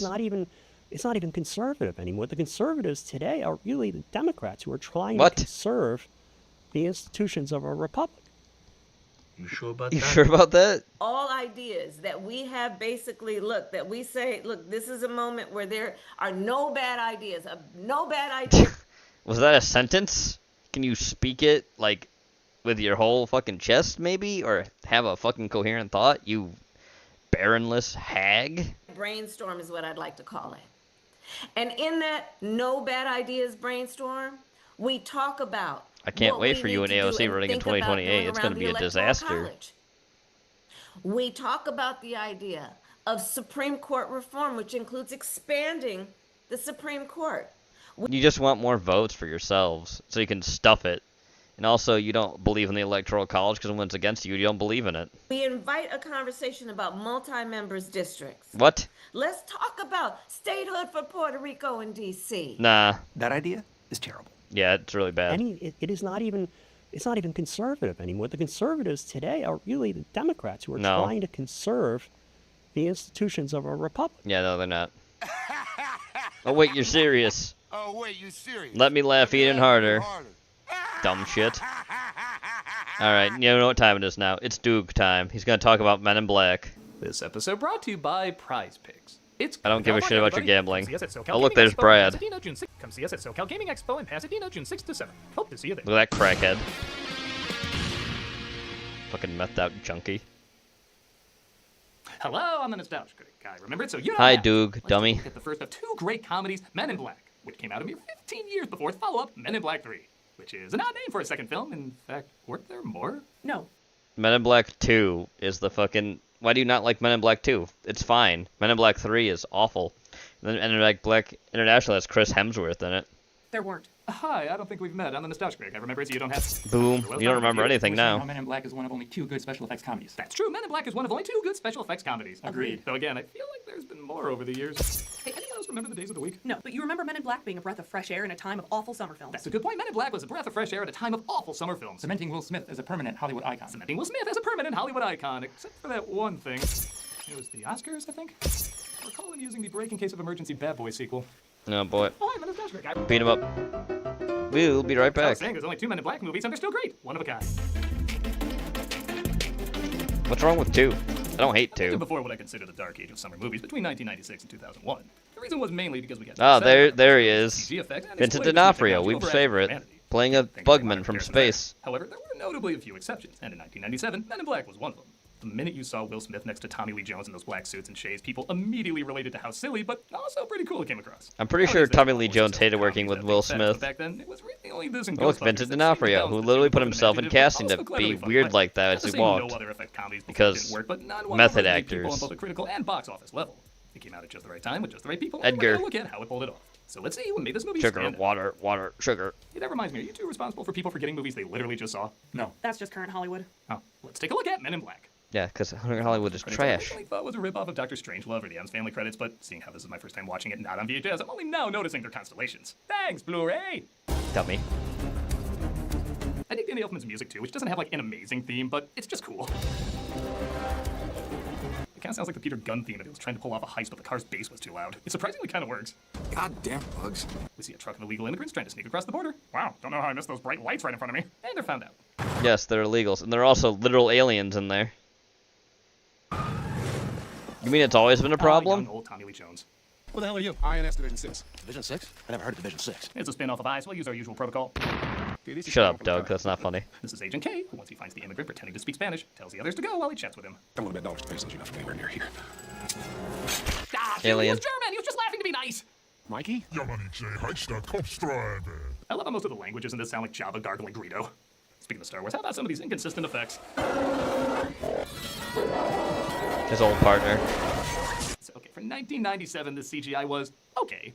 And to director Barry Sonnenfeld's credit, he tried to have most of the effects. It might be 2 is practical, considered a but financial like failure compared to 3. That's why people consider it subpar for the series. I get you. I mean, I just don't think it's horrid. Quite as distracting as you would think. Give me a splay burn around the perimeter with holes at 40, 60, and 80 meters. Then there's MIB International. Again, stars Chris Hemsworth. But that's like a fucking idea of like making a reboot. And it didn't work well because his fucking his partner was trash, I believe. I think he did well, but I don't think the supporting female character for that was good. Tell me about the space rabbits, Katie. I will miss the chase. No, D, you won't. Cut to Officer James, played by Will Smith, chasing a criminal. You black. You're under arrest for really phoned-in gun effects. The criminal manages to escape and makes his way to the Guggenheim Museum, which I'm just assuming the film's indicating he was an alien. That's why aliens can climb his work so easily. But James catches up with him. He's coming. You just pissing everybody off today, huh? He's an alien. What the hell are you? And what Seth Green poster did you see when you clearly took his image? Jesus. He jumps off the building and we cut to the doom he's talking about arriving to Earth. It looks like poison. Don't you take that away. I'm eating that, damn it. It is poison, isn't it? Anyone else? It is poison, isn't it? Thanks, Vincent D'Onofrio. So we start off the scene saying, all right, where's that flying ship? There it is. The only thing that pulls its weight around here is my goddamn truck. Boom. Vincent D'Onofrio plays Edgar, a farmer who discovers the crash ship outside his house. Please, projectile weapon on the ground. You can have my gun. As long as you take it from my cold dead hands. Thanks, Kingpin. I mean, he did say please. The alien, simply known as the Bug, learns what it's like to walk a day in Edgar's skin. Give me sugar and water. He falls over dead. Turns out she was poisoning him. After she figures out what's going on and passes out. By the way, I'm only now noticing the cow never gets spooked by all this weird shit. Nope. Maybe she's seen It's a cow. Kate questions James about the alien he encountered. Do you think cows really care that much? It's a cow. It doesn't have higher brain functions. It's a cow. I'm not the only one that They're felt herd like animals. way too long, right? Man, this No Way Home Infinity War? Does everything have to have one joke that holds too long? You did it. It's not funny. When they try to figure It's out not where funny, the gun Doug. came from, they go to a store It's owner not named funny James. when you Pretty do much it. salute. Hey, Kay, how are you? Showing the imports right now. Hold on a second. I'm gonna count to 3. Take a cruise down the street. Drop the weapon and put your hands on your head. I warned it. Warn him the Bug's it. Please, I think everyone's being civilized. He, of course, reveals that he's an alien and that he sold alien technology. Yep. James can get a handle on what's going on, though. His memory is wiped. Who are you? You need to lay off the sauce. I'll see you bright and early, 9 o'clock. Lay off the sauce. He shows up for a test led by Zed, played by Rip Torn, to see Rip what Torn. move on to be in this elite government agency, even if they don't know exactly what Rest that in elite peace. government agency is. James seems to be the only one, though, to go against the grain. He even says the aliens in the shooting gallery didn't pose a threat because they're not doing anything. But this little white girl in the middle of the city at night with quantum physics books is up to something. 8-year-old white girl, middle of the ghetto, with quantum physics books. Those books are way too advanced for her. If you ask me, I say she's up to something. I love the fact that you have taken out all the kids in adventures in babysitting. Yep. James is the only one who makes it in, as again, he's shown the truth. There are around 15 aliens. Foreshadowing. Just trying to make a living. Cab drivers. Rip. That's The right. critic that just send the ones not from another country overseas. I know variations of this line have existed for a while, but man, is it summed up here so well. Quite a big secret. People are smart. They can handle it. The person is smart. People are dumb, panicky, dangerous animals, and you know it. If that were true, the media would be exploiting it for their own personal gain. You know where I'm going with this. Shut up, Can't tell Doug. them to think it over. And one of the things I like about this film is you get what everybody is about. You're a pretty fucking fast. liberal. You don't need to know everybody's backstory or their childhood or their relationships. Just the way they interact off each other, or even just sit alone. You immediately understand what they're like, and that's from tight writing and good acting. Though I will say occasionally there's a joke I don't follow, like when he says yes to being a Men in Black. What is this moment about? You want to stay away from that guy. He's grouchy. 3-hour delay in custom. 17 trillion miles gonna make anybody cranky. You know what I mean? It's not a big deal. It's just there's such a long pause there. I feel like there's a joke I'm missing. Nah, I'm just gonna say the black guy touching an alien's hair without permission. I don't know if that's it, but I need something. This is a fascinating little gadget. It's gonna replace CDs soon, so I'll have to buy the white Grass. Yeah, clearly more physical media is in our future. Doog. That's right. James accidentally knocks loose an alien device. This thing caused the 1977 New York blackout. Then why'd you leave it where anyone can touch it? Practical joke by the great attractor. He thought it was funny as hell. Also, that's apparently a very smart joke. I'm too dumb to follow it, so here's the wiki if you want to try. I'll meet the twins. And Bob. After a funny bit where he's shown some of the people who are aliens, including James' third grade teacher. Be quiet and pay attention. Thought it would have been funnier if it said West Philadelphia, born and raised. Yeah. They get James suited up and change his name to Jay. Yeah, do they pick people by the first letter of their name and then look at what letters in the alphabet they don't have? Probably. That's why some of the agents get neuralized in these films. They just run out of letters to hand out. Unlimited technology from the whole universe, and we cruise around in a Ford POS. After he's introduced to their ride, and again, not the best effect. I'm that piece of shit, by the way. Follows an alien prince on his way. POS stands for. That's an adult joke in the movie. Find the galaxy. What about one thing? That wasn't too obvious for Doog's brain. Oh no, he stabbed him in the neck, even though the aliens are up here. Maybe he stabbed their life support? I don't know. He talks with an alien who seems to be leaving the planet in a hurry. Where are you going, Reggie? Well, look. My wife is pregnant. Oh, okay, no big deal. Gotta love this alien technology that says that the camera doesn't see it, the characters don't see it. And again, one of the faker, but still pretty funny moments, Jay assists the lady in giving birth. Yep, I remember. Oh, man. Didn't I punch you in the last movie I was in? Yeah, welcome to Earth. What I'm going to now. basketball. What do we know about it? Shut Well, up we know it about was Prize created by Picks. alien cabbages. This is science. Also, it's basketball season. No, Oh, not like a God. rabbit season, duck season, where a basketball and baseball are pointing guns at each other. not and funny, that's what Doug. alien cabbages want you to believe. No, it's the playoffs, idiot. And there's no better way to cash in on high-flying hoops action than Prize Picks. Bad ad. Every bucket, every dime, and every win means more Every when you're fuck playing on it, Prize yeah, Picks. every fuck it Live indeed. 2026 NBA Finals sweepstakes. Pick live squares during the NBA playoffs, and you could win a trip for two to the NBA Finals. To enter, you just make a $5 lineup with at least one live NBA player pick during any part of the 2026 NBA playoffs. Great. No live player picks are picks made after a game is already in progress. Some of the things I like most is how easy it is to get started and how available it is everywhere. Idiot. I gotta stop saying that. I'm Idiot. You just pick more or less on 2 to 6 player stat projections. And to get your picks right, you can cash in. Pick from all your favorite sports, anything from Idiot. NBA, baseball, hockey, UFC, soccer, college basketball, tennis, golf, esports, and more. You can get in on the action because Prize Picks is available in all 50 states, including California, Texas, Florida, and Georgia. Wow, What else you're do we know really about selling for basketball? Well, that we know it's a gambling horse. online, aren't you? Facts. Horse facts. My favorite feature about Prize Picks is the early payouts. If your player gets off to a hot bad. start, you now have the option to cash out those winnings before the game even finishes. It's so tasty, too. Tastes just like candy. My God. What Download the Prize does Picks that app today. Use mean? the code Nostalgia to get $50 in lineups after you play your I first won't $5 do lineup. that. That's code I will Nostalgia not to be get doing $50 that, in lineups Doug. after you How about play you your go first fuck $5 lineup. yourself? Prize Picks, a preferred partner of the NBA. Really? Walt Disney shirt? Get out of here. Disney adult having The ass. actual news about the bug taking Edgar's body. These are the hot sheets. Best investigator reporting on the planet. I'm feeling a lot of people are seeing it as actual news now.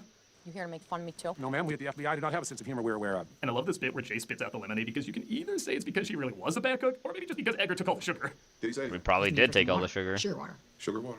Sugar, What's going on water, in water, the Where sugar. the body of the alien prince is. I mean, he's a Named Laura space Quinlan roach. Fortino. Notices many things are off, but not as off as a random come-ons.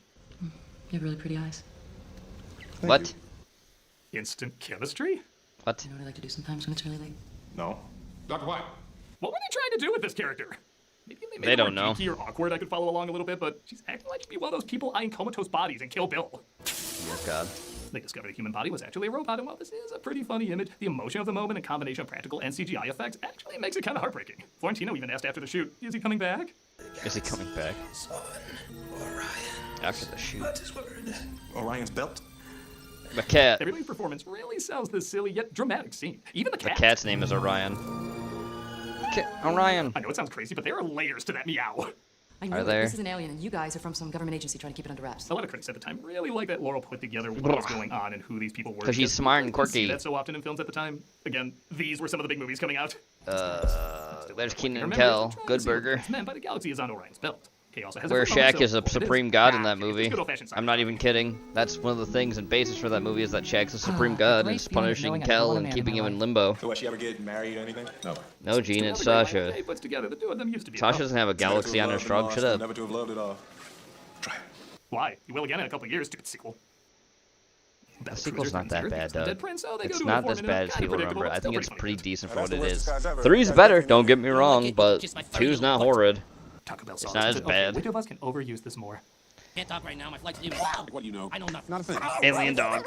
Honestly, the scene is so odd. Also, It's kind he's of in the amazing. animated For all the fun series, Tanya and too. Joe being a support voice, which I do believe. He apparently wanted a lot more silly moments for his character and laughed a lot on set. But during the coffee scene and during this scene, which you can actually see him starting to break at one point. Yeah, he is. Galaxy is here. Galaxies, hundreds of millions of stars and planets. Tiny, like the size of a marble or a jewel. They put together Orion is the cat and the belt is his collar that holds the tiny galaxy. Yes. Unfortunately, the bug figures this out too. A man came in here earlier. He had an animal with him. A pet cat. It means Pet worlds to cat. me. I'd like to have it back. So D'Onofrio is either going to be your thing in this movie or he's not.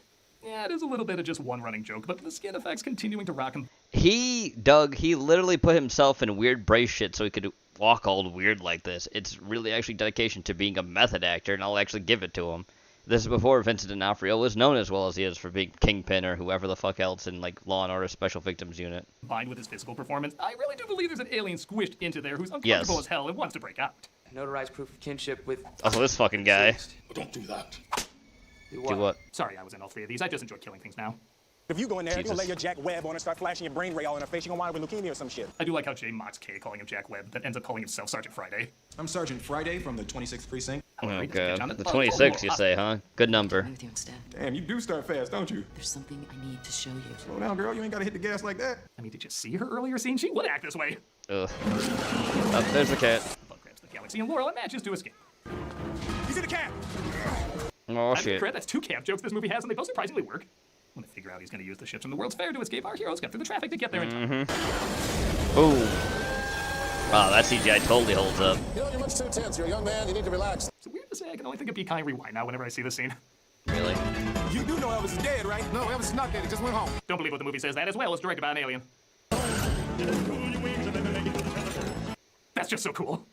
I'm a very important person on my planet, like a queen. It wasn't until I got to this point that I realized the actual story about the aliens starting a war is kind of weak and seems to take place in the background, which you could argue is the point. It's all supposed to be secret, but I realized I never did question until now, why does the bug want the galaxy? It's because his race is basically like space locusts, even though they're like roaches. They put that in the animated series, where he's basically one of these huge like conquering things that goes to plants and strips them bare and all this other stuff. You don't know that, Doug, because you never watched the animated Men in Black series. I did. I'm just letting you know it could start a war. Good, war. That means more food for my family, all 78 million of them. Oh, yep. Is that the reason? Not the most interesting motivation, but... Again, they're a huge empire of like fucking space roaches and mantises and all that shit. He's from that fucking thing, and they all have like a huge empire and shit. Either of those jokes. Fight so much. Again, I know this because I watched the animated series too, where they make more sense of it. He's turning into Jim Carrey's Grinch. I'll put my hand on my head. I could hang myself with all the bad Christmas neckties I found about. It did, yeah. The bug finally reveals his final form, eating their guns, which Kay tries to retrieve. Eat me! Eat me! He wants to eat him so he can get the guns back. To be fair, these movies did try to get And I had the toy of this too, where he actually has the like K inside of him and it splits open. I had that toy. That's your uncle then, huh? You know y'all look alike. That's racist. Also, that roach is a Madagascar hissing cockroach that comes out of the dumpster there, which they don't exist in nature in North America normally, so that would be invasive, and they can't exist because they have to have very specific humidity. I'm sorry I ruined your Black Panther party, but you should have regular Bombay roaches, which are an invasive species of roach in the United States and are more plentiful and look like actual roaches compared to the big old fucking Madagascar hissing cockroaches. Again, chat, sorry I ruined your Black Panther party. Just saying, I know my boogs, you know me. In the climax, it's not super exciting, but more exciting than a debate off. Alright, Kate blasts his way free, and Laurel takes care of the leftovers. Interesting job you guys have. Care if I pretend to be interested in their remake stupid sequel. Speaking of which, Kay says she should be Jay's new partner, as his time has finally come to an end. Does the ghost rearrange your Men in Black action figures? Months.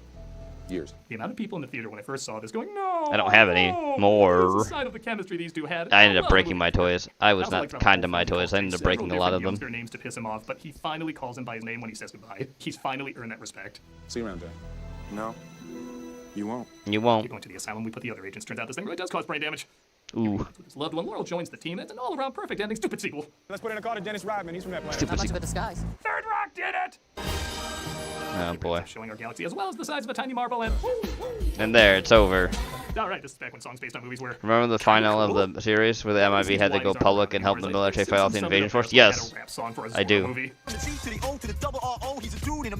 Zorro. But that is part of their charm. I think everyone who listens to it... Here comes the Man in Black. ...and having a good time. And yeah, I think that about sums it up. It's a light but good time. Okay, yes, like I said, the story is technically a little weak, but the creativity, humor, and chemistry from the actors more than makes up for it. The Men in Black movies have had their ups and downs, but I do give credit in a franchise. One's the best. 2's okay. 3's pretty much the sequel you wanted for 2. It didn't happen till 3, and then International's weird. All these years later, we've seen other special effects comedies succeed, but at a time when that just wasn't the norm, this was a galaxy of laughs that delivered something that, for 1997, claw and maw on there. out of It's this creepy. world. So overall, it still seemed to hold up. Yeah. Maybe we didn't need the neuralizer after all. Yeah, you'll give people enough credit. To be entertaining, you just gotta be passionate, creative, and think outside the box. Might be an idea. Maybe we can take the neuralizers out of everybody's phones. What? You have them in our phones? Sure, we can make you forget that we even mentioned that. I don't know. I think I remember all the crazy shit you've There's done. a new live-action Moana trailer. You're kidding. Oh my god, it looks so bad! Does the internet have anything to say about it? It's funny you say there's a ton of comments here. Oh my god, this guy's summed it up so good. Oh, this lady has a real funny opinion. Hey, look, a Nostalgia Crick video. I didn't even know I made that yet. Shut up, Doug. You're not funny.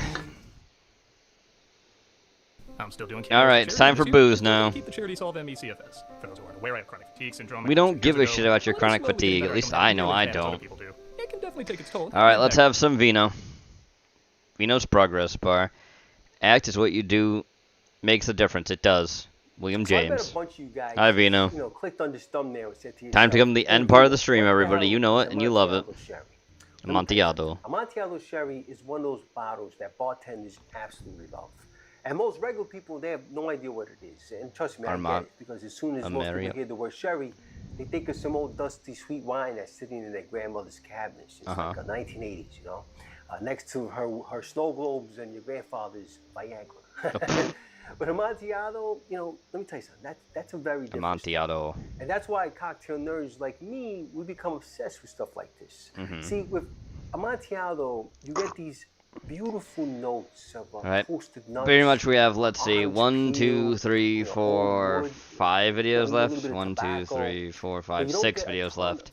And then we're done. For me, that's a big deal. You know, I don't like and I'm gonna go take a fucking cold shower because I need it because I'm so sweaty and it's a gross feeling and I need to take something to cool down because I don't have fucking air conditioning in my window. A drink feel richer, moodier, more sophisticated. After tomorrow, we'll go back to normal, so at least there's that. And it's gonna rain tomorrow night too, so that'll help a lot. Anyway, so you know, this is more or less the vibe I get with this stuff. Really, really delicious. So I'm gonna go ahead and make AC you guys is God, 3 cocktails loving humanity. This delicious bottle of Amontillado right here. Thank God But a person before I invented do that, AC I'm gonna let you guys and go ahead heating and hit all that stuff thumbs if you up, need it. Hit that subscribe button and that notification bell so you Man, I help can't me imagine feed people in the South who hungry, live in like hungry 95-degree houses with no AC. That does not sound fun to me. That sounds like hell.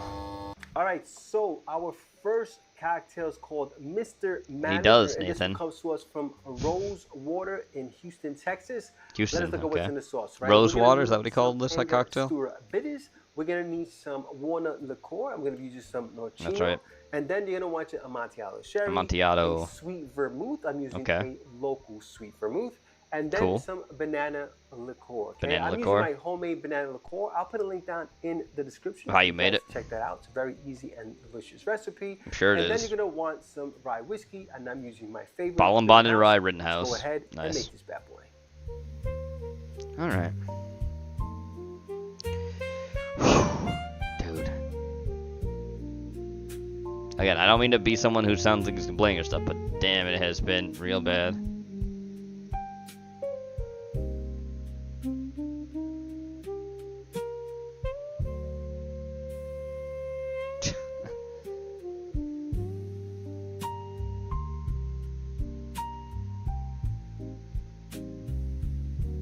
All right, so our second cocktail is called Neutral Ground, and this one comes to us from a Rhiannon and Neil. Let us look at what is in the sauce. Okay, you're gonna once again need some Angostura bitters, of course our Amontillado sherry. We're gonna be using some Benedictine, okay? That's gonna give you some delicious herbal notes and some delicious spice and honey, fantastic stuff.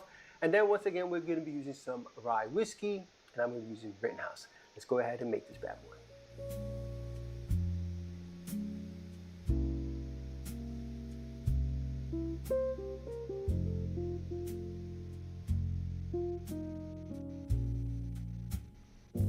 Finally, it's working. Fuck, I think it's the shit weather here that's been fucking with my head. Probably, Bob. Probably. I mean, it's been hot as hell here. So, I can relate to shitty weather. All right, so let us look at what is in the sauce for our third and final cocktail. And this one is called the Tabard cocktail, and it comes to us from a Chantel Singh. Let us look at what is in the sauce, okay? So we're gonna be using some orange bitters. We're gonna be using my favorite liqueur of them all. Drambuie? Drambuie. Nice. And this is gonna give you some real honey notes. It's also got scotch and stuff, so it's really delicious stuff. And then our Amontillado sherry, and we're gonna be using some Reposado tequila, and I'm gonna be using Pueblo Viejo. Let's go ahead and make this bad boy.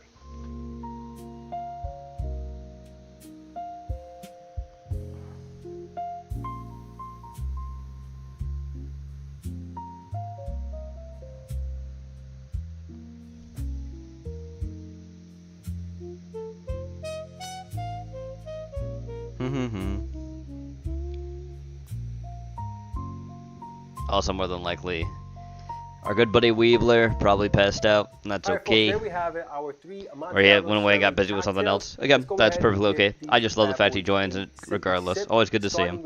Always good to have him on for Mondays. Cheers.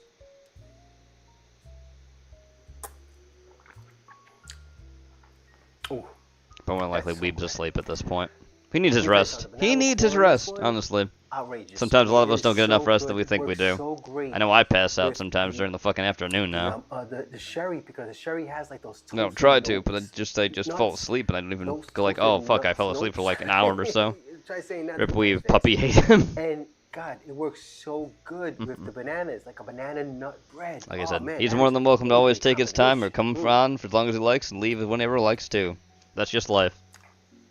Yeah, then you obviously have the. Of course, I'm hosting, so I gotta stay till the end. You know me. Again, adding some additional nutty notes, and then the rye adds some of those. I really just nice can't wait to spice notes. end the stream and fucking take a cold shower because I need it after a whole fucking horrendous this house stays with 80 degrees. I don't like it. There's no air conditioning. And try our next because it's an older house, and if I had to want air conditioning, I'd install a huge ass AC window unit, and that's a pain in the dick. And there's no reason to do it yet when it's not going to be warm after tomorrow. This is nice. Look, the first one was after tomorrow. really it's going to cool down again back to 6 degrees. So you know. Right. This is really good. It's a little less complex than this one. It's got some really nice stuff going on. Obviously, the rye and the Benedictine is a really nice combination. You still get those nutty notes from the sherry. The nutty notes. You got a little bit more wood in this one as well. You know, let me give this another sip. I definitely just need it. Yeah. I just feel the sweat on my body. It's a really gross. Nice sip, but it's just not super. Did you play the complex, Zilly Zane you know? documentary? No, I didn't, Bob. Bob. But when he came back, earlier, I played that clip for him again, so he felt the pain of it. So he heard the whole thing. He's like, if anyone makes that a voice line, I'm gonna hate you forever, and I'll gut you. I'll find you and I'll gut you and tickle you or something. He said something like that for the clip. Yep. Jokes about it earlier. Think that it had more depth I to saw it. that. I saw you were joking about that, but I didn't play the full thing for him. I just played that line of "Everyone loves Billy Zane." And he was like, "I fucking hate that." That got the reaction I wanted. All right, so let's try our next. I did get the timestamp for him earlier when we were doing the Okay. Cheers. when we were doing the game stream when he came back. So that was funny. Just hearing him like, "I hate it." I don't know. I'll be honest with you. I don't think this has anything. That is from Joe Blow, by the way. That was him talking about the Phantom being underrated. It was funnier than Minty's. Yeah, it's only okay. It's only okay, guys. To be honest with you. It's just a lot okay. of times when I make these videos, I'm trying to cut this out for the first time myself. As a matter of fact, most of the time because I Yes. want the reactions. The middle one and the one on the left look the best. And the one on the right looks okay, but I don't think it looks like that appealing. It's a I'll never funny. make it again. Would recommend it. It's only okay. It's only so anyway, okay. guys, look. So 3, one really good, one good, and one cocktail. That's not. What are you gonna do? You can't win them all. All right, guys. So anyway, so I do hope that you try these 2 at the very least. If you have some Amontillado sherry. Amontillado. Especially this one. This is a The other one's like, he doesn't care. That's how Divino feels about it. Hey, he's honest. Gotta give people honesty. If they think it's not that great, then it's not that great. You know? Some Frank Sinatra on your record player, you know what I'm saying? And this one is one you just forget I ever filmed. Forget about it. Anyway, look, Why does that say I have 64 fucking things? Please press what like, the fuck please is this? subscribe, and please share with your family and friends. Remember, sharing is caring. Alright, email. Let me move through all this shit that's garbage and get rid of it. Alright, there's that. That's garbage. It's not needed. That's not needed. I mean, that could be interesting to look at. Maybe I will look at it. Don't need that. Don't need that. Don't need that. Don't need that. That I'll keep. This one's gonna be good. Vodka and rum. Gin and tequila. Woo! Come behind that with a little bit It's of Sky. You know him. Just enough. Hit it with some lemon lime soda. Oh yeah. Oh yeah. Well, it's Windmill by Gorillaz. Okay. Actually, it's Feel Good Inc. by Gorillaz. You grab your strawberry pucker because this is a strawberry Long Island iced tea. You let that strawberry flow and you put your strawberry right there on the side and there That you was have May it. 16th. The That's done by now. Long Island iced tea. Strawberry Long Island iced tea.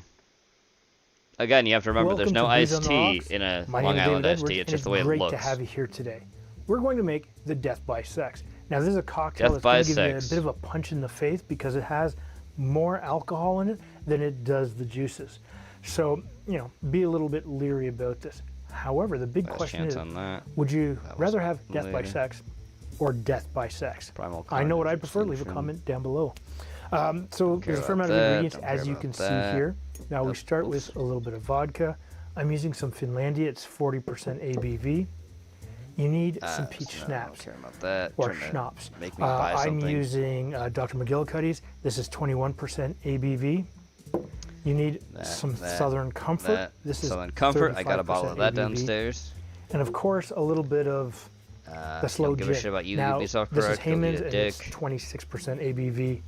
We'll finish that up with a little bit of amaretto and My I'm order is using a coming little soon. bit of Well, yes, I Luxardo. know. Provide a This is cigar club. 24% ABV. I know you're gonna be taking Now, the juices $30 that we out of my have for account this so you cocktail can start do with a your little thing. bit of Ocean Spray Cranberry Cocktail, and this is the tart Ocean Spray, or the tart cranberry juice. If you have an allergy to this, I would use pomegranate juice. It'll give you Halftime fantastic beverage, flavor Anchorage New with Barrel the Aged same Lamb. tartness. And you need a little bit of orange juice. I'm using some Tropicana. Blessed, drink me in Dead If you have Space, a Damascus citrus Dream, Deal with the allergy, Devil, Triple Oak Batch use 15, and pomegranate Deal with the juice Devil, to Quadruple continue Oak out, Batch number or 9. some Those are some watermelon probably juice, fancy and and expensive that'll work beers. really Let me well go in take this a look cocktail then. as well.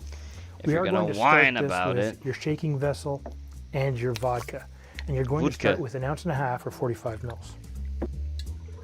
let's see. I left my wallet in the Your Bendy second Stew ingredient juice is bar. the peach These are different schnapps. things. Oil, Now, juice, one of the and gin. questions that I will ask you is, Burial Beer how would you Collab. adjust this Burial cocktail Beer is out of ratio-wise or North Carolina. ingredient-wise to get the flavors that you want? Now, you're going to use a full How much 1 is ounce that? or 30 That's an mils. 8.0.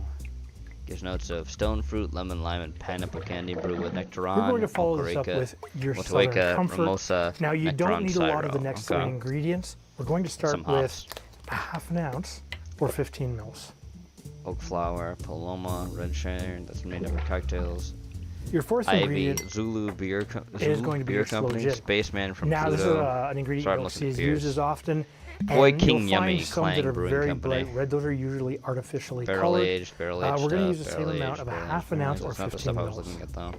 Deep City, no.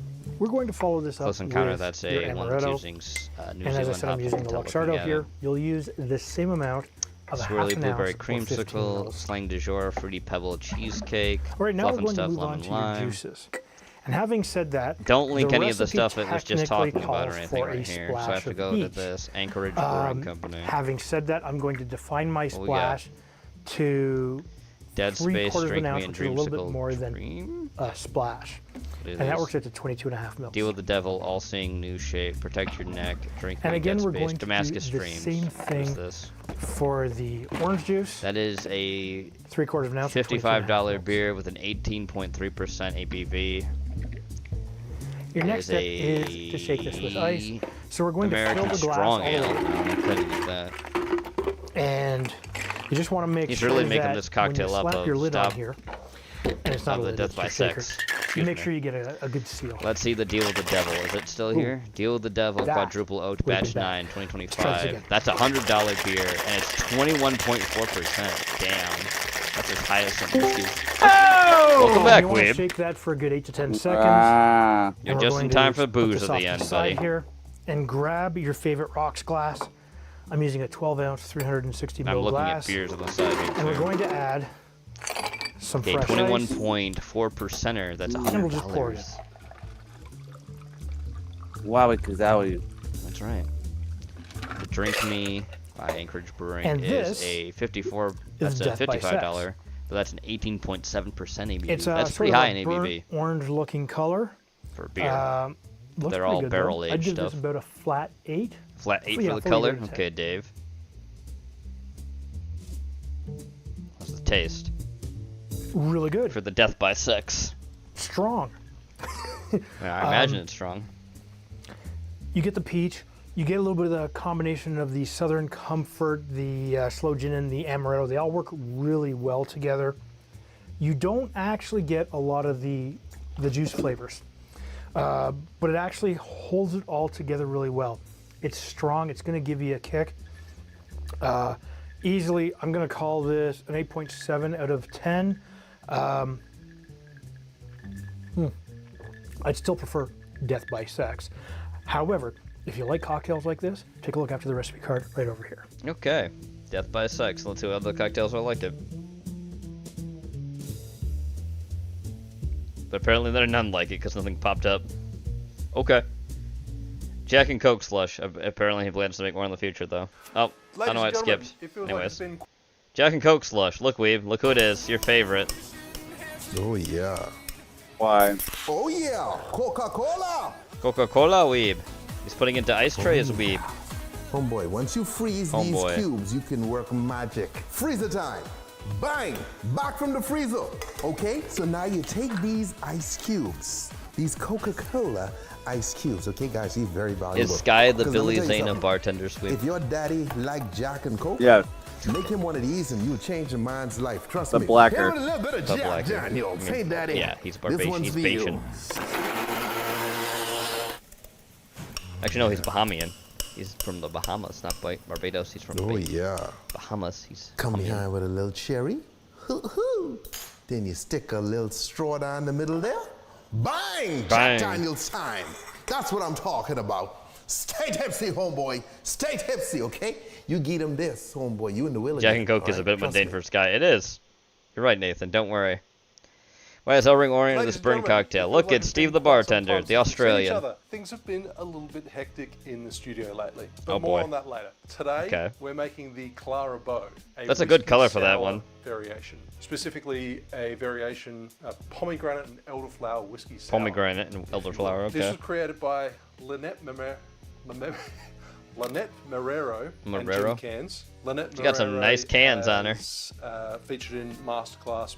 Yeah. I think it is, where she teaches cocktails, made bottled cocktails, bottled spritzers. Fairly well recognized name in the bartending industry. This cocktail, the Clara Bow, was created in 2009, a couple of years after the release of Saint Germain, which was released in 2007. So it's in that era of modern cocktails where a lot of people were coming out with drinks with elderflower liqueur, aka bartender's ketchup, because it's that is what they kind of call it, because it just was used in so many cocktails at the time. Released in 2009, and for some reason, very recently, a few it was people a style at the time, you see. Picked it up online or something, because I recently released my cocktail app, and the searches for the Clara Bow have just recently skyrocketed. Okay. I had no idea why. So if you guys know why, let me know in the comments below. I have to take some photos and add this recipe into the app, which it will be now. So you can follow the link in the description if you want to go check it out.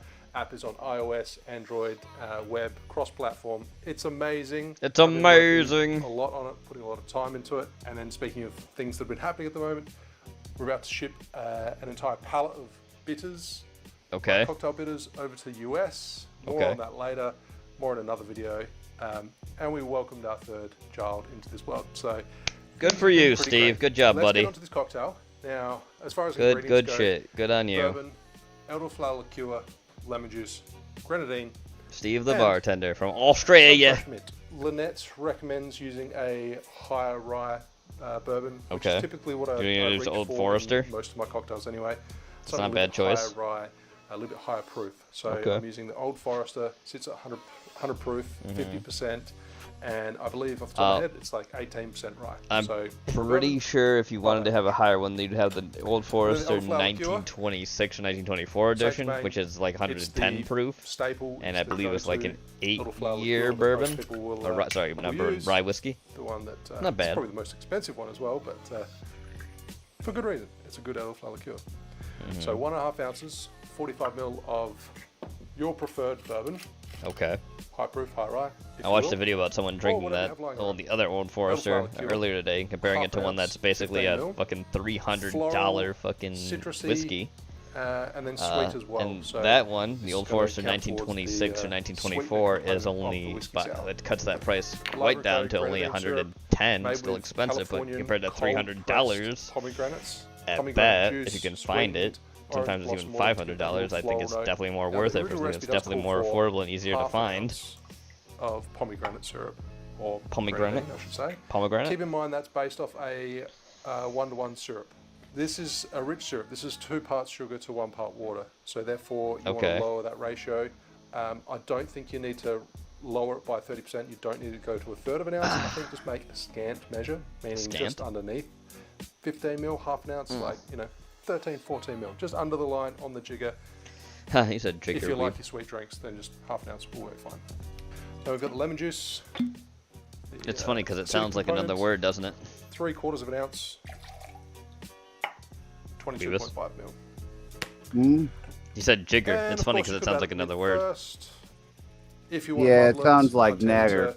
That's right. Not muddle my mint in shaken drinks because Which is when what you're Porky shaking, likes the to ice fuck. is gonna just like He certainly absolutely does. pulverize the mint anyway, and really extract the volatile oils and that flavor throughout the drink. But if you like to, you could put in the sweetener and the mint first. Give it a light muddle, gently muddle.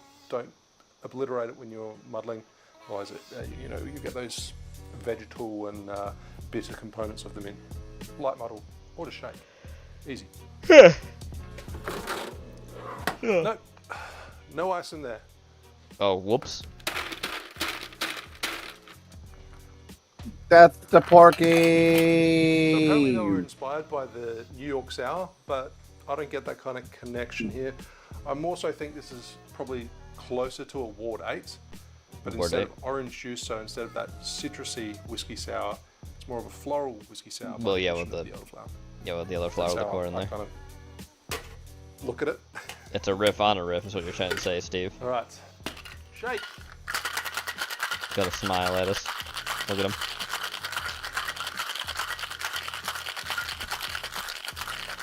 That's one of the things you tell as a bartender, to always smile at your customers and do stuff like that.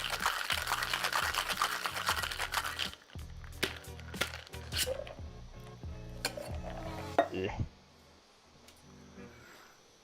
As with most grenadine cocktails, when you have grenadine lemon juice, the drink is a little bit towards the murkier, browner kind of side. But in saying that, it's a good color on it, though. I think that's a good color, don't you? One of the brighter ones that doesn't have. Look at how pink that is. Colours. Like it's pink, almost maroon. Now, my preferred way to garnish this, as opposed to putting a mint sprig in, and then you're trying to drink with this mint sprig floating around, tickling your nose and everything. Yeah, you don't want that. Just grab a mint leaf, fold it over in half, and give it a little slice. Okay. Across the stem. Oh, so you yeah. I think that's a much smart. better way to garnish it. That's smart. Rather than just dumping it in the glass. Yeah. It gets in the way. Named Clara Bow, it was named after a actress from the 1920s, a really well-known actress. Oh. She performed in silent movies. I'm not really going to talk too Well, much of course, about her if she's from the because 1920s, I'd imagine she performed in silent I've seen a couple movies. videos of other people talking about her. If it's You the can 1930s, check when you it get out. to the Look it up. talkies, and they won't last, what I've been told. But whiskey sour. It's a fad. Elderflower and Next, like pomegranates. color movies. Cheers. That won't last either.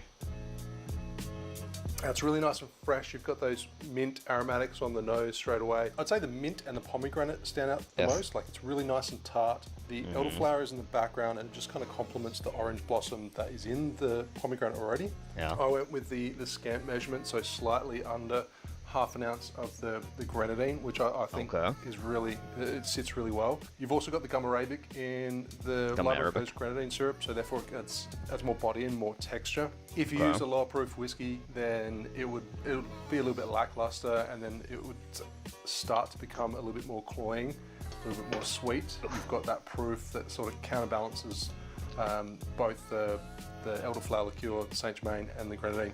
There's a good mix of flour. Good mix of flour. Flour. There's a good mix of flavors. Works really well. It's bright. Unique twist on a modern twist on a whiskey sour. We don't want no colored movies around here. That's right, Strug. It won't last. It's a fad. Simple, I've been 4 told anyway. ingredients. 5 if you're including the mint. 6 if you're including the ice. Nothing wrong with God's colors for our eyeballs, black and white. Follow the link in the description if you want to grab yourself a bottle of grenadine. Download my app. 800 recipes at the moment. Oh wow, that's a lot, Steve. I'm adding them pretty quickly. Well, that's Taking good. lots of photos. At least people have real more things to do. No AI photos and no pixel art. Cool. All right, now for pain. The pickleback in a pickle. This a pickleback, homeboy. This is how you pickle back. Cut off. Are you happy about this, Weeb? He's gonna open a pickle to put booze in it. I hate pickle. Perfect. Cut off the bottom. Get her to stand up. Nice. Now we come in and we begin scooping out the insides using a melon. Frog, you know that this is in here. So I can mark don't it act, first, don't act like and then wow just and go in bruh. And I start scooping. You know what's coming after this. You know what you did. Fine. He's acting innocent, Weeb. Wait till you see what he put in the last video for tonight. Now we come in with the Jamesons. This You're not gonna love Strog no more, homeboy. Weeb. Get ready. This is how you pickle the top back. 10 Look at trails that, will look at happen that. to you That's pure, at the next good video. Irish whiskey. All right, here it is, Weeb. Pickle beer. Let's try pickle beer. Pabst pickle beer. That's terrible. That's right, uses Grillio's too.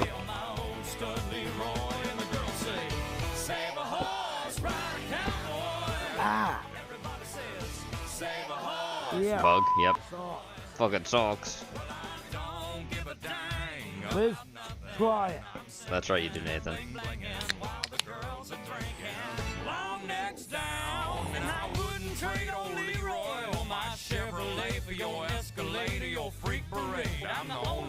I think he likes it too much.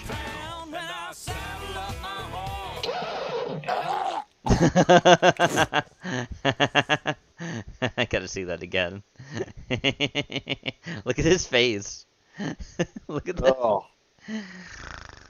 Yeah, he's like, why did I drink this? Oh, look, he's wearing a fucking barf shirt, too. How fitting.